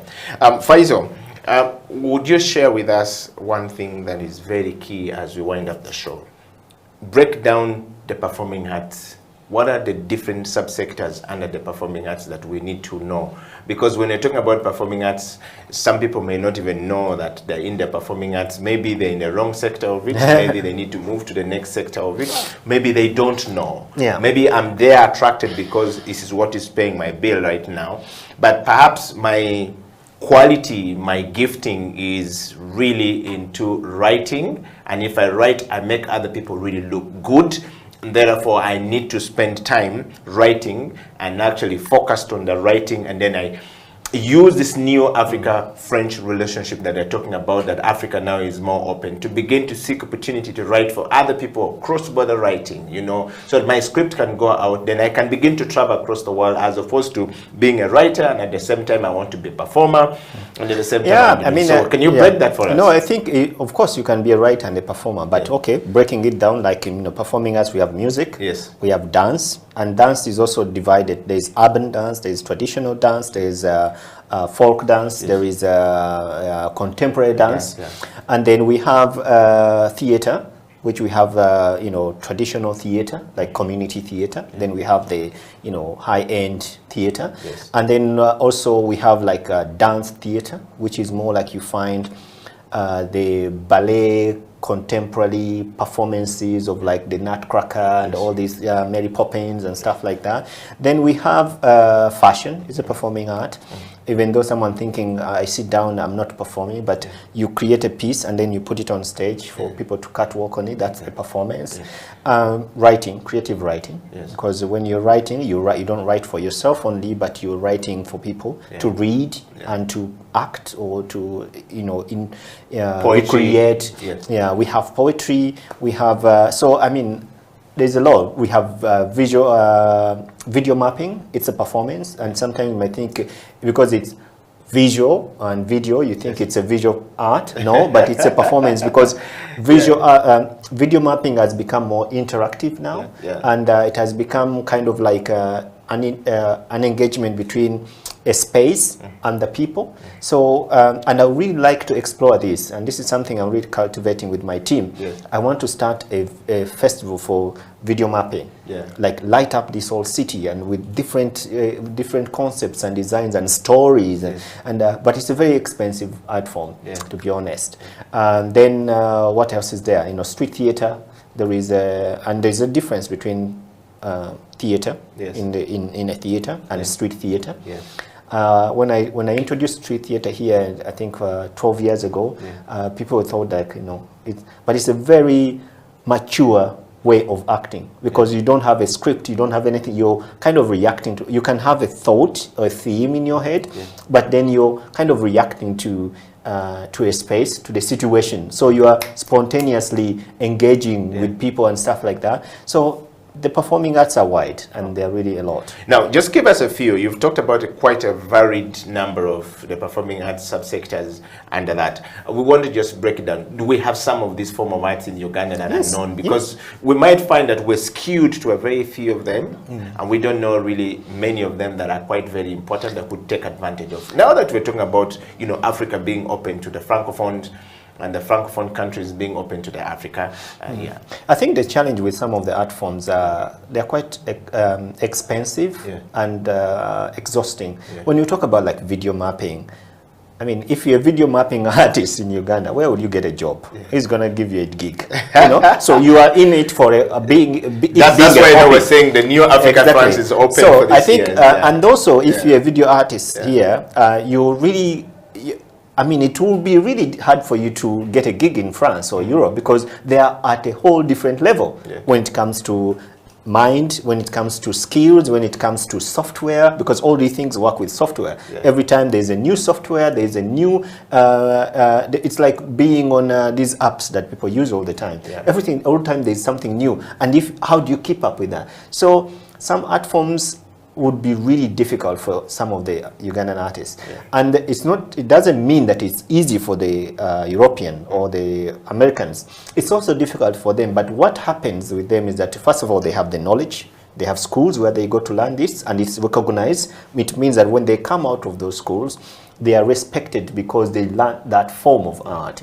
And then when they go out in the market and they don't have gigs, there is a system that helps them to survive. They are given some, capital or money to survive on, even if they don't have a gig. When they get a gig, they can declare that they got a gig, and then they don't have to claim money from the state. So gig being business in So if there was a system like that, and imagine Eddie or young people who are, and every year there's also these opportunities, like every year there's a lights festival, there is a video mapping festival, there's a all these street theater festivals. So it means that someone is working, even though they know they are not going to get paid all the time, but they know at the end of the year there is something they look up to. And that gives them the motivation to create that kind of content.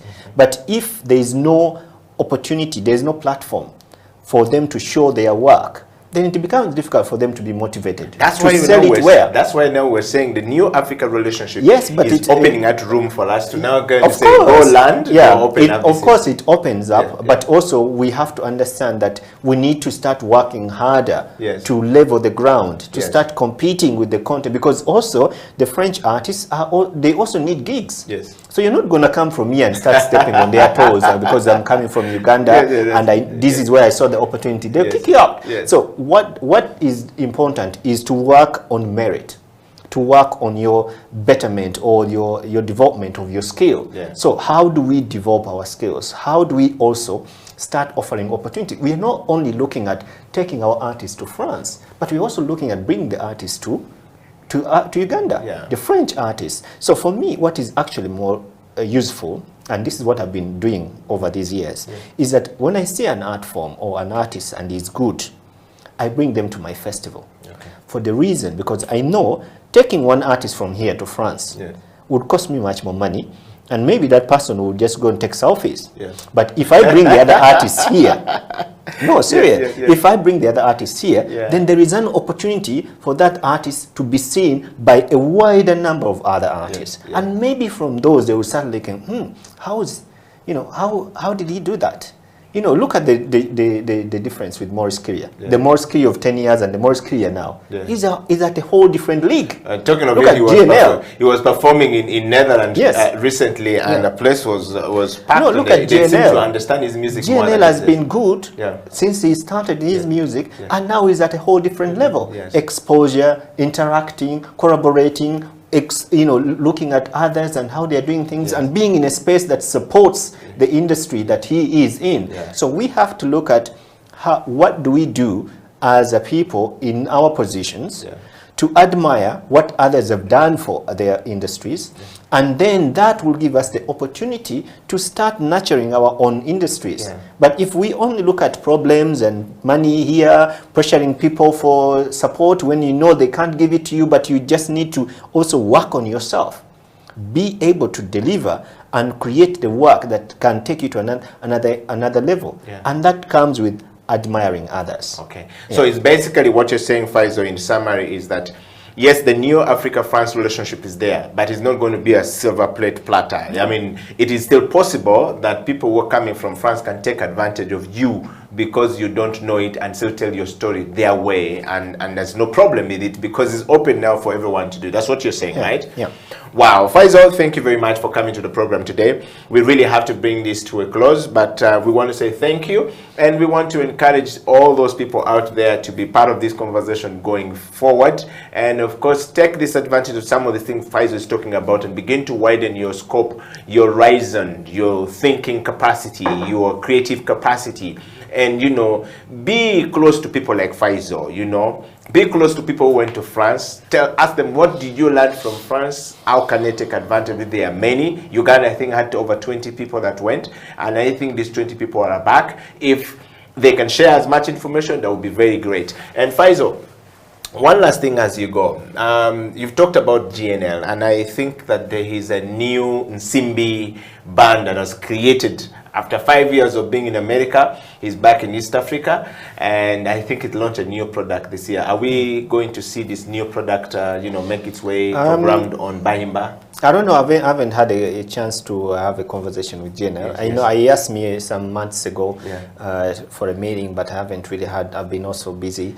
But I think it's, you know, I admire the work. I admire the level of creativity and the maturity in it, and I think it's one way of returning that kind of talent to our country to inspire other young people. And I think he has a mission to also engage more young artists to learn from him, to be helped by his work that he's doing so that they can also move another step forward. So that's really the spirit of Ubuntu, the spirit of nurturing others, because he's been nurtured. He's gone through a process whereby other people have helped him, and now he's coming back to help others. I think it's a very genuine thing, and I'm looking forward to working with him, inshallah. Wow. And thank you very much. You've had it from there. So I asked that question because if somebody's doing something important, I think that it's important for us to actually be able to support them, to make sure that, you know, we give them opportunity to be part of that. And I think GNL right now has that form of art coming. There's Kinobe who has a new thing and is thinking of coming back home and showcasing it here. Are we going to see some of this new art coming back to it's fascinating. It's fascinating because what has been happening is that most of the people, they had nowhere to go. You know, like Kinobe, you know, if he comes here, where is he going to perform? Except in maybe at Indere Center, which is, you know, might be not ideal for his sound. The National Theatre is too small for him. So we need to start thinking for our artists and start, and we need to start thinking like, okay, even if JNL wants to put up a concert, where? Serena, that's not a concert place. Okay, we use it because it's what we have. You get what I mean? So we need to start thinking for our artists, like if we have this talent and we need them, we appreciate them, how do we start planning and preparing for them? And that's not a responsibility of only us in the performing arts industry or the programmers, but it's a responsibility of everyone in the planning, the government, in all this stuff. We need to start looking at all these people, even for example, all these young kids they are sending out to work in the Middle East. What do we plan for them? Okay, let's go, they work for 2 years and whatever they collect, when they come back, what do they find? What are we planning for them? I think it's important that we know, okay, when you send someone to acquire a skill, you have to make sure that when they come back with that skill, they find where they can practice that skill. You get what I mean? So if we have all these great musicians, the Kinobes, the Ntare Guma Mwine, we have you know, JNL now, we have Oscar, we have so many in contemporary dance, in film, in theater, you know, they are all out there making headlines. The Daniel Kaluyas, they are making headlines. When they come home, what do they find?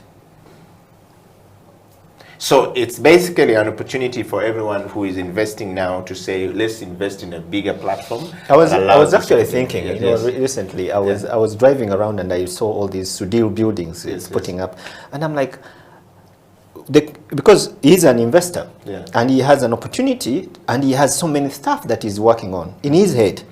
But does the capital city authority sit with this guy and tell him, like, okay, you're an investor, you're a real estate investor, but this is our plan as a city. As you're thinking of building a hotel here, a mall here, can you also work with us, to create some of the things that we want as a city? So that because it's your space, it's your investment, but these are some of the ideas we need for this city. You get what I mean? Yes. Can you think around, instead of building 10, 15 hotels, can also build a theater here? Can you also put a black box here? Can you put a studio here? Can you add it in your plan? Yeah. That would be really smart, because he's already investing. Yeah. He's putting in, like I see him, he's adding another wing at Kabira's. What if, that space, I would imagine putting a theater there. Instead of those box rooms, putting a theater there. One of the halls and making it perform. Because you're now speaking like a performing artist, a programmer, yes. Like you have a hotel here, and then people can stay there, and then you have a performing space here. It's where in the people middle. can actually exactly. come. It creates that ambience. And then you can see that you puts one in that area. Bokoto serves in Tinda, serves whatever, and then if he's investing at Simba Manyo, now he owns it. I hear. Then you can also put something like that supports that community there. You plan with the city. I wonder whether they have this conversation, because I don't see it happening. Perhaps we need to bring this conversation there. I mean, well, the Creative Industry Talk is meant to bring the policymakers together. And we've been trying to get the policymakers to come to basically have this conversation with the creative minds, the policy people who are in the policy business, to say, hey, come together and let's have a conversation. Maybe we need to engage some of these people. Perhaps some of these things are not out and they are not aware. And it's something that we need to think through. But, well, thank you very much, Faisal. Welcome. First of all, for coming to the program today. We've got to spread love. No. The spread love is spread from here, and then you spread the love outside to the rest of the people. And we want to say thank you for coming, and looking forward to having you again back on the show, and of course visiting Lunkulu. If you haven't visited Lunkulu Island, please do. And Faisal has an amazing place there in the island just between Buikwe and Mukono. Please visit Lunkulu Island and see the new theater and some of the fantastic stuff coming into that forest in the island. And of course, you will be amazed. That is the moment that brings us to the, the close of the Creative Industry Talk today. Until next time, we stay blessed, stay focused, stay creating, stay creative, and take advantage of the opportunities available to you. And of course, stay away from the disease that might destroy you before you achieve your dreams. Edio Killer, Faisal Chiwewa, signing out.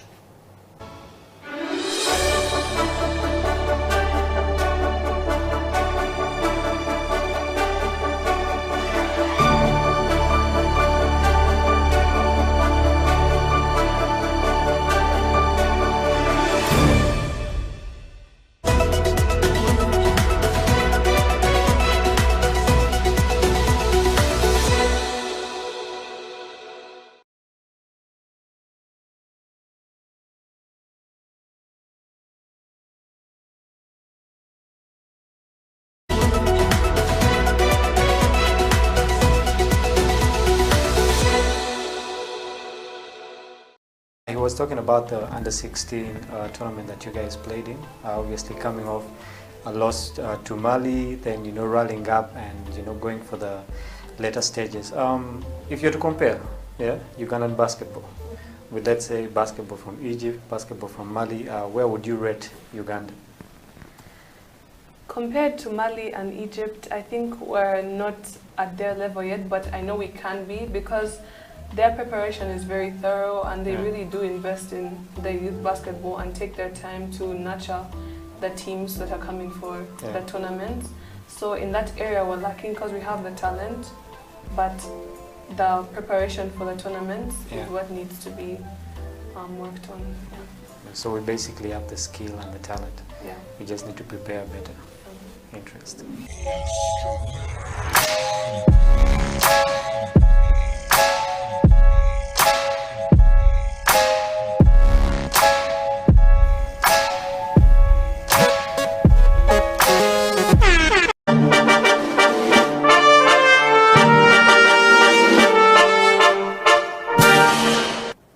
how did you, as a child, if you visibly remember, what did you want to be in life?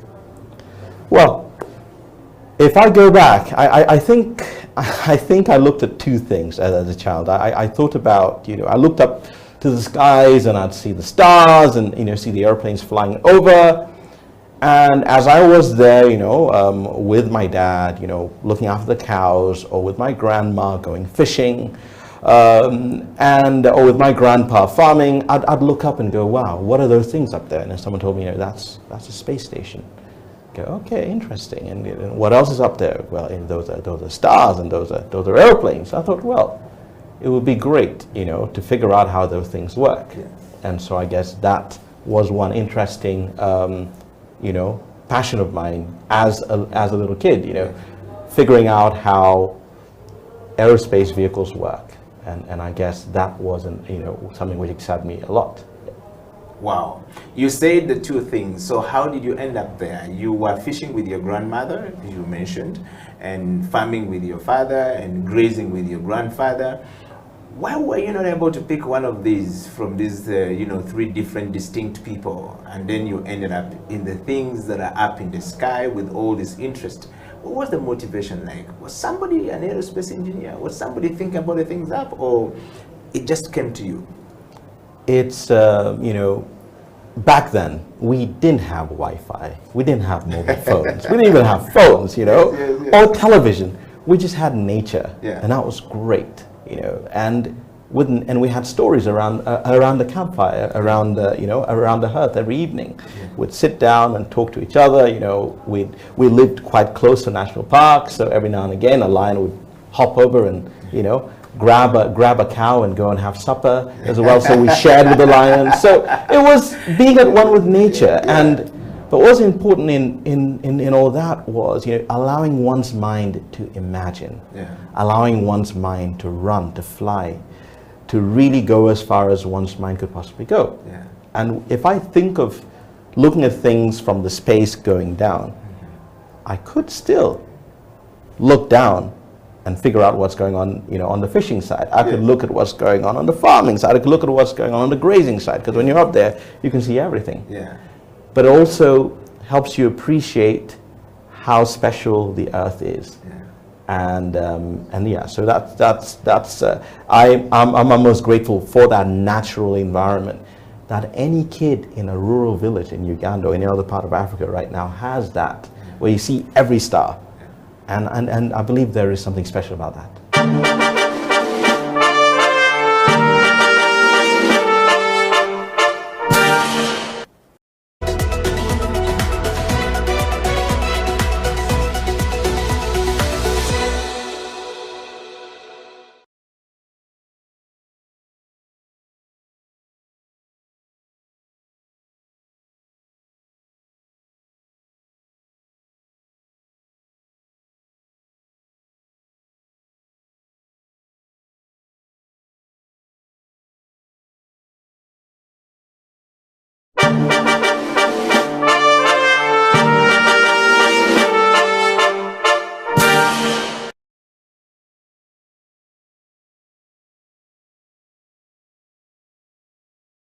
You see, it's like a ship. You just talked about a ship.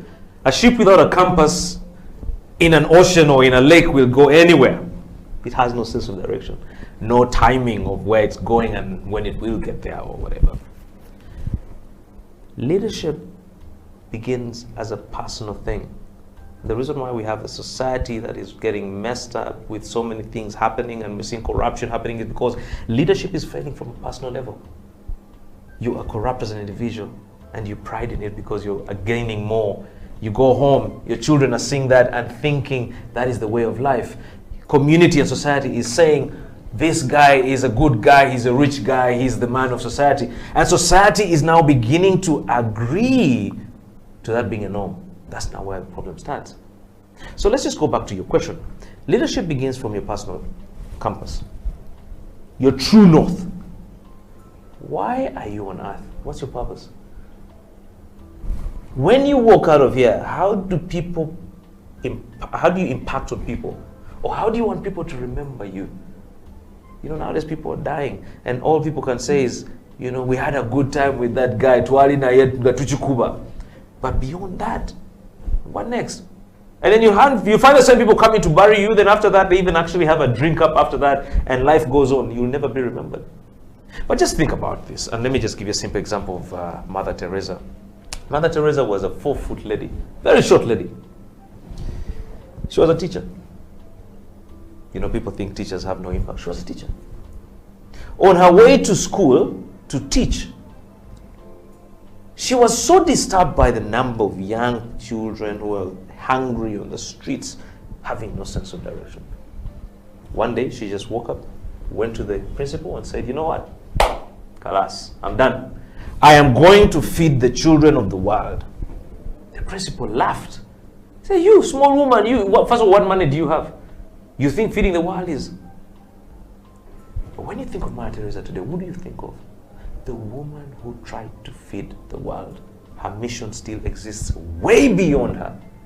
Going back to the same principle of people. People and purpose.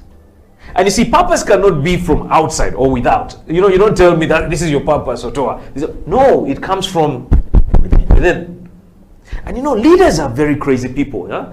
You know, it's the same Museveni who read a newspaper and he got pissed off and went and, you know, on the streets and went and joined the bush. Yeah. They talk about people like Fidel Castro and all these people who...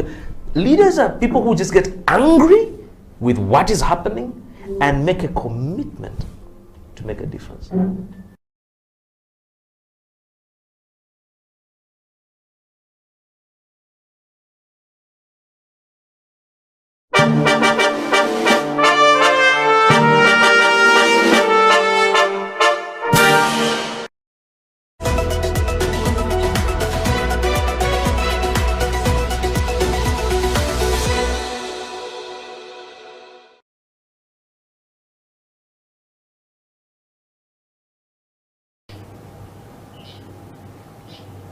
Welcome to the CEO Bench. My name is Eddie Okila, and of course, coming back from the holiday breaks, how are you guys doing? How is everyone doing? Is your CEO back in office? They're supposed to be back on the 15th of January or around about the end of January, okay? And of course, we took a break with them for the Easter, rather the Christmas holidays and the happy holidays. Everyone welcoming you all the way from the 2021, the year that was very tough, to the new year 2022.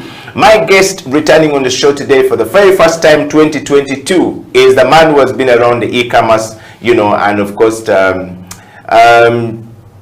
know, computer science and technology and all these things we talk about. He's been in that space for some time.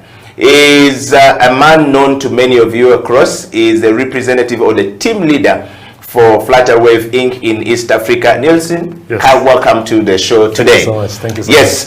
I'd even forgotten to pronounce your name. You are too busy. Yes. Too ambitious. No, because I'm trying to look for the name. That's how far and how long it has been. Yes. I know. Happy to be here. Happy to see you too. It's been a long time coming, but yeah, sure.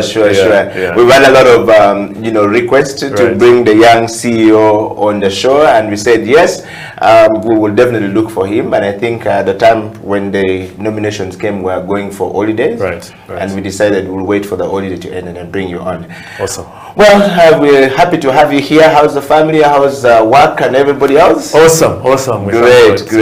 Yes. We're going to dive into our interview very quickly. The CEO Bench is a program that focuses on young leaders or old leaders or people who are in the position of leadership or climbing into position of leadership. We want to share the nuggets of truth about the journey of self-leadership into that position or into that space. Right.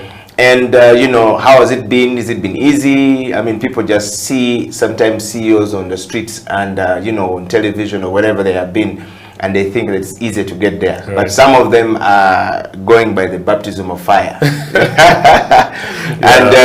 We think that you are not different from them, and there could be some really serious fire going on in your life. Yeah. And we want to share it out. So we'll start from a lighter note by just getting to know you. So who is Nelson Msango? Are you Ugandan? If yes, what are the values that define you as Ugandan? Yeah. Yes, and how did you end up in this space? Yeah. So my name is Neil Msango. Yeah. Ugandan, pure Ugandan, 100% Ugandan. Born and bred in this country. with a passion for technology. Of course, the first core value for me is fear of God. You know, I really love God. And everything I do, He has to manifest. And because of God, it's excellence. You know, and that's how, you know, in everything I do, I really try to give it my very best. I believe, you know, that everyone is built with some, you know, something inside of them that they can, you know, refine and bring out to the very best. And so, you know, that was my journey. Fell in love with technology at a young age. Was blessed to have parents, Ugandan parents, who allowed me to explore that journey. Very important, you know. So my mother, you know, allowed me really to explore my passion, and you know, I just dived in. And when I was diving in on that journey, I realized that, you know, there is no one who has gone. Few guys have gone before us, and so it called us for a trailblazer, someone to go and make a path where there has been no path. And you know, throughout that entire time, learning of how I can make myself better, because it's important. Every year, you know, when the year is beginning, people make resolutions, and normally it's you know, it's regarding other people, they are competing. But myself, it's every year, how do I become better? How do I become better? And never ever set out to actually be a leader, but leaders. You know, for me, I like saying that cometh the hour, cometh the man. Right? A space where you know, no one is taking that step to go ahead. You know, and you're willing to dive into that kind of you know, self-education, then you know, I end up becoming, whenever I'd be in a circle, I'd be, you know, elected and chosen to lead. And when you know, when you're leading people, you have to know. So there's automatically sitting on a hot seat. So just went on that journey of learning beyond technical skills, just learning how to lead people, how to manage people, how to, you know, how to strategize, how to, you know, get to get a vision, how to, you know, look forward beyond just look beyond yourself as a leader. And you know, throughout that journey, reached where I am today. Wow. Quite interesting. Well, I want to take a moment to welcome you guys to the show. We're live on Twitter, on Facebook, and YouTube. You can go there, share far and wide, and be part of this conversation. I promise you this is going to be a good ride for you. And of course, if you have a neighbor who is interested in growing in the technology space to, you know, become like Neil Simsango, that's a place for you to be right now. Neil? Yes. I want to start from that point. You've talked about leadership, and I want to just know from you, what is your understanding of leadership? Right, it's an interesting question, right? And like I said, I think I made something, subtle hint that, you know, I always believed initially when I was growing up that leaders were born. Now, I believe that people are born with some qualities of leadership, but leaders are actually, you know, they're made. You know, and so leadership for me is being able to take that step, right? To go to a place where people have not been, so that you can go there, learn, come back, and then take people there. So, you know, that means that to be a leader, you must have people who are following you. So you can't lead. You know what I'm saying? Some of the things that I've learned recently, you know, over the years, really recently, is that, you know, for you to be a leader, people must be following you. You know, and so leader for me is going to a place and then learning how to get there, and then coming and taking people along that journey to that place. But then the thing is that as you go to that place and take people there, when people are, you must be able to go to another place. So it's developing yourself to learn to see those places, go to those places, and then take people to those places. And then becoming as well. So you must be following someone, and you must have people who are following you as well. Wow, and that's a very interesting perspective right there, Neil. We are looking at today on the show with you. We're definitely going to be looking at the leaders' transformative leadership approach. And of course, we're looking at the leadership abilities, which are often what we look for to determine the level of effectiveness of a leader. What is your level of effectiveness? Is it correlated to your leadership abilities? I mean, if you don't have a certain ability, then you can't lead self. So on that note, are you a leader? I am. 100%. Yes. And what kind of a leader do you think you are? No, and this is a question that has been going through my mind in the past years, because you get to a level, and I know Eddie because we're personal friends. I know that you've been in that space and we've had these conversations, but throughout life you get to a level where it stops becoming about you. Right?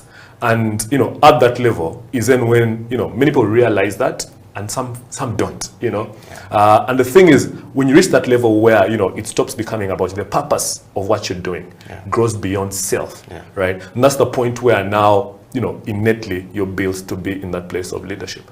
Now, the thing which also is clear to me as I tell you what kind of leader I am is, for me, the key thing for me in everything I do in my leadership is the people I lead. And so I like to refer to myself as an empathetic leader. Okay. So it's, again, understanding. Empathetic leader. Yes. It's understanding the kind of people I am leading, whatever space, seeing how I can bring value to them, and then picking from them what I can learn for myself, and then using those learnings to help them go on that journey to go to the place where we're going. Well, again, we're talking to Nils Msango, and of course, our topic of discussion today, we're going to be looking into the leadership, transformative leadership in the e-commerce space in Uganda and across East Africa. He is the lead for Flutterwave Inc. in East Africa, and of course, Flutterwave is an e-commerce platform that allows business to trade and to transact and to transfer payment from one end to the next end. If you're in goods and services or in trade, that's the place to be. And talking of that, Neil, you have defined leadership and you've talked about what leadership is to you and the type of leader you are.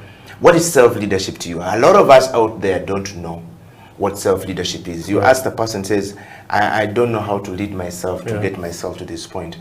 What is self-leadership to you? And how can you actually, define it for somebody who doesn't know, given the fact that you have been walking this journey to where we are now? Right. And I think that's a key question, right? Which many leaders don't ever ask themselves, right? Because sometimes people end up being in places of leadership positions, but they're actually not leaders. True. And for me, what I believe is that to lead others to a place where you want them to be, you must have gone there yourself. And so self-leadership for me becomes then what does it take for you as an individual to get to the place where you want to be, and those things, it's a big part of it is reflection, knowing thyself, right? I think that was in the Art of War. You have to know thyself, right? And so it's to look at yourself from end to end, A to Z, and figuring out who am I, what am I good at, extremely good at, what am I not good at, what do I need to do to make sure that the things I'm good at I become even better, and the things that I'm not good at, what do I need to do today to make sure that I become better at those things? Who do I need around me? Who do I need to, where do I need to move from in terms of spaces and circles? Who are the people who have the qualities that I want to have? How do I go to connect and interface with those people? And that's a big part of that is being mentored, right? And so it's just knowing exactly where you are, being self-aware really of where you are at any given point in time, and then doing the things. Because it's one thing to know, and I tell you, it's a thing to do. Yes, I tell you, I was telling a couple of young people who were a leader yesterday, over the weekend that look, it's one thing to know what to do. That's the first step. The biggest thing is then to do what you know how to do. Wow. That's a big challenge right there, which many of us struggle with. Neil, I want to take you a little bit just back, to as a child. Right.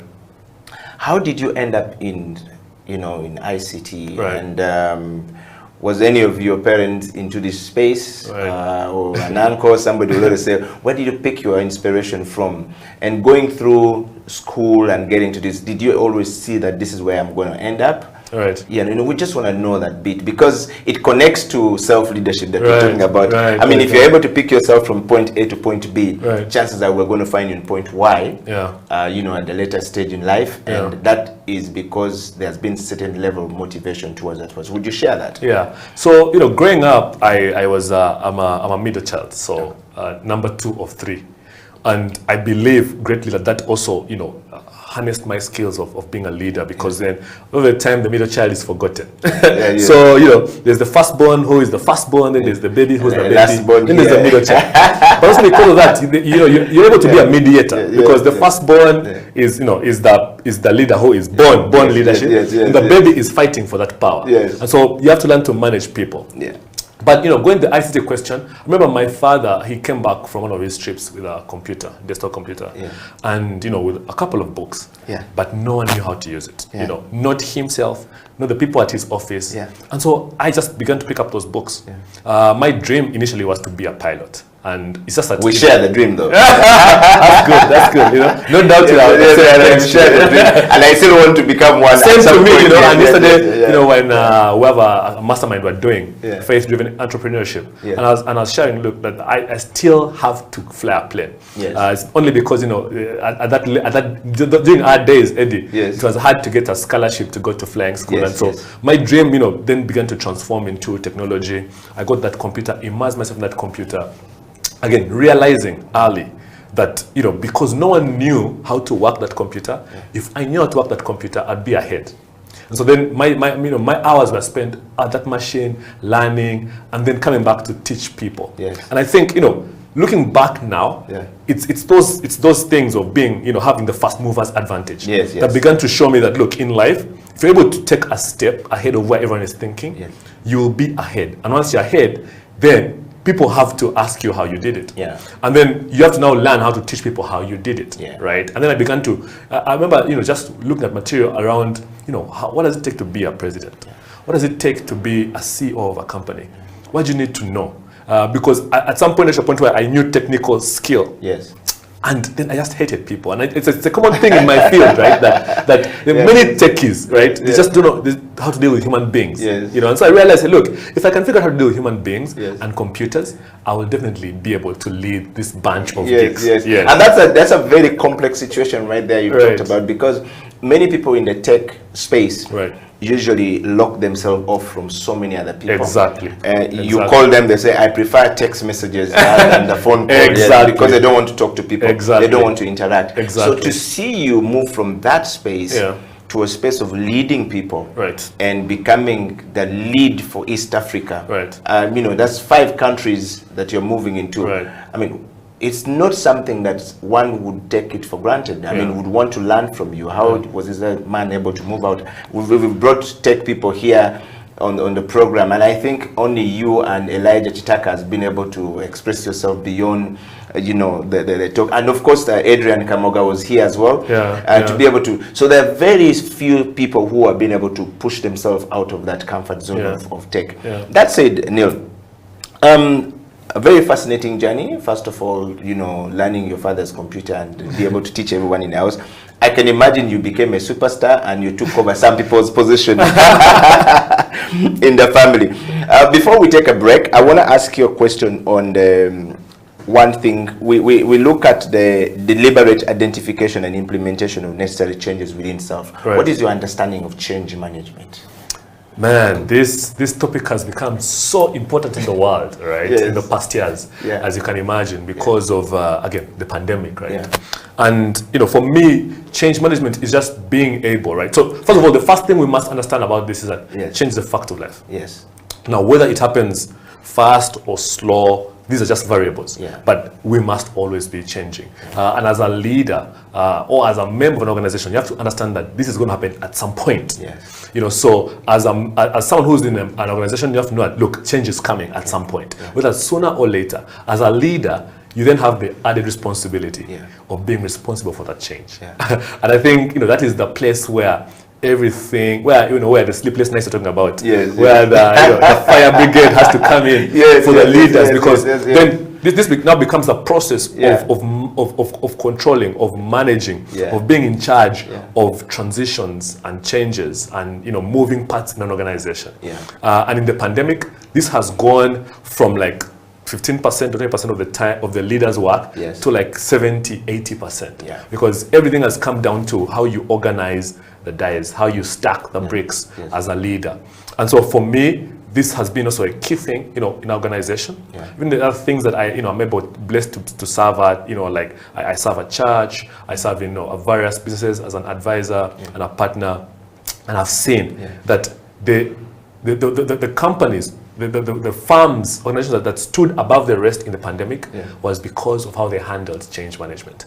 And I think for me, you know, it's a good thing we're talking about. These are rarely spoken about topics. And you know, and no doubt you're the one who's bringing this kind of conversation as the CEO of We're going to take a break, and when we come back from that, Neil, we're going to be talking to Neil about change management. Change management, we are referring to change as an individual. Was he employed?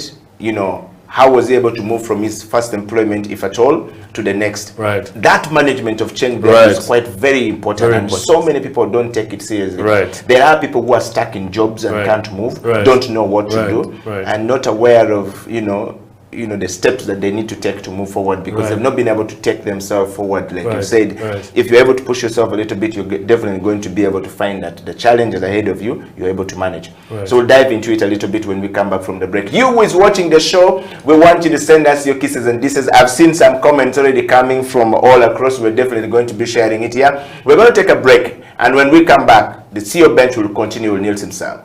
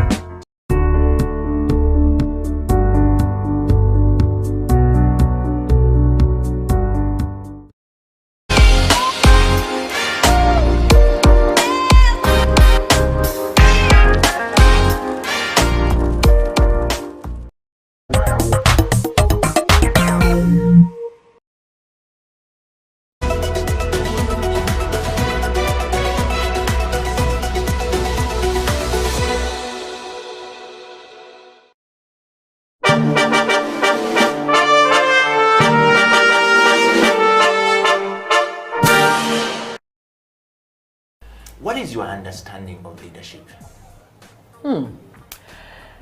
Leadership for me means you're being able to immerse yourself and get your team, not staff. I've learned that's a very different, they're both different terms, and I'll tell you why. When you immerse yourself as a leader, you're willing to sort of get in the trench with your team and get them to buy the vision behind the structure you set up or the business you set up.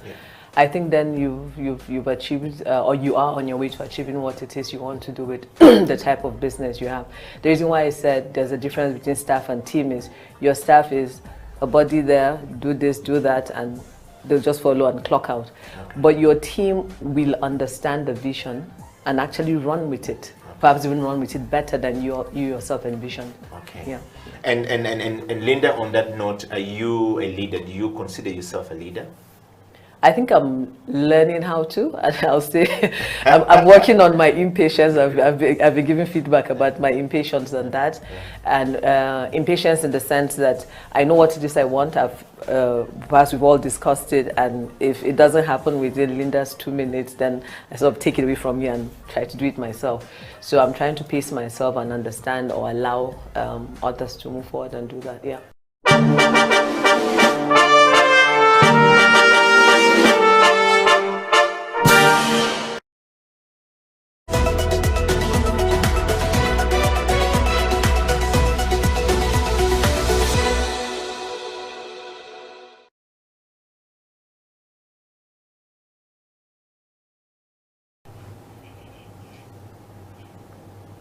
Welcome back from that break. The CEO bench is here, and we're talking to the CEO of, or rather the team leader of Flutterway Inc. in East Africa. Nielsen, welcome back to the program. Thank you so much. Pastor Mugabe says every time we do this, we have to spread love. So, Oh, okay. so you have to spread love to them. Love it, love it. It was brought, during the COVID situation, the pandemic, and he says, the world is so stressed, so you need to spread love to the world. Yes. So you have to, whenever you bongo at somebody, you have to spread love to them. Yes. But welcome back to the program. Thank you so Neil, much. we're talking about change management. Right. A lot of us don't know that managing change is quite key to our next step of growth in life. Yeah. I want to just take you to that moment. Have you been employed before? Yes. And if yes, how were you able to move from one job to the next? How were you able to communicate that? By change management, we're looking at the deliberate identification and implementation of necessary change in a human being. Yes. Yeah. You have to be deliberate about this. Love it. What is the necessary change that I need to make? Yeah. How do you know that I've reached that point that I need to move to the next step? Right. Some people are just stuck there. I Yeah. need money for school fees, Yeah. rent, and this Yeah. this job gives me this, but they're dying. Yeah. And the gifting and the talent God has put in them cannot be realized. Yeah. How were you able to manage? I mean, I like the definition you used, because two words stand out for me: deliberate identification and necessary. Yes. Now, the thing which I've observed, across organizations, across even my own life, my friends, is the first thing is fear, right? The second thing is people don't even know; they're not aware of self. Yeah. So, I've been employed, of course. Coming out of the university, got my first job at an IT firm, and I quickly realized that it's easy to get comfortable at that firm. Yeah. Because I knew exactly what to do. Reached a point where I knew exactly what to do and how to do it, and I was at the top in that firm. Yeah. And so my own goal then comes up now self-awareness, and what your own dream and purpose is. That's self-awareness and personal development is key. Yes. It's key. Yeah. So I set out. If you don't know where you want to be in 5 years, then you cannot make any necessary changes. So my goal was always to be a business owner. I knew that from the get-go that I'm built out to have my own establishment, my own business, but I knew I had to have the necessary skills. And so if I was in a place and I served there faithfully, reached a point where I couldn't add any value to that place and the place couldn't add value to me, I knew it was time to move on.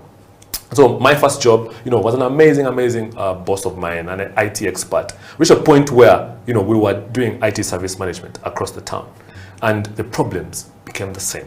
So there was no new challenge for me. Wow. And I knew that if I stay in that place, I'll be happy, have the pay I want. But again, there's no new challenge for me. Could not get me to a place where I wanted to be.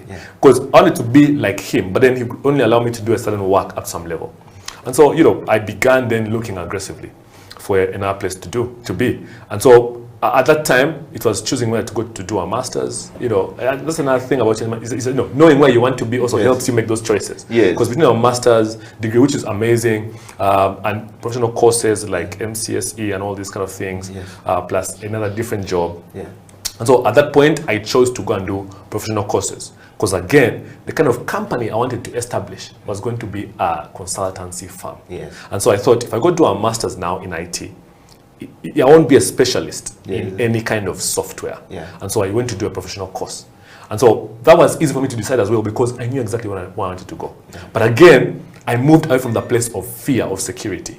So I knew, look, if I put in this time to go do these courses, a year or so, I cannot fail, first of all, to find something to eat in that time. But then the second thing is that once I'm done with those courses, I'll be of much more value. And so it was I had to then now come and down and say, look, who are the stakeholders in this change? Of course, luckily at that time I was a single man. So, it was just me, my blanket. My parents had to pay for the fees. So I had to go and now, again, present that idea to my parents and tell them the vision. And then come back and also convince myself, because the biggest doubter always is yourself. Yes. So, and in true fashion, when I went to do those courses, the place where I did them from retained me as an instructor there. Wow. And so for me, I think the key thing is the necessary changes. How do you know the necessary changes that need to happen in your personal life? It's where do you want to go? What are your dreams? What are your aspirations? What do you want to do and leave a mark for in this world? Maybe you want to be the best executive, And so that kind of person, you can't be, taking very audacious risk. It's getting your professional level up to that level. What do you need to learn? What do you need to be? Maybe you want to be an entrepreneur. You know, what does that mean for you? You know, in terms of advancing. And so knowing where you want to go is really key.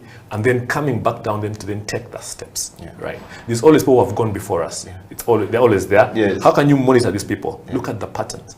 If you are into the media space, why can't you come to House of Talent, you know, and say, look, I know Eddie has been there. And I want to do something close to his, but I want to veer off. But it will be imperative for me to learn what he has put in. And then, you know, taking those steps eventually. Wow. Yeah. I mean, you talk about something very important, Neil. I mean, you talked about the very striking point there is that I reached a point where the organization wasn't adding anything to me, value, and I wasn't adding value to the organization. Right. It's the biggest problem, people out there. The biggest problem for people out there to realize that I'm no longer adding value to the organization, and the organization is not adding value to me. Therefore, I need to move to the next place where I can add value. Many of us have failed in our positions, in our jobs, in our lives to actually get to that point. Neil, how do you get to that point, or how did you get to that point? What nuggets of truth that can you share with somebody out there who is watching you right now and wondering, okay, it sounds really cool, but I don't know how to start. I know. Yeah. So the first thing is really, you know, truth. Be true to self. I default back to that many times. You know, when you're sitting in your moment of work, an 8 to 5, you know, how difficult is it for you to accomplish a given task?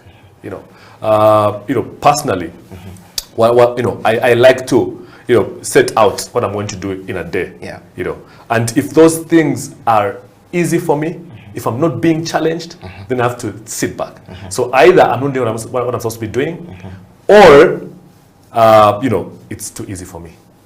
You know, so I do it really quickly. And so the first thing is, how do you know that you've reached that point where you're not adding any value? What is the vision of the organization? What do they want to be? You know, in that firm, like I told you, the vision of my employer then was to just have people who are fresh out of campus, pay them a bare minimum to service his clients. Now, you know, in my interaction with my line manager, who was he, I realized, look, his goal does not go beyond that. Now, the power I had at that time cannot push me beyond his aspiration. So I knew from the organization side, I've reached my limit. Then from my personal side is, okay, am I then comfortable to live within the within the limits of that dream? And I wasn't comfortable doing that, you know. And so people also find it, and it's African really. It's a very bad tradition that we have here of people rarely engage line managers to see what is the vision of this organization.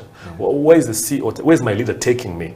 What does he want to? I mean, we follow Jesus Christ. You know, he has really shown us the entire roadmap of what is the goal of our followership, right? And you know, it's aligning with that vision, and then saying, okay, I'm in this organization. This is the structure. This is the dream.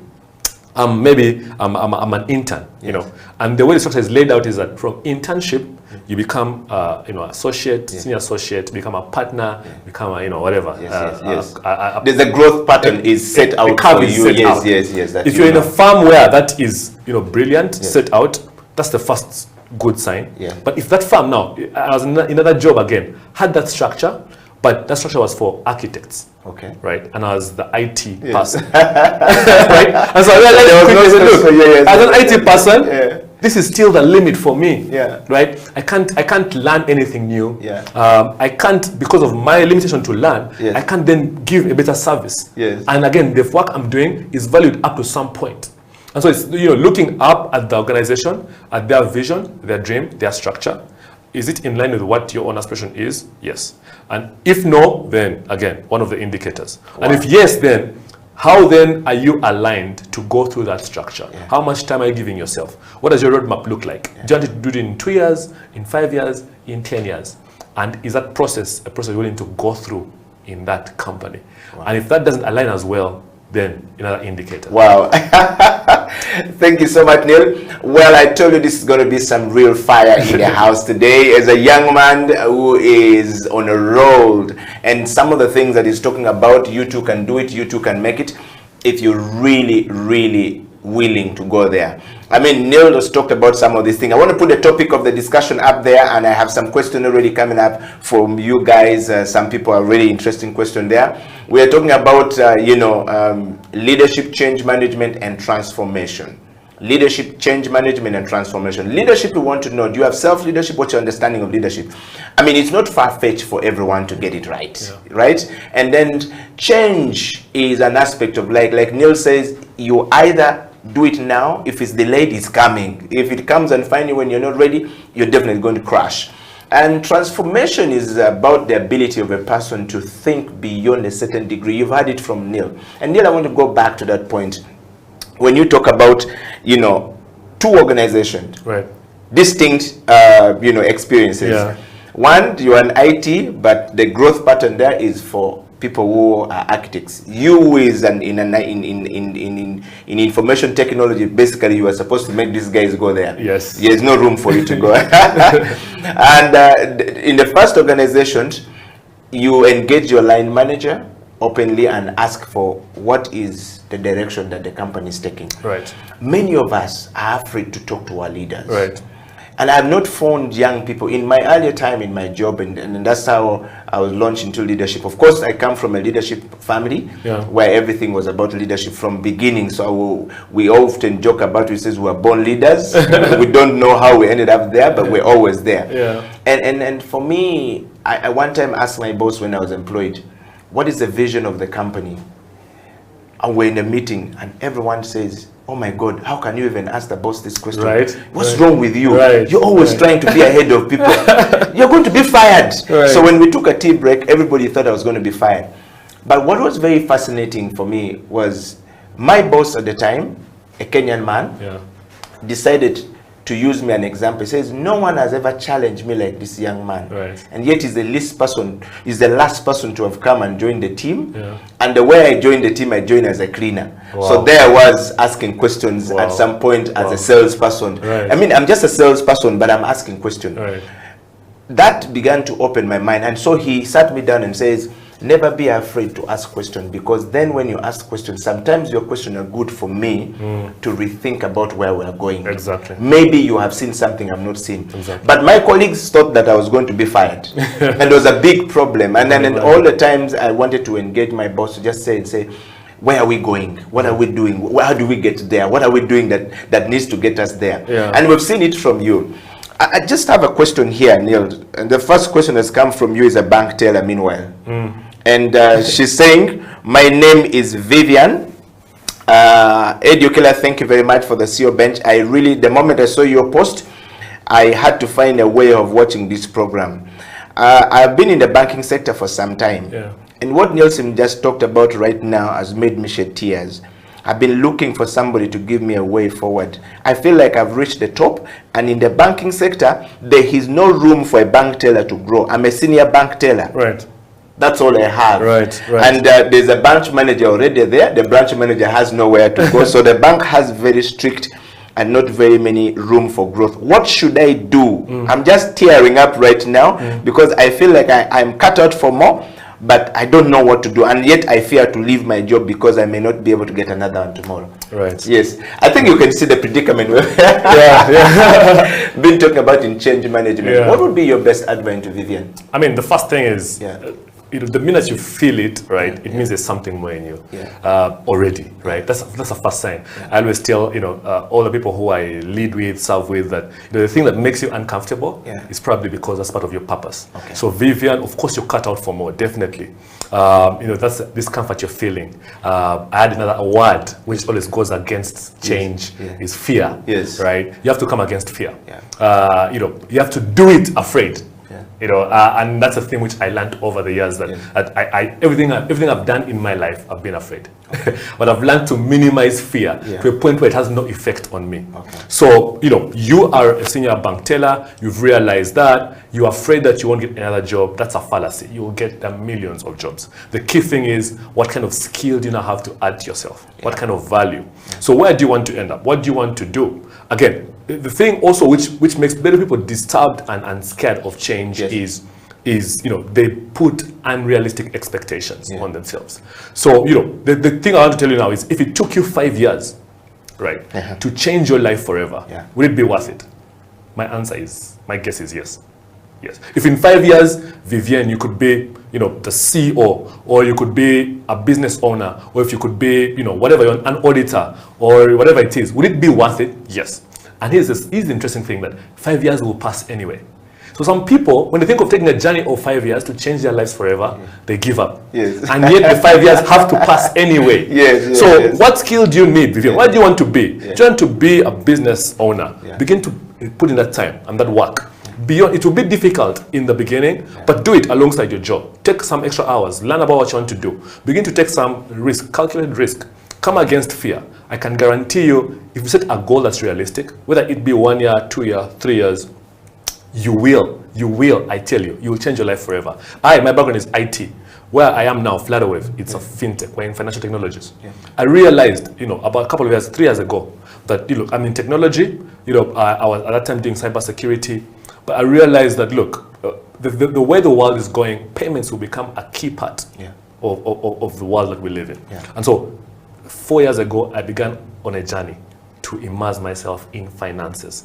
What does it mean for a transaction to be successful? What does it mean to connect technology and finance? What does it mean today, to be a leader in that space? What have people done outside of Africa? Outside of Uganda, what is happening there? How do I be in the spaces where those people are, decision makers? And that journey landed me in China at Alibaba. Again, I applied for a scholarship. Went for that 3-week training with Jack Ma. End up in the same space with the CEO of Flutterwave. And I can tell you that those years of learning, have ended up putting me in a place where I am today. Today, very few, young, technology specialists are in a place where I am, my position. But again, many people just see the end result. No one sees the hours I spend in the night. My wife would know. Spend reading up, spend immersing myself, getting the education, spend on calls with people who have gone before me. But is it worth it today?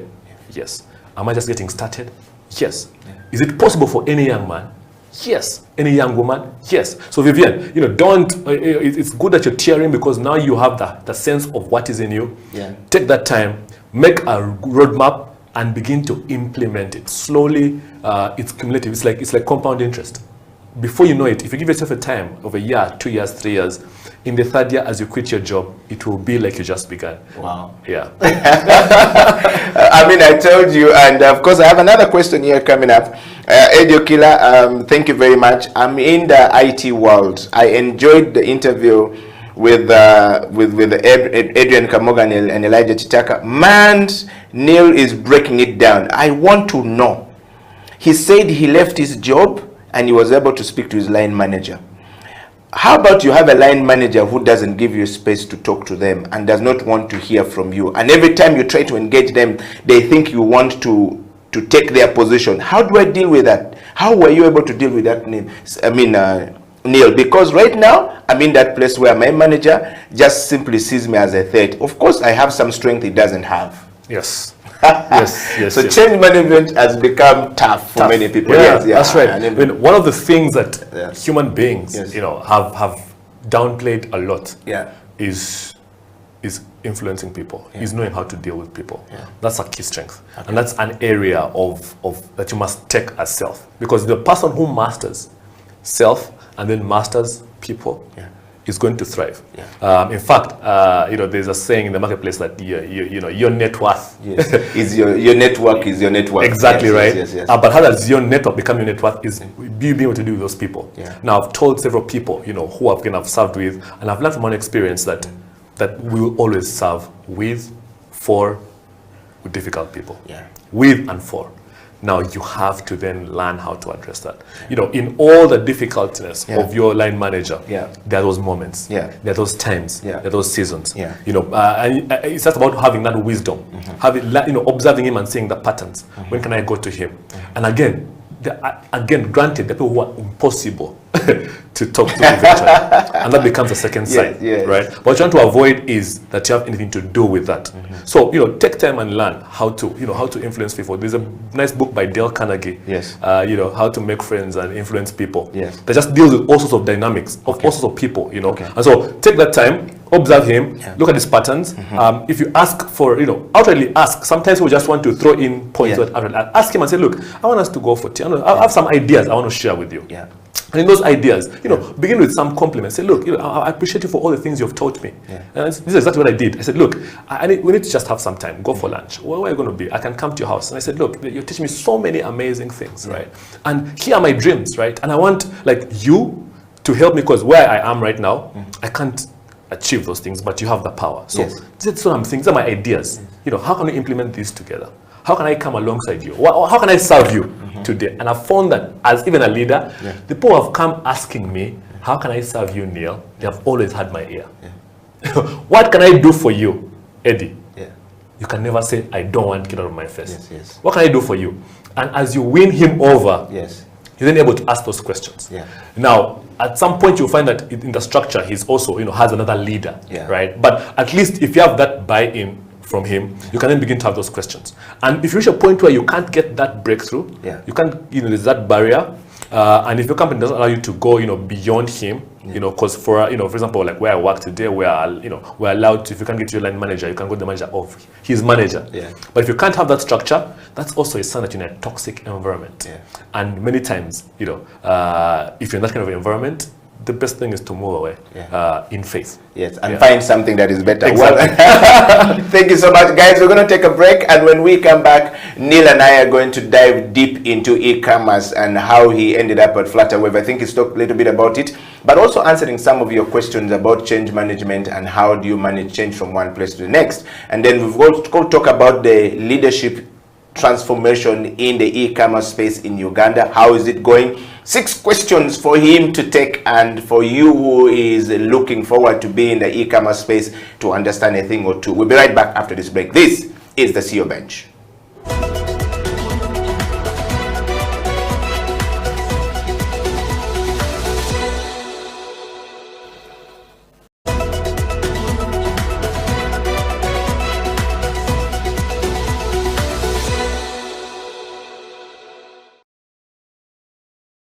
What does it mean to be a community artist? What does it mean to to work within a community whereby you are all in the same boat, but maybe no, what did they say? You are in the same storm, but in different boats. Yeah. So I think here for me, if you are working for a community, there are certain things that you have to do for the sake of the community, and where you're not expecting to earn from. And if you're working for yourself, it doesn't mean that if you're working for yourself, you don't work for the community, or when you're working for the community, you don't work for yourself. So I think there is a need for a differentiation here in terms of like, what do I do for my community and what do I do for myself? Because at the end of the day, you need to survive. You need revenue. You need to pay your bills or support your mom as well with your siblings. So I think you are doing that because you want to earn. Exactly. So that you can improve onto your life, so that you can, like you said. So for me, I think the advice would be like, what is the relationship between your community work and the work and your business? If you think your community work is your business, then you have to have a model that is going to work to help you to earn from that community work. But then it ceases to be community and it becomes your business. You get what I mean? So when we work for our communities in the arts community, we work for them. We actually invest in them, and then for us to survive as individuals, we have to find other alternative sources of revenue. And that's where I think Abdul has to think around and say, okay, my graffiti, my community education, my art, my area is where I feed my community with my skill and time and investment. But for me as a person, I need to find my own business revenue. So in other words, Faisal, what you're saying is that what we're seeing are being put on the screen. It's public art. So for example, Abdul, what Faisal is saying, that you can sell that art piece. So that should be in somebody's office. That should be in my office. That should be in Faisal's office. That should be in my sitting room. It reminds me that this work is painted by a community, by Abdul in this community, and I have it in my home.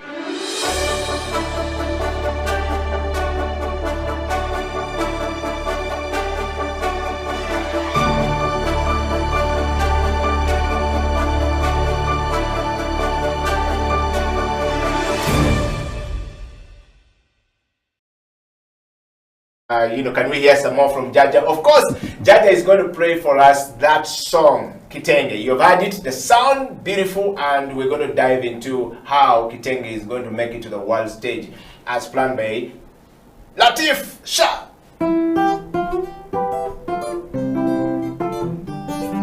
Abami n'abakyala mwenna naddala bali erudda eri mu North London kyembakutira kiri kimu butekubagiza wadde embeera za korona bangi zatutagula kakati tuve mu mayumba kitengi pate yine ensonze bumale ate nga tetusaanidde ddala kugisuwa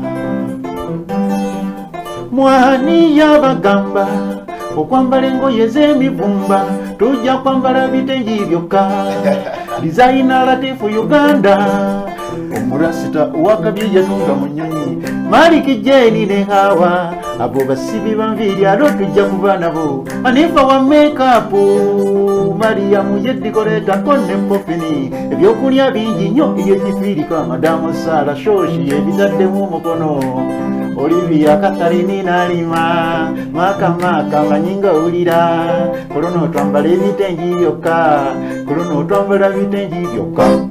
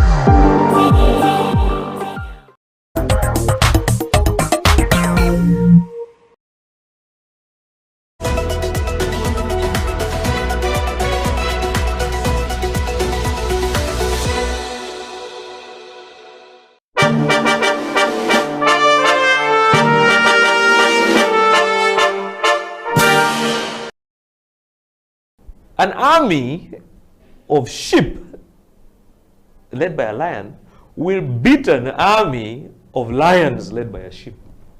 That's a fake. Yeah. So let's be very honest about this thing and really understand that you need to understand where you lie and where you fall. So it's very important for us to understand that leadership has to be definitive. You can't be laissez-faire. It has to be definitive. You have to be strong, just like a lion. You know, when a lion meets an elephant or a buffalo or whatever, the buffalo and all these animals run away. And yet, by the way, they are stronger than the lion. They are heavier than the lion. They are more intelligent than the lion. They are taller than the lion. They run away. The lion, because of its attitude, it sees lunch. That is a leader. Mr. Tonatra, thank you very much for coming to the CEO bench. And I want to ask you, so if you were elected the President of the Republic of Uganda today, what would be your first State of Nation address? Now, as you look into the camera and close the show. I think my first State of the Nation address would first of all to... I think I'll just close it down.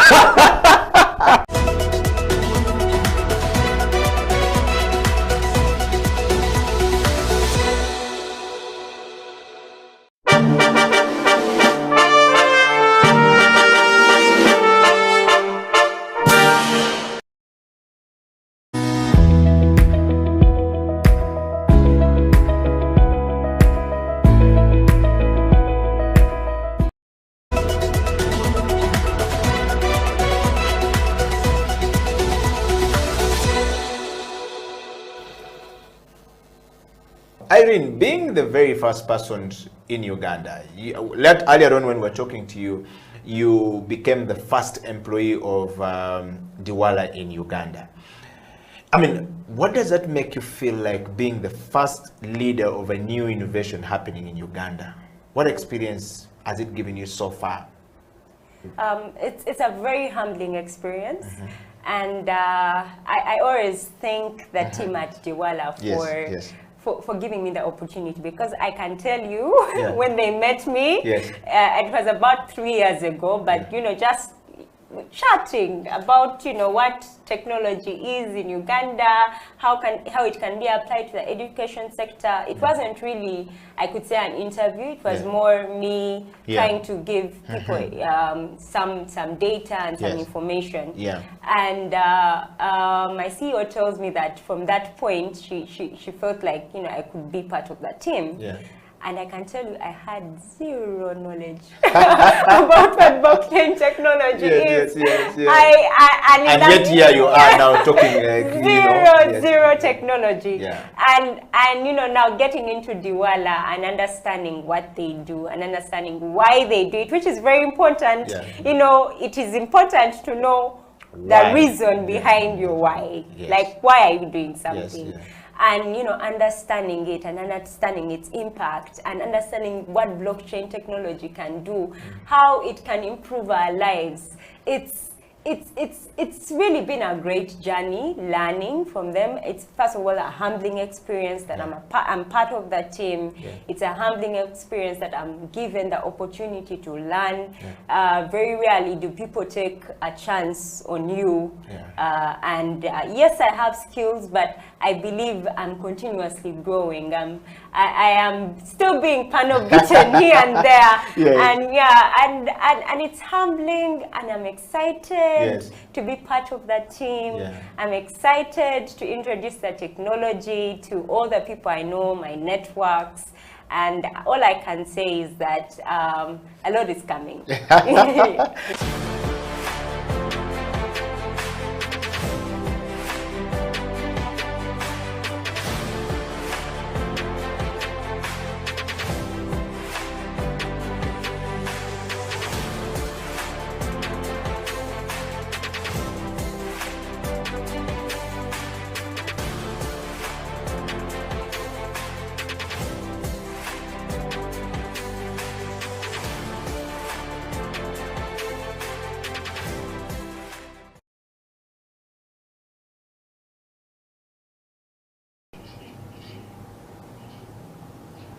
It is the CEO Bench, live on House of Talent Television. We're live on Twitter, Facebook, and YouTube. Go there and be part of the Ugandans, people in the diaspora. Over 1.8 million people we talk to every single day. They are happy people. Over 15,000 people out there we talk to every single day. Be part of that family growing big and better. Today on the program, we have Nelson Sango, who is the regional lead for Flutterwave Inc. in East Africa. Flutterwave Inc. is a fintech company taking East Africa by storm, making sure that if you have a product you're selling, you can integrate and receive payment from China without you having to go to China when you don't have a bank account. That's a simple one. Neil, welcome back to the program. You know, somebody was asking me about it yesterday when I posted about you. And so I got a lot of people, usually we encourage people to send messages. And so they're saying, so you guys are talking about, you know, e-commerce. We haven't yet reached there. And these are young guys who are just, I said, no, we already reached there a long time ago. It's just probably you don't know what e-commerce is. And of course, it boiled down to the effect of COVID-19 on people. A lot of us don't know we're already there, and somehow we're getting there by force, whether we like it or not. And some of these things we need to be able to take advantage to learn, one or two.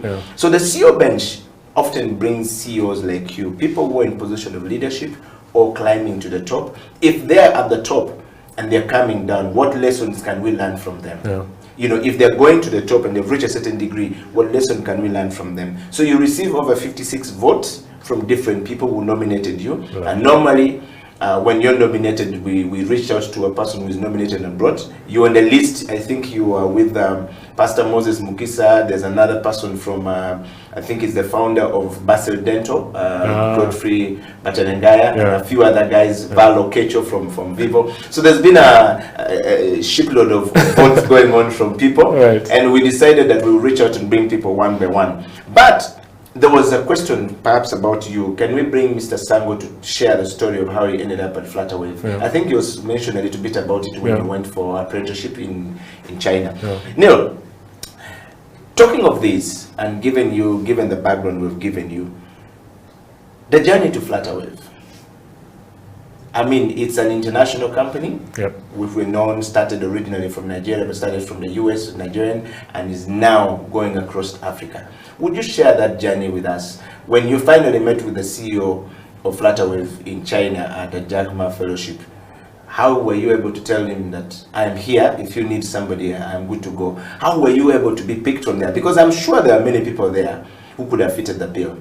But it was you being picked. Let's talk about the journey. No, I think it's again, right? What aspirations, personal aspirations, right? The thing which stood out for me in that fellowship was, in our conversation with Jack Ma, he mentioned something which was really pertinent.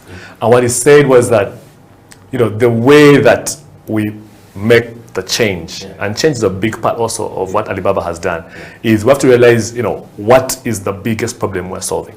In fact, what he said was that if there are no problems, there exists no opportunity. And so he said, look, you're 18 in this room. What is the biggest problem today in Africa? I'm not from Africa. You people know it. So what I'm going to do, I'm going to put you in groups, and I'm going to have you discuss what do you think the biggest problems are in Africa?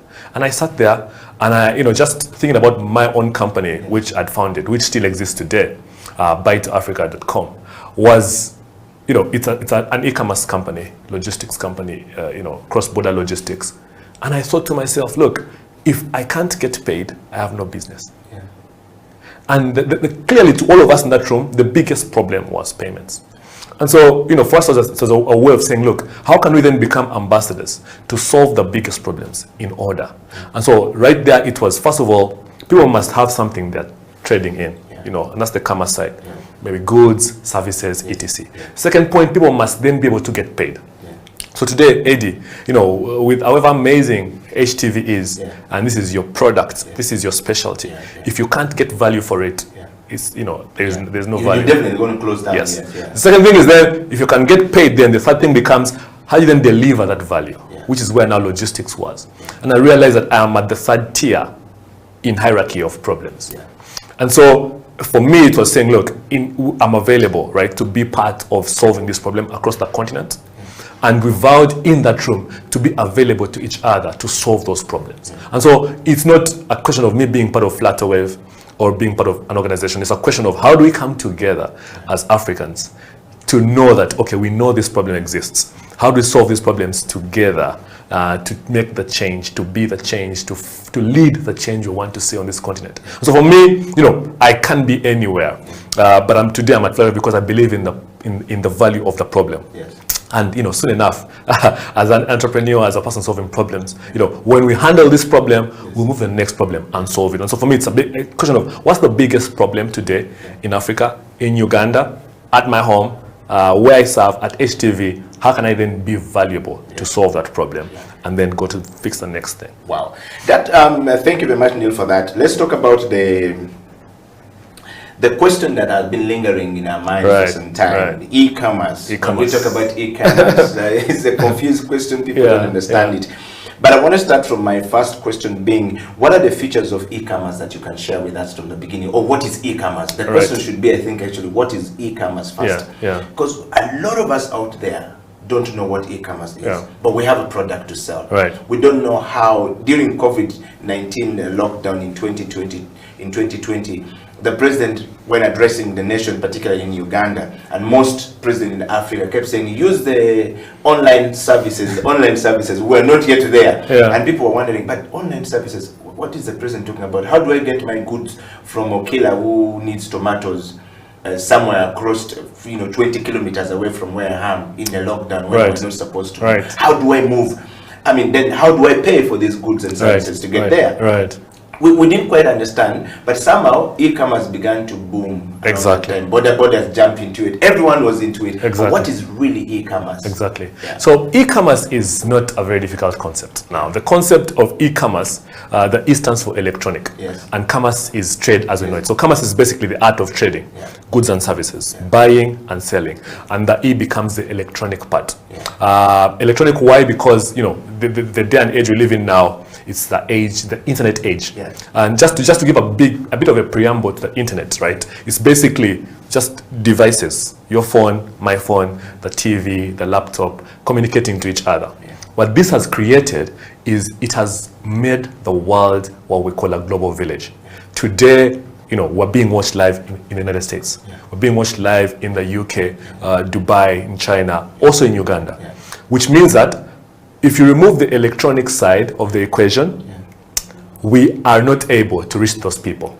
What has happened today is that because of the electronic side, because of the internet, we're able to reach out to people who are beyond our own borders, our own reach. That is what e-commerce is.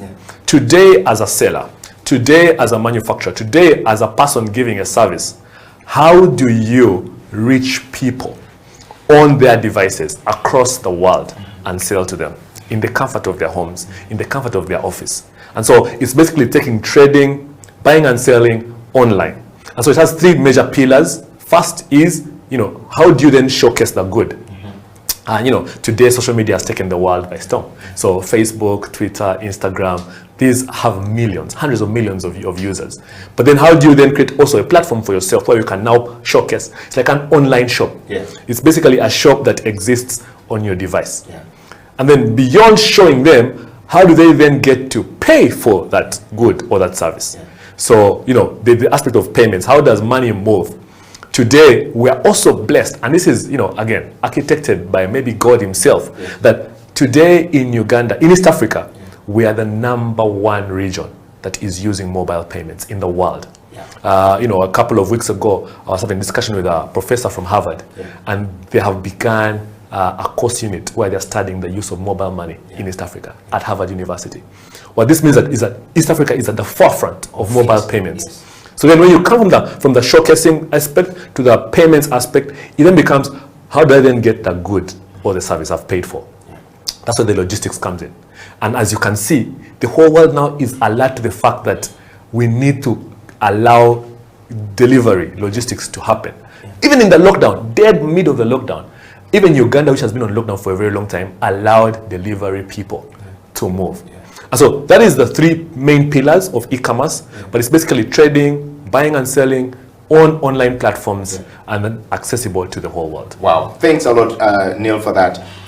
Question number 2 would be the difference between the e-commerce and traditional commerce. Right. Yes, we've also been, juggling and boxing around the corners and trying to understand the two. Some says my money will disappear. Some people have sent money and money didn't get there. Goods have been received. We've had David Okwi from Oduka.com or the stores, and he says in the early stages he would send goods and some people don't pay. Right. And then you don't know how to get them back. Or there are these bufferes, as we call it in Uganda, who order for goods. If you're watching the show from US or from Canada, wherever you are, it's a person who is a conman. Who get the goods from here, and that's not the address. And then they don't send them, and says, okay, I'm going to send the money. They don't send the money. But the question here is that, what is the difference between the e-commerce and the traditional commerce? So that we can understand and understand how to mitigate the risk that comes with it. I mean, the thing which is, and I look at it as if they're not different, they complement each other. So commerce, traditional commerce and e-commerce, the only difference is that the e-commerce is completely online. It's away from the physical store. So basically what happens is that everything would happen in a shop. It's now happening away from the physical store. It's remotely happening. And for me, I like that we're discussing e-commerce together with change management. Because, this is an aspect that we must understand. How do we then transform? We're not stopping one or the other. It's transformation. It's managing, your customers. It's managing your own self as a business owner to transform your experience into an online experience. Yeah, and all I've observed now is that, you know, there must be a process. You can't just throw it on people. That's why there's so much stigma, because they're like, oh my God, now I'm going to just push my money. And we have invested a lot, even at Flutterwave and all the places where I've been able to be a part of, is in training. Just training the people, just giving them education that money actually is not flying around. It's not an evil spirit. I've had people wondering, how does money fly from one phone to another? Yeah, how am I sure that you deliver? Christianity will always relate it to witchcraft and bind you, break down, you bring down. Yeah, but how do I make sure that you know, as I'm teaching my customers to embrace e-commerce, I'm even willing to send them products to have a look and touch and feel, and then choose, and then send back what they don't want. It's part of the change management in e-commerce. Wow. Neil, thank you very much for that. And the takeaway from it is e-commerce is purely remotely being done. I'm in my sitting room wearing my shorts, you know, walking in my sandals. But I have Okila Health and Fitness, a workout that somebody needs to be, you know, to use somewhere in Kenya. Exactly. And I can deliver that from the comfort of my sitting room. Yes. And they will be able to pay me you Flutterwave system. And receive their value. And receive their value the other side. Yes. That's a good thing. And the traditional commerce we're talking about is walking to a shop. Right. In other words, riding a bicycle 40 kilometers to a shop to buy to enter matoke, Eddie's gym. Yes, to enter Eddie's gym or Eddie's gym, and then come back in lockdown. So that's the difference between the two. For some of you guys who have been asking what's the difference is between the e-commerce and the traditional commerce that you know. Of course, when you walk to a supermarket, you know, you still use e-commerce. By you swiping your card, money is not exchanged hand as real cash money, but it's still going through the same process.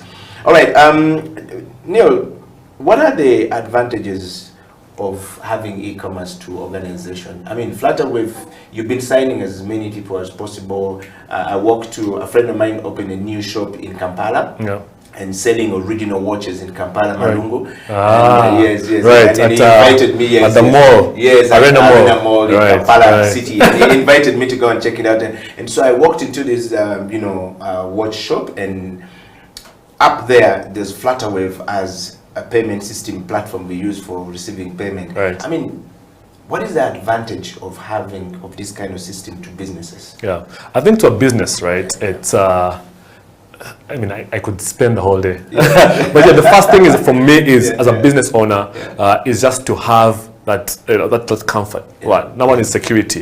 The cost of handling cash is high and it's risky. Second thing is you give an array of range of possibilities to the paying customer. So, you know, as opposed to receiving only cash in one currency, online you're able to receive, you know, bit mobile money, bit Visa, MasterCard, PayPal, different Safaricom, M-Pesa in your shop. What that does, it opens for you a possibility of new customers. The third thing I can say for me really about, you know, that e-commerce does for a business is it unlocks the border for purchase. We have a story at Flutterwave, and this is the thing, you know, one of the things I've mentioned about Flutterwave is we have a merchant who in the lockdown, her business closed completely. And so what happened was that she used to sell arts and crafts, you know, some sandals, etc. Lockdown happened. She couldn't go to a shop. She couldn't sell to anyone. She had a store, a physical store. Because of our online stores platform, because it is online, because, you know, it reaches the whole world. She opened a store again, following my advice, and she put her products on the store, and she began selling sandals to Ghana, to Nigeria, to West African markets. What this did create was a new opportunity of business. This lady went from selling 20, 30 pairs of sandals in a week to selling hundreds of sandals in the lockdown. Able to get paid in Nigerian Naira, Ghana cedis. Money gets converted to her money in mobile money on her phone. Opened up markets. This is using Flutterwave system. Yes. Opened up now opportunity in Kenya. She's begun selling now a little bit in Zambia. But before going online, this was impossible. How will she market her product over there? How will she get money from Zambian kwacha to then come and go to a forex bureau, change it to Uganda shillings? This was impossible before e-commerce. And so as a business owner, you have to think of these things. What does you going online today on Facebook, there are millions of customers, millions of potential buyers. You can reach, by just, putting your advert out there, you can reach over 100,000 Ugandans. What would it take for 100,000 Ugandans to walk into your store today? A lot of, first of all, you need to jump into the car and, or a motorcycle to ride to go and find the store. Yes. The traffic, I mean, we're talking about that you were delayed in traffic just to get here. Just imagine if you are going to get something. So imagine 100,000 Ugandans in a day accessing your product. If the conversion, if even just 5% of them are buying, or even just considering to buy, that's 5,000 people. Wow. If 10% of those 5,000 are buying, that's 500 sales. For you to sell to 500 actual customers, you have to have 100,000 people come through your store. These metrics, are really challenging, and that's why online presents a new arena. And I'm thinking about only Uganda. If you look at the fact that Facebook is in every single country in the world, then the possibilities are endless, like we say at Flutterwave. Wow. Thank you very much, Neil. We're just reading one more thing, a couple of questions here before we've gotten to the evening of our show. And I want to encourage you guys to share your questions far and wide. We're definitely going to sample some of them. I've seen a lot of questions coming from the US and some of them coming from Nigeria. You've got some people in Nigeria, got some people in Kenya, and I've seen some people sending messages from as far as Canada. These are Ugandans who always stay up late to actually watch the show. But first, before we get into their comments, Neil, I want to ask you a question. Would you explain the advantages of e-commerce to viewers? Right. So I've been explaining the merchant side. Now the customer side, it's comfort. The customer is king, like we have known in many businesses. The key thing that the customer gets from e-commerce is, one, is the comfort. Two is the fact that if the partners that are involved today, we're trying to do whatever is possible to secure the customer. The customer is primary focus for us. And so security, of course, of transactions. You're able to claim back.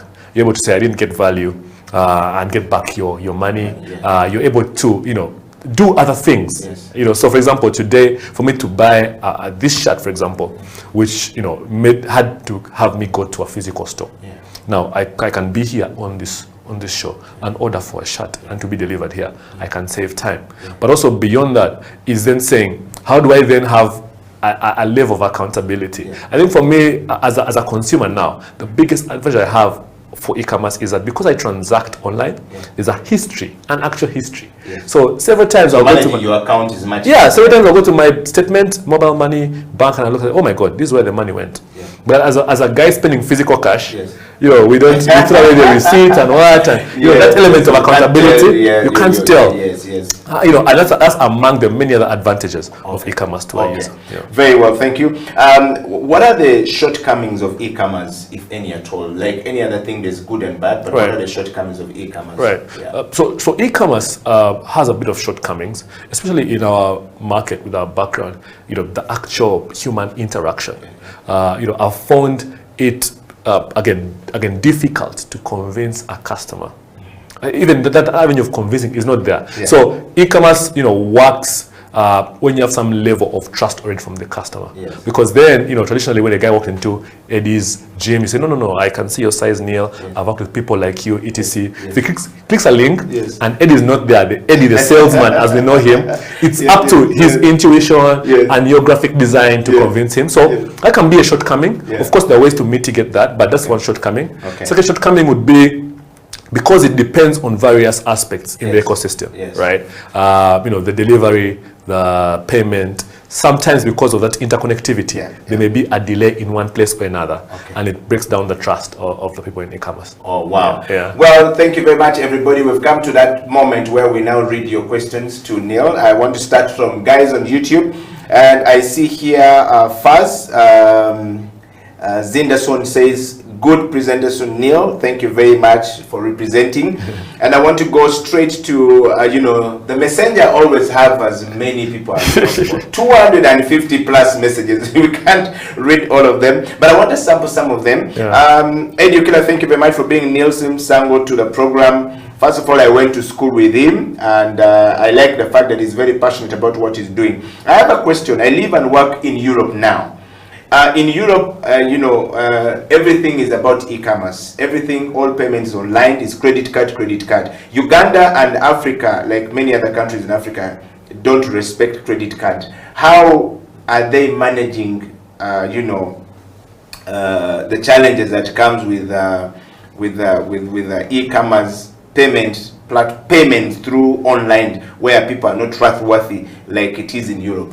Right. Yes. That's a good question. Yes. And again, it comes down to Africans Yes. building African products. Yes. Now that question cannot be asked by you, Eddie, because of course, you would know that in Uganda, we have, mobile money is very prevalent. Yes. And so the thing which I've also embraced and learned to, carry forward with all the people who I work with is how do we build products for this market? Yes. And so cards are not prevalent here. There will be, 1%, 2%, but the most transactions are going to be on mobile money platforms.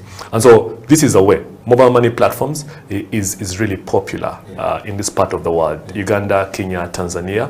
So it's number one in payments, and people actually utilize it a lot for payments. Yeah, so, but as well, alternative methods like cash on delivery, which, as you begin to go into e-commerce, it would be nice for you to start with that channel as you encourage customers to then, move into mobile money, card, etc.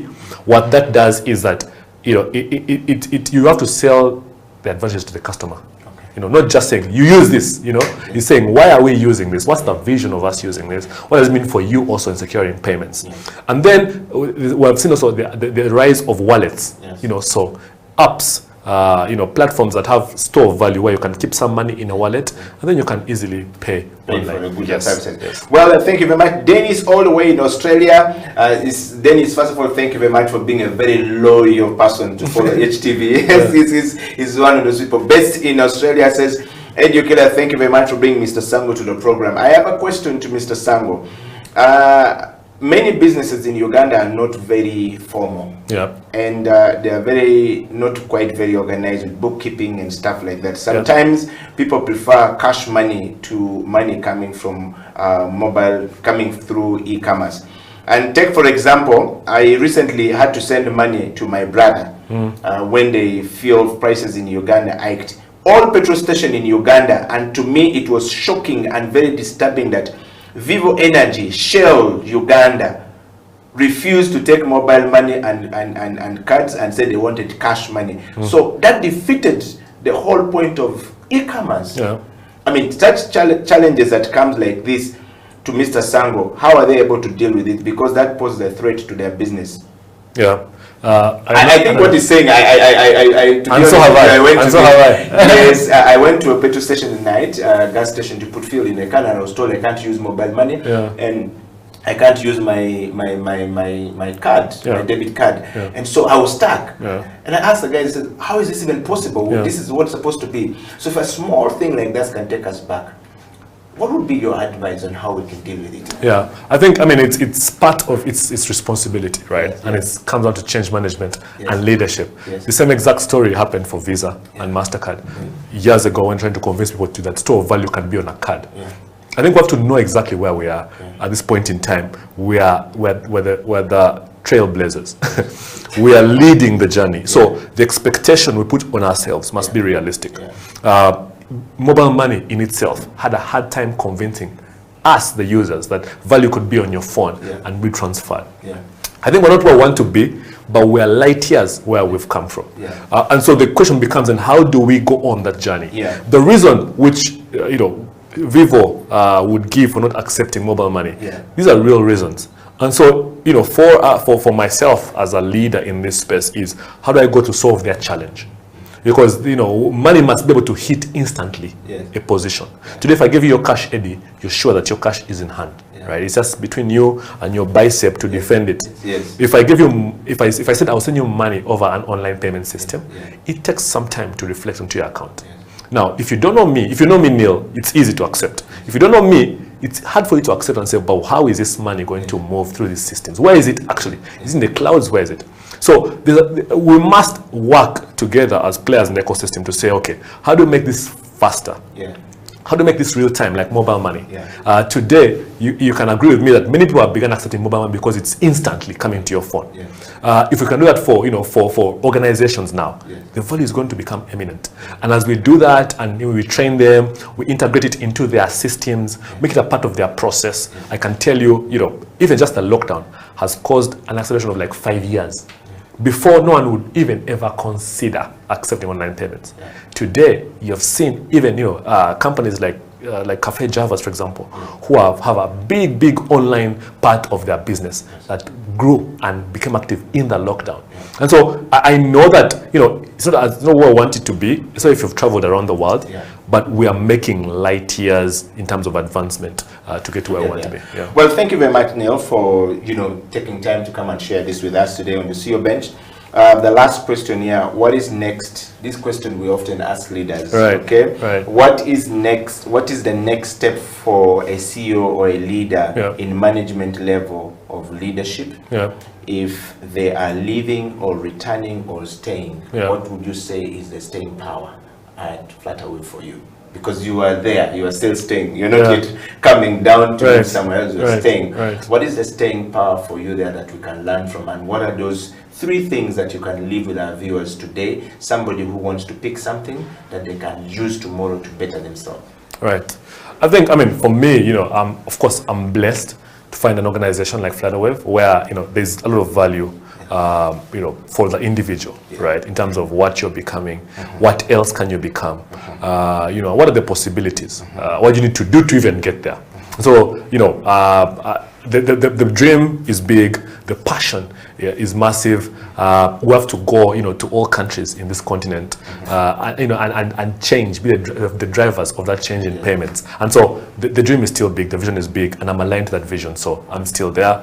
The 3 things I can say, to someone who's watching me, as a person who, either is a leader or you're on that journey of going into, self, just understanding self, or changing into another role, which I've had to do in the recent weeks, is, the first thing is know yourself. Know what you're about, have a vision, know where you want to go and what it takes to go there, right? That's the first thing. That understanding will give you a sense of direction. It will be like a compass to show you, the vision is like a compass. It just shows you, where do I need to be going? What am I thinking about? Where do I spend my time? Second thing is, then after that, find a community, a space. And there are many amazing spaces online, even physically in the country, where you have people who are mentoring you, who have had similar changes, who have dealt with similar challenges. Find that space and be in that space, be active in that space. Most times people wait, as people who are growing in their career journey, wait for their managers to call them. I can tell you that, being the guardian of your destiny, you have to approach the people who you want to impact you. And then the third thing I can leave, with everyone watching here, is refuse to be afraid. Do it in fear. If you're stuck in a job, you don't want to be in that job, what do you want to do? Who can get you there? Begin to take those steps. The fear will be there, but suppress it. Believe that all things are possible. I have seen it, I have lived it, I am living it. All things are possible to he or she who believes. And I can tell you that, the limit is not existent if you just believe. Wow. Thank you so much, Neil, first of all, for coming to the program today. We want to, take this moment to thank you for accepting the nomination from our viewers to come to the program today, and for you to be able to share your heart with us. It has come to that moment when we have to say goodbye, and every good thing comes to an end. And, we want to wish you well. We're looking forward to catching up with you when you are now taking over, East and Central Africa as the next lead for Flutterwave. And we'll definitely be able to bring you in. And to all the people, we want to spread love to you. No, it has to be the other hand. Oh, okay. Yes, so, and then you spread love to other people, yes. All right. And thank you very much for being a part of the CEO Bench Growing Bigger and Better. To all of you guys in the US, in Canada, in Sweden, and all across the world, we thank you. And from back here in Uganda, where we're actually based, we want to say thank you to the crew. Thank you everybody who has made this possible. Until next week, stay woke and stay blessed. The CEO Bench has come to an end. Eddie Okila, Niels Msango, signing out.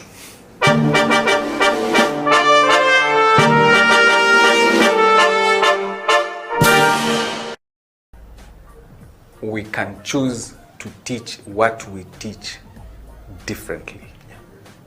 And for me, that's what I decided to do, even in the system that there were. When I was in Makere, my classes, I was very intentional on how I taught my classes. Yeah. I opted to be a facilitator as opposed to a lecturer. Yeah. 2, I allowed co-learning. We learn together. Yeah. I am not the epitome of knowledge. Yeah. If you have learned something and you think it's beneficial, let's share it.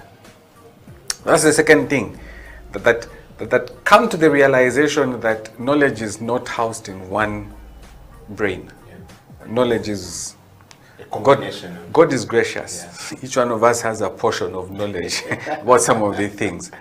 When you trigger people to go and search, they will go. When you trigger people to sit back and depend on you, they will sit back. I'll say, trigger people to go and search.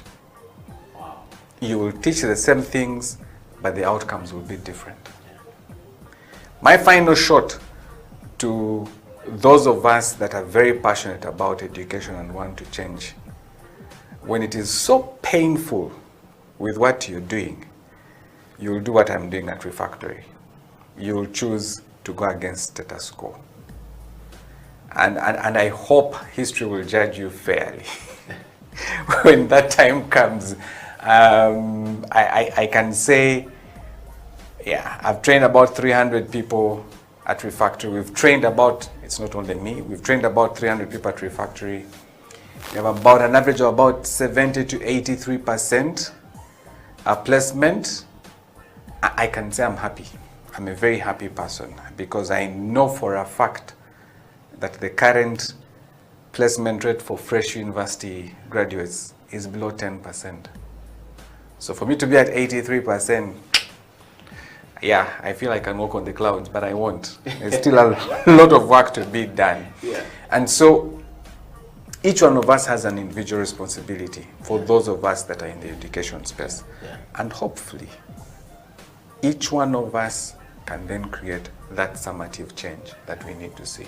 Wow. Thank you.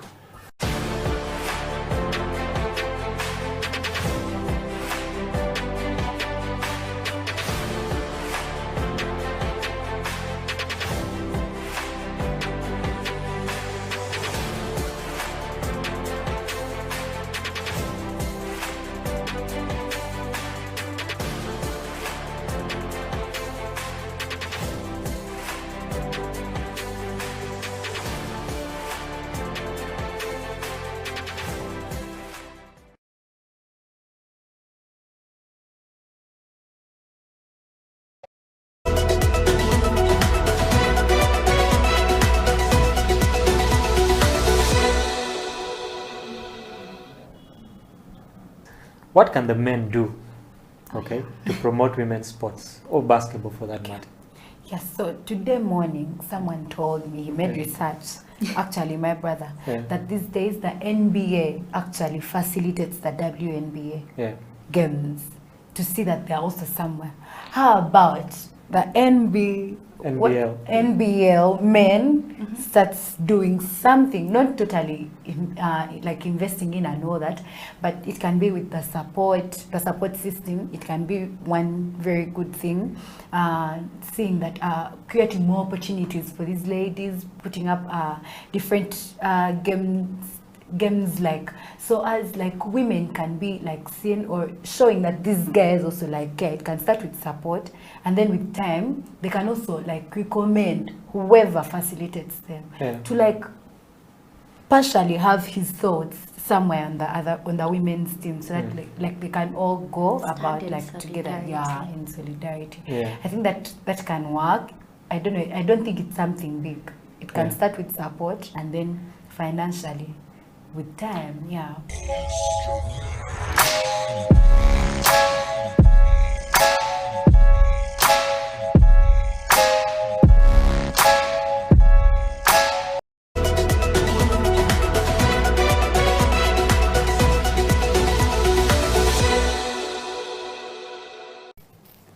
Now I'm going to talk to my my people. Yes. Because I like what, as we are saying, yes. Vive la France, vive la francophonie. So, le leadership, c'est quoi? Le leadership, ce n'est pas le fait d'intimider les gens ou bien de dominer les gens, non. Le leadership, c'est le fait d'aider les gens à suivre le bon chemin. Parce qu'il y a des gens qui sont là, ils ne savent même pas par quel chemin emprunter. Il y a des gens qui ont même étudié, mais ils ne savent pas quel business ils doivent faire. Maintenant, l'idée, quand tu rencontres une personne pareille, tu vas l'orienter. Non, tu peux faire mieux que ce que tu fais. Non, la peur que tu as là ne va pas te tuer. Tu peux aller au-delà de la peur. L'idée, c'est comme j'avais donné l'exemple, j'avais donné l'exemple ici en français, en anglais, pardon. La vidéo que j'avais vue à propos de chiens, il y avait un groupe de chiens au niveau du Canada et il n'y avait pas de l'eau. Pourquoi? Parce qu'il y avait, la neige, il n'y avait pas la place pour que tout le monde puisse boire de l'eau. Mais il y avait seulement une petite place pour le boss que je vais appeler. Et il ne voulait pas que les autres puissent venir boire de l'eau, comme il était boss. Il intimidait les gens. Mais il y avait un petit garçon, un petit chien qui était là à côté. Il a eu l'idée de briser la glace, là où il y avait pas, parce que l'eau était en dessous et il n'y avait pas moyen de boire. Mais le petit chien a brisé et tout le monde a vu ce qu'il faisait. Ils sont venus, ils ont commencé à briser et tous ont profité avec l'eau potable. Et le boss était laissé comme un vaurien. Personne ne le faisait confiance parce qu'il n'était pas là pour les aider. Il était là pour le faire peur, les intimider. Mais l'idée, c'est quelqu'un qui est là pour aider quelqu'un à avancer jusqu'à son destin, à sa vision. Parce que nous avons tous nos visions, mais c'est la peur des fois qui nous arrête. Merci mon ami.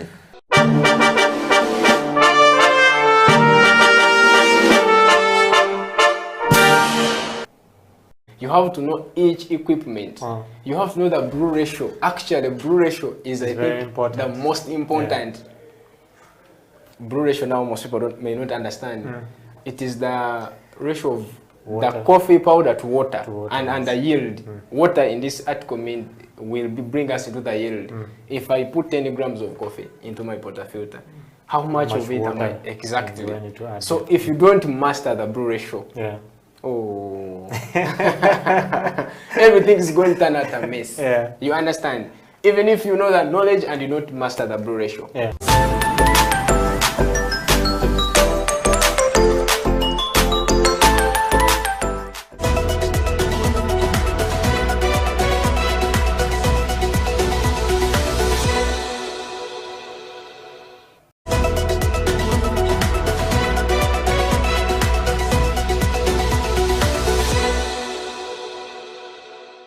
And one thing I would like to allude to or tell the other youth out there is we have to start creating our own solutions for our own problems.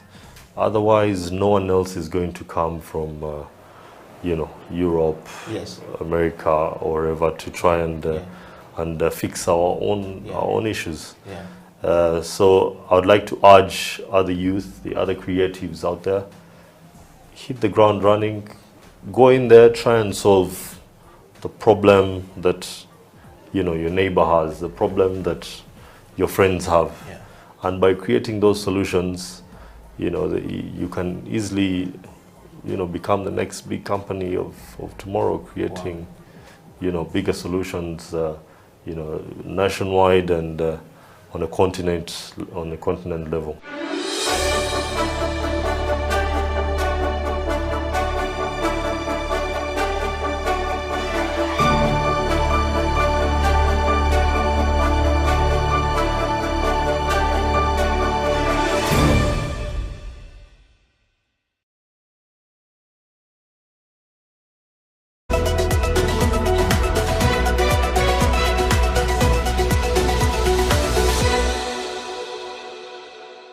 First and foremost, thank you very much for hosting me. I'm really, really humbled and I'm blessed to be here.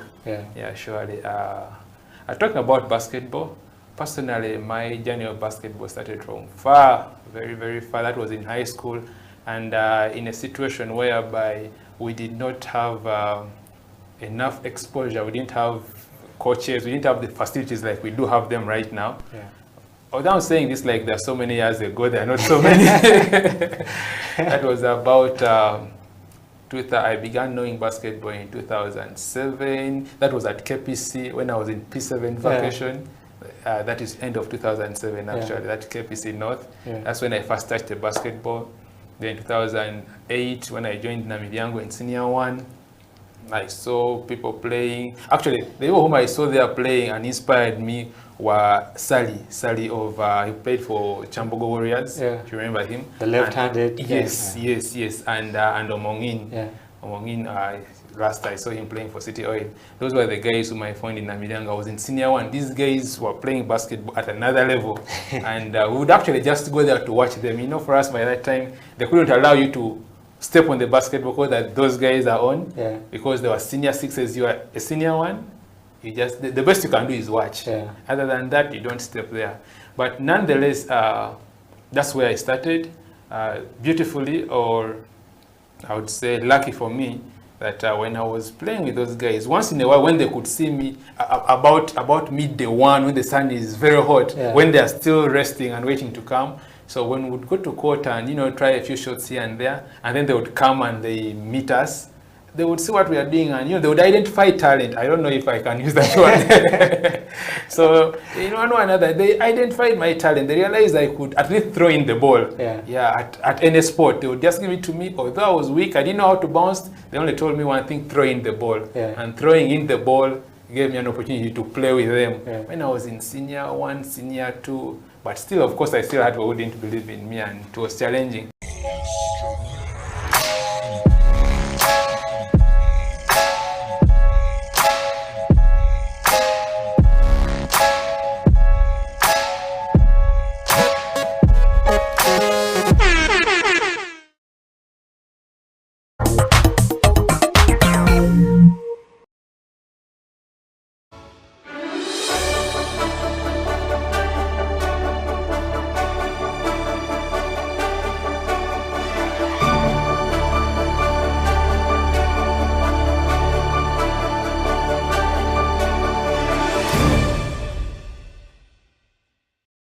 Which is the French development agency. They brought in Organization of Francophonie countries. They brought in Institut Français.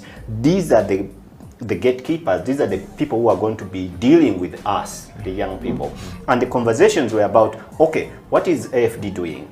And for me, it was very interesting to find that we've known AFD as a development agency for France, but investing in big businesses, infrastructure, roads, government, and projects, but they had never thought about the creative industry. And for them to have this conversation, influenced by the French policies on how to engage with the new Africa, and also realizing that their politics has not worked, but the many young people now are taking over in Mali, in Gambia, they are realizing that these young people, they don't know what's going on with them. They need to get to tap into their knowledge and see what's going on in their head, so that they can also understand them as well as support them.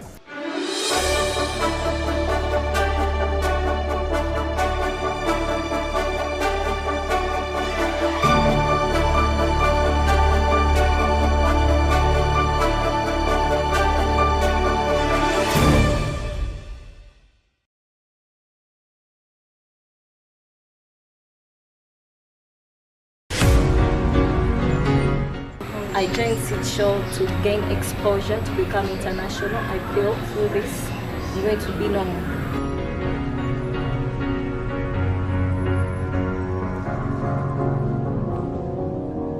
Cause you're a sky full of stars. I'm gonna give you my heart. Cause you're a sky full of stars. Cause you light up the park. I don't care, go on and tear me apart.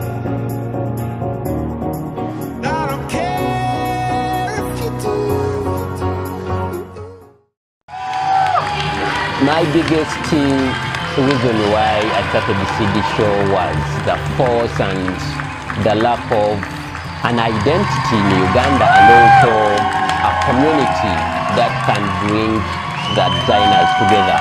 It all started from these good designers I always meet, and they don't have support.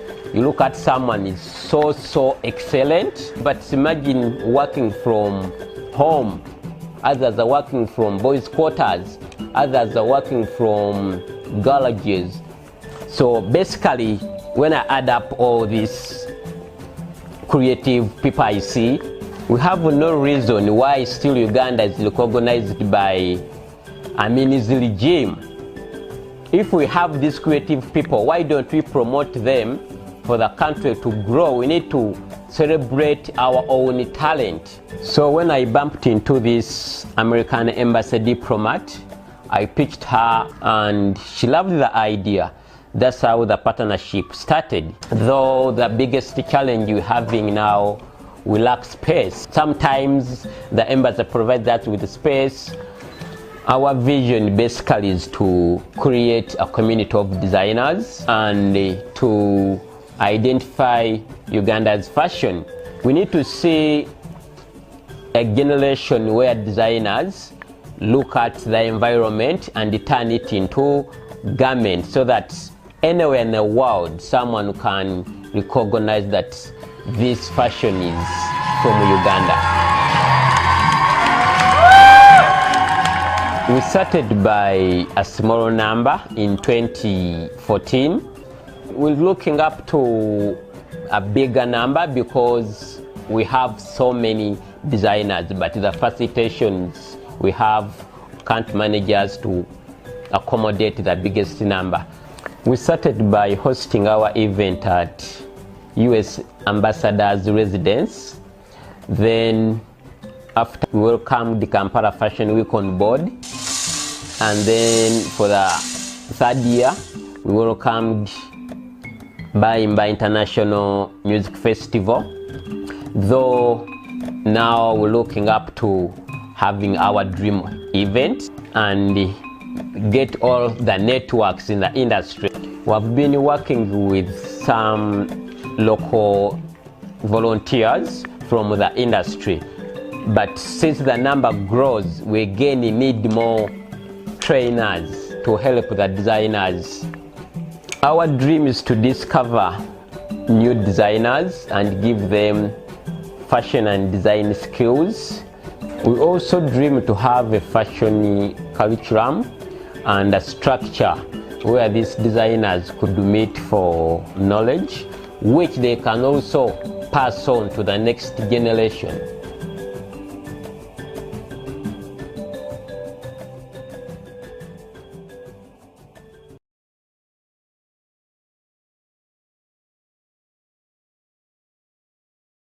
Ras Kas, welcome to the program. Of the Kasware, welcome to the program. How are you doing, my brother? I'm doing good. Great. Yes. And how have you been? Has a year been for you?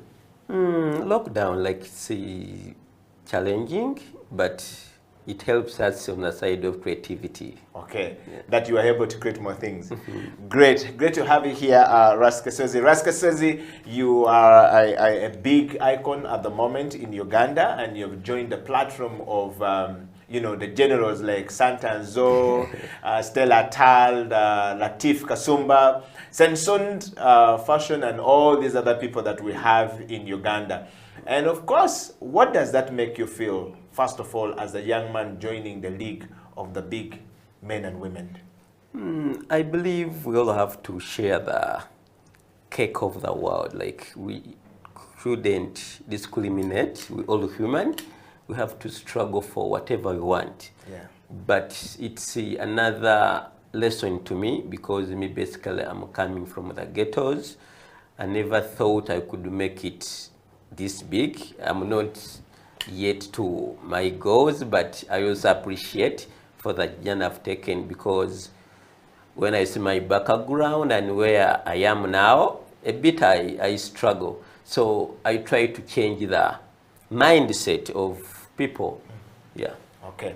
Well, I want to say welcome to the show, Ras Kasozi. Ras Kasozi is the founder and artistic director or creative director or fashion director of Raswear or Kaswear, and of course is the fashion design house known now internationally from Uganda. We're going to dig deep to basically know who Mr. Kasozi is and where he comes from, which part of this country, who are his ancestors, where does he come from, so that we get to know him a little bit more from a personal point of view. But on that note, I would like to invite all of you guys watching the show to share it far and wide. We're live on Facebook, on Twitter, and on YouTube. Please feel free to share far and wide and enjoy the conversation with Ras Kasozi. Mr. Kasozi, welcome back to the program. First thing first, who is Ras Kasozi? And what is the meaning behind your name? If I'm watching the show from New York, from Vancouver, or from Egypt, and I don't know you, or even from the northern part of Uganda, from Barara, from Tungamu, from Kasese, I don't know you. Who are you? And what are the values that define you as a person? Basically, I'm an African. Like Ras, R-A-S to me is African, and then Kasozi is my indigenous name, meaning I'm from Ngabi clan. Yes, so I'm typical African. Yes, from the Kamwe Uganda, basically. Yeah. And which part of Uganda? Oh, yes. I come from Muduma. Yes, Muduma. That's the Pigi side. Okay. Yeah. So with the purpose of... Is that the central part of Uganda? Yes, central part of Uganda. Yeah, please go on. Yes, I'm coming from a central part of Uganda. Yes. Uganda, yes. And I have a purpose of living. I got an opportunity to know why I live. Business-wise, I make clothes, but why I'm on earth is I nurture possibilities. Okay. So my purpose is so much into supporting the youth, spreading the talent I have, teaching, through love, magnetic, sharing ideas, and also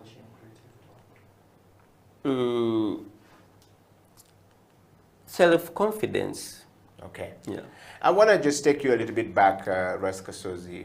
From you got nominated to come onto this program, and of course, a lot of people follow your work, and most times in Uganda,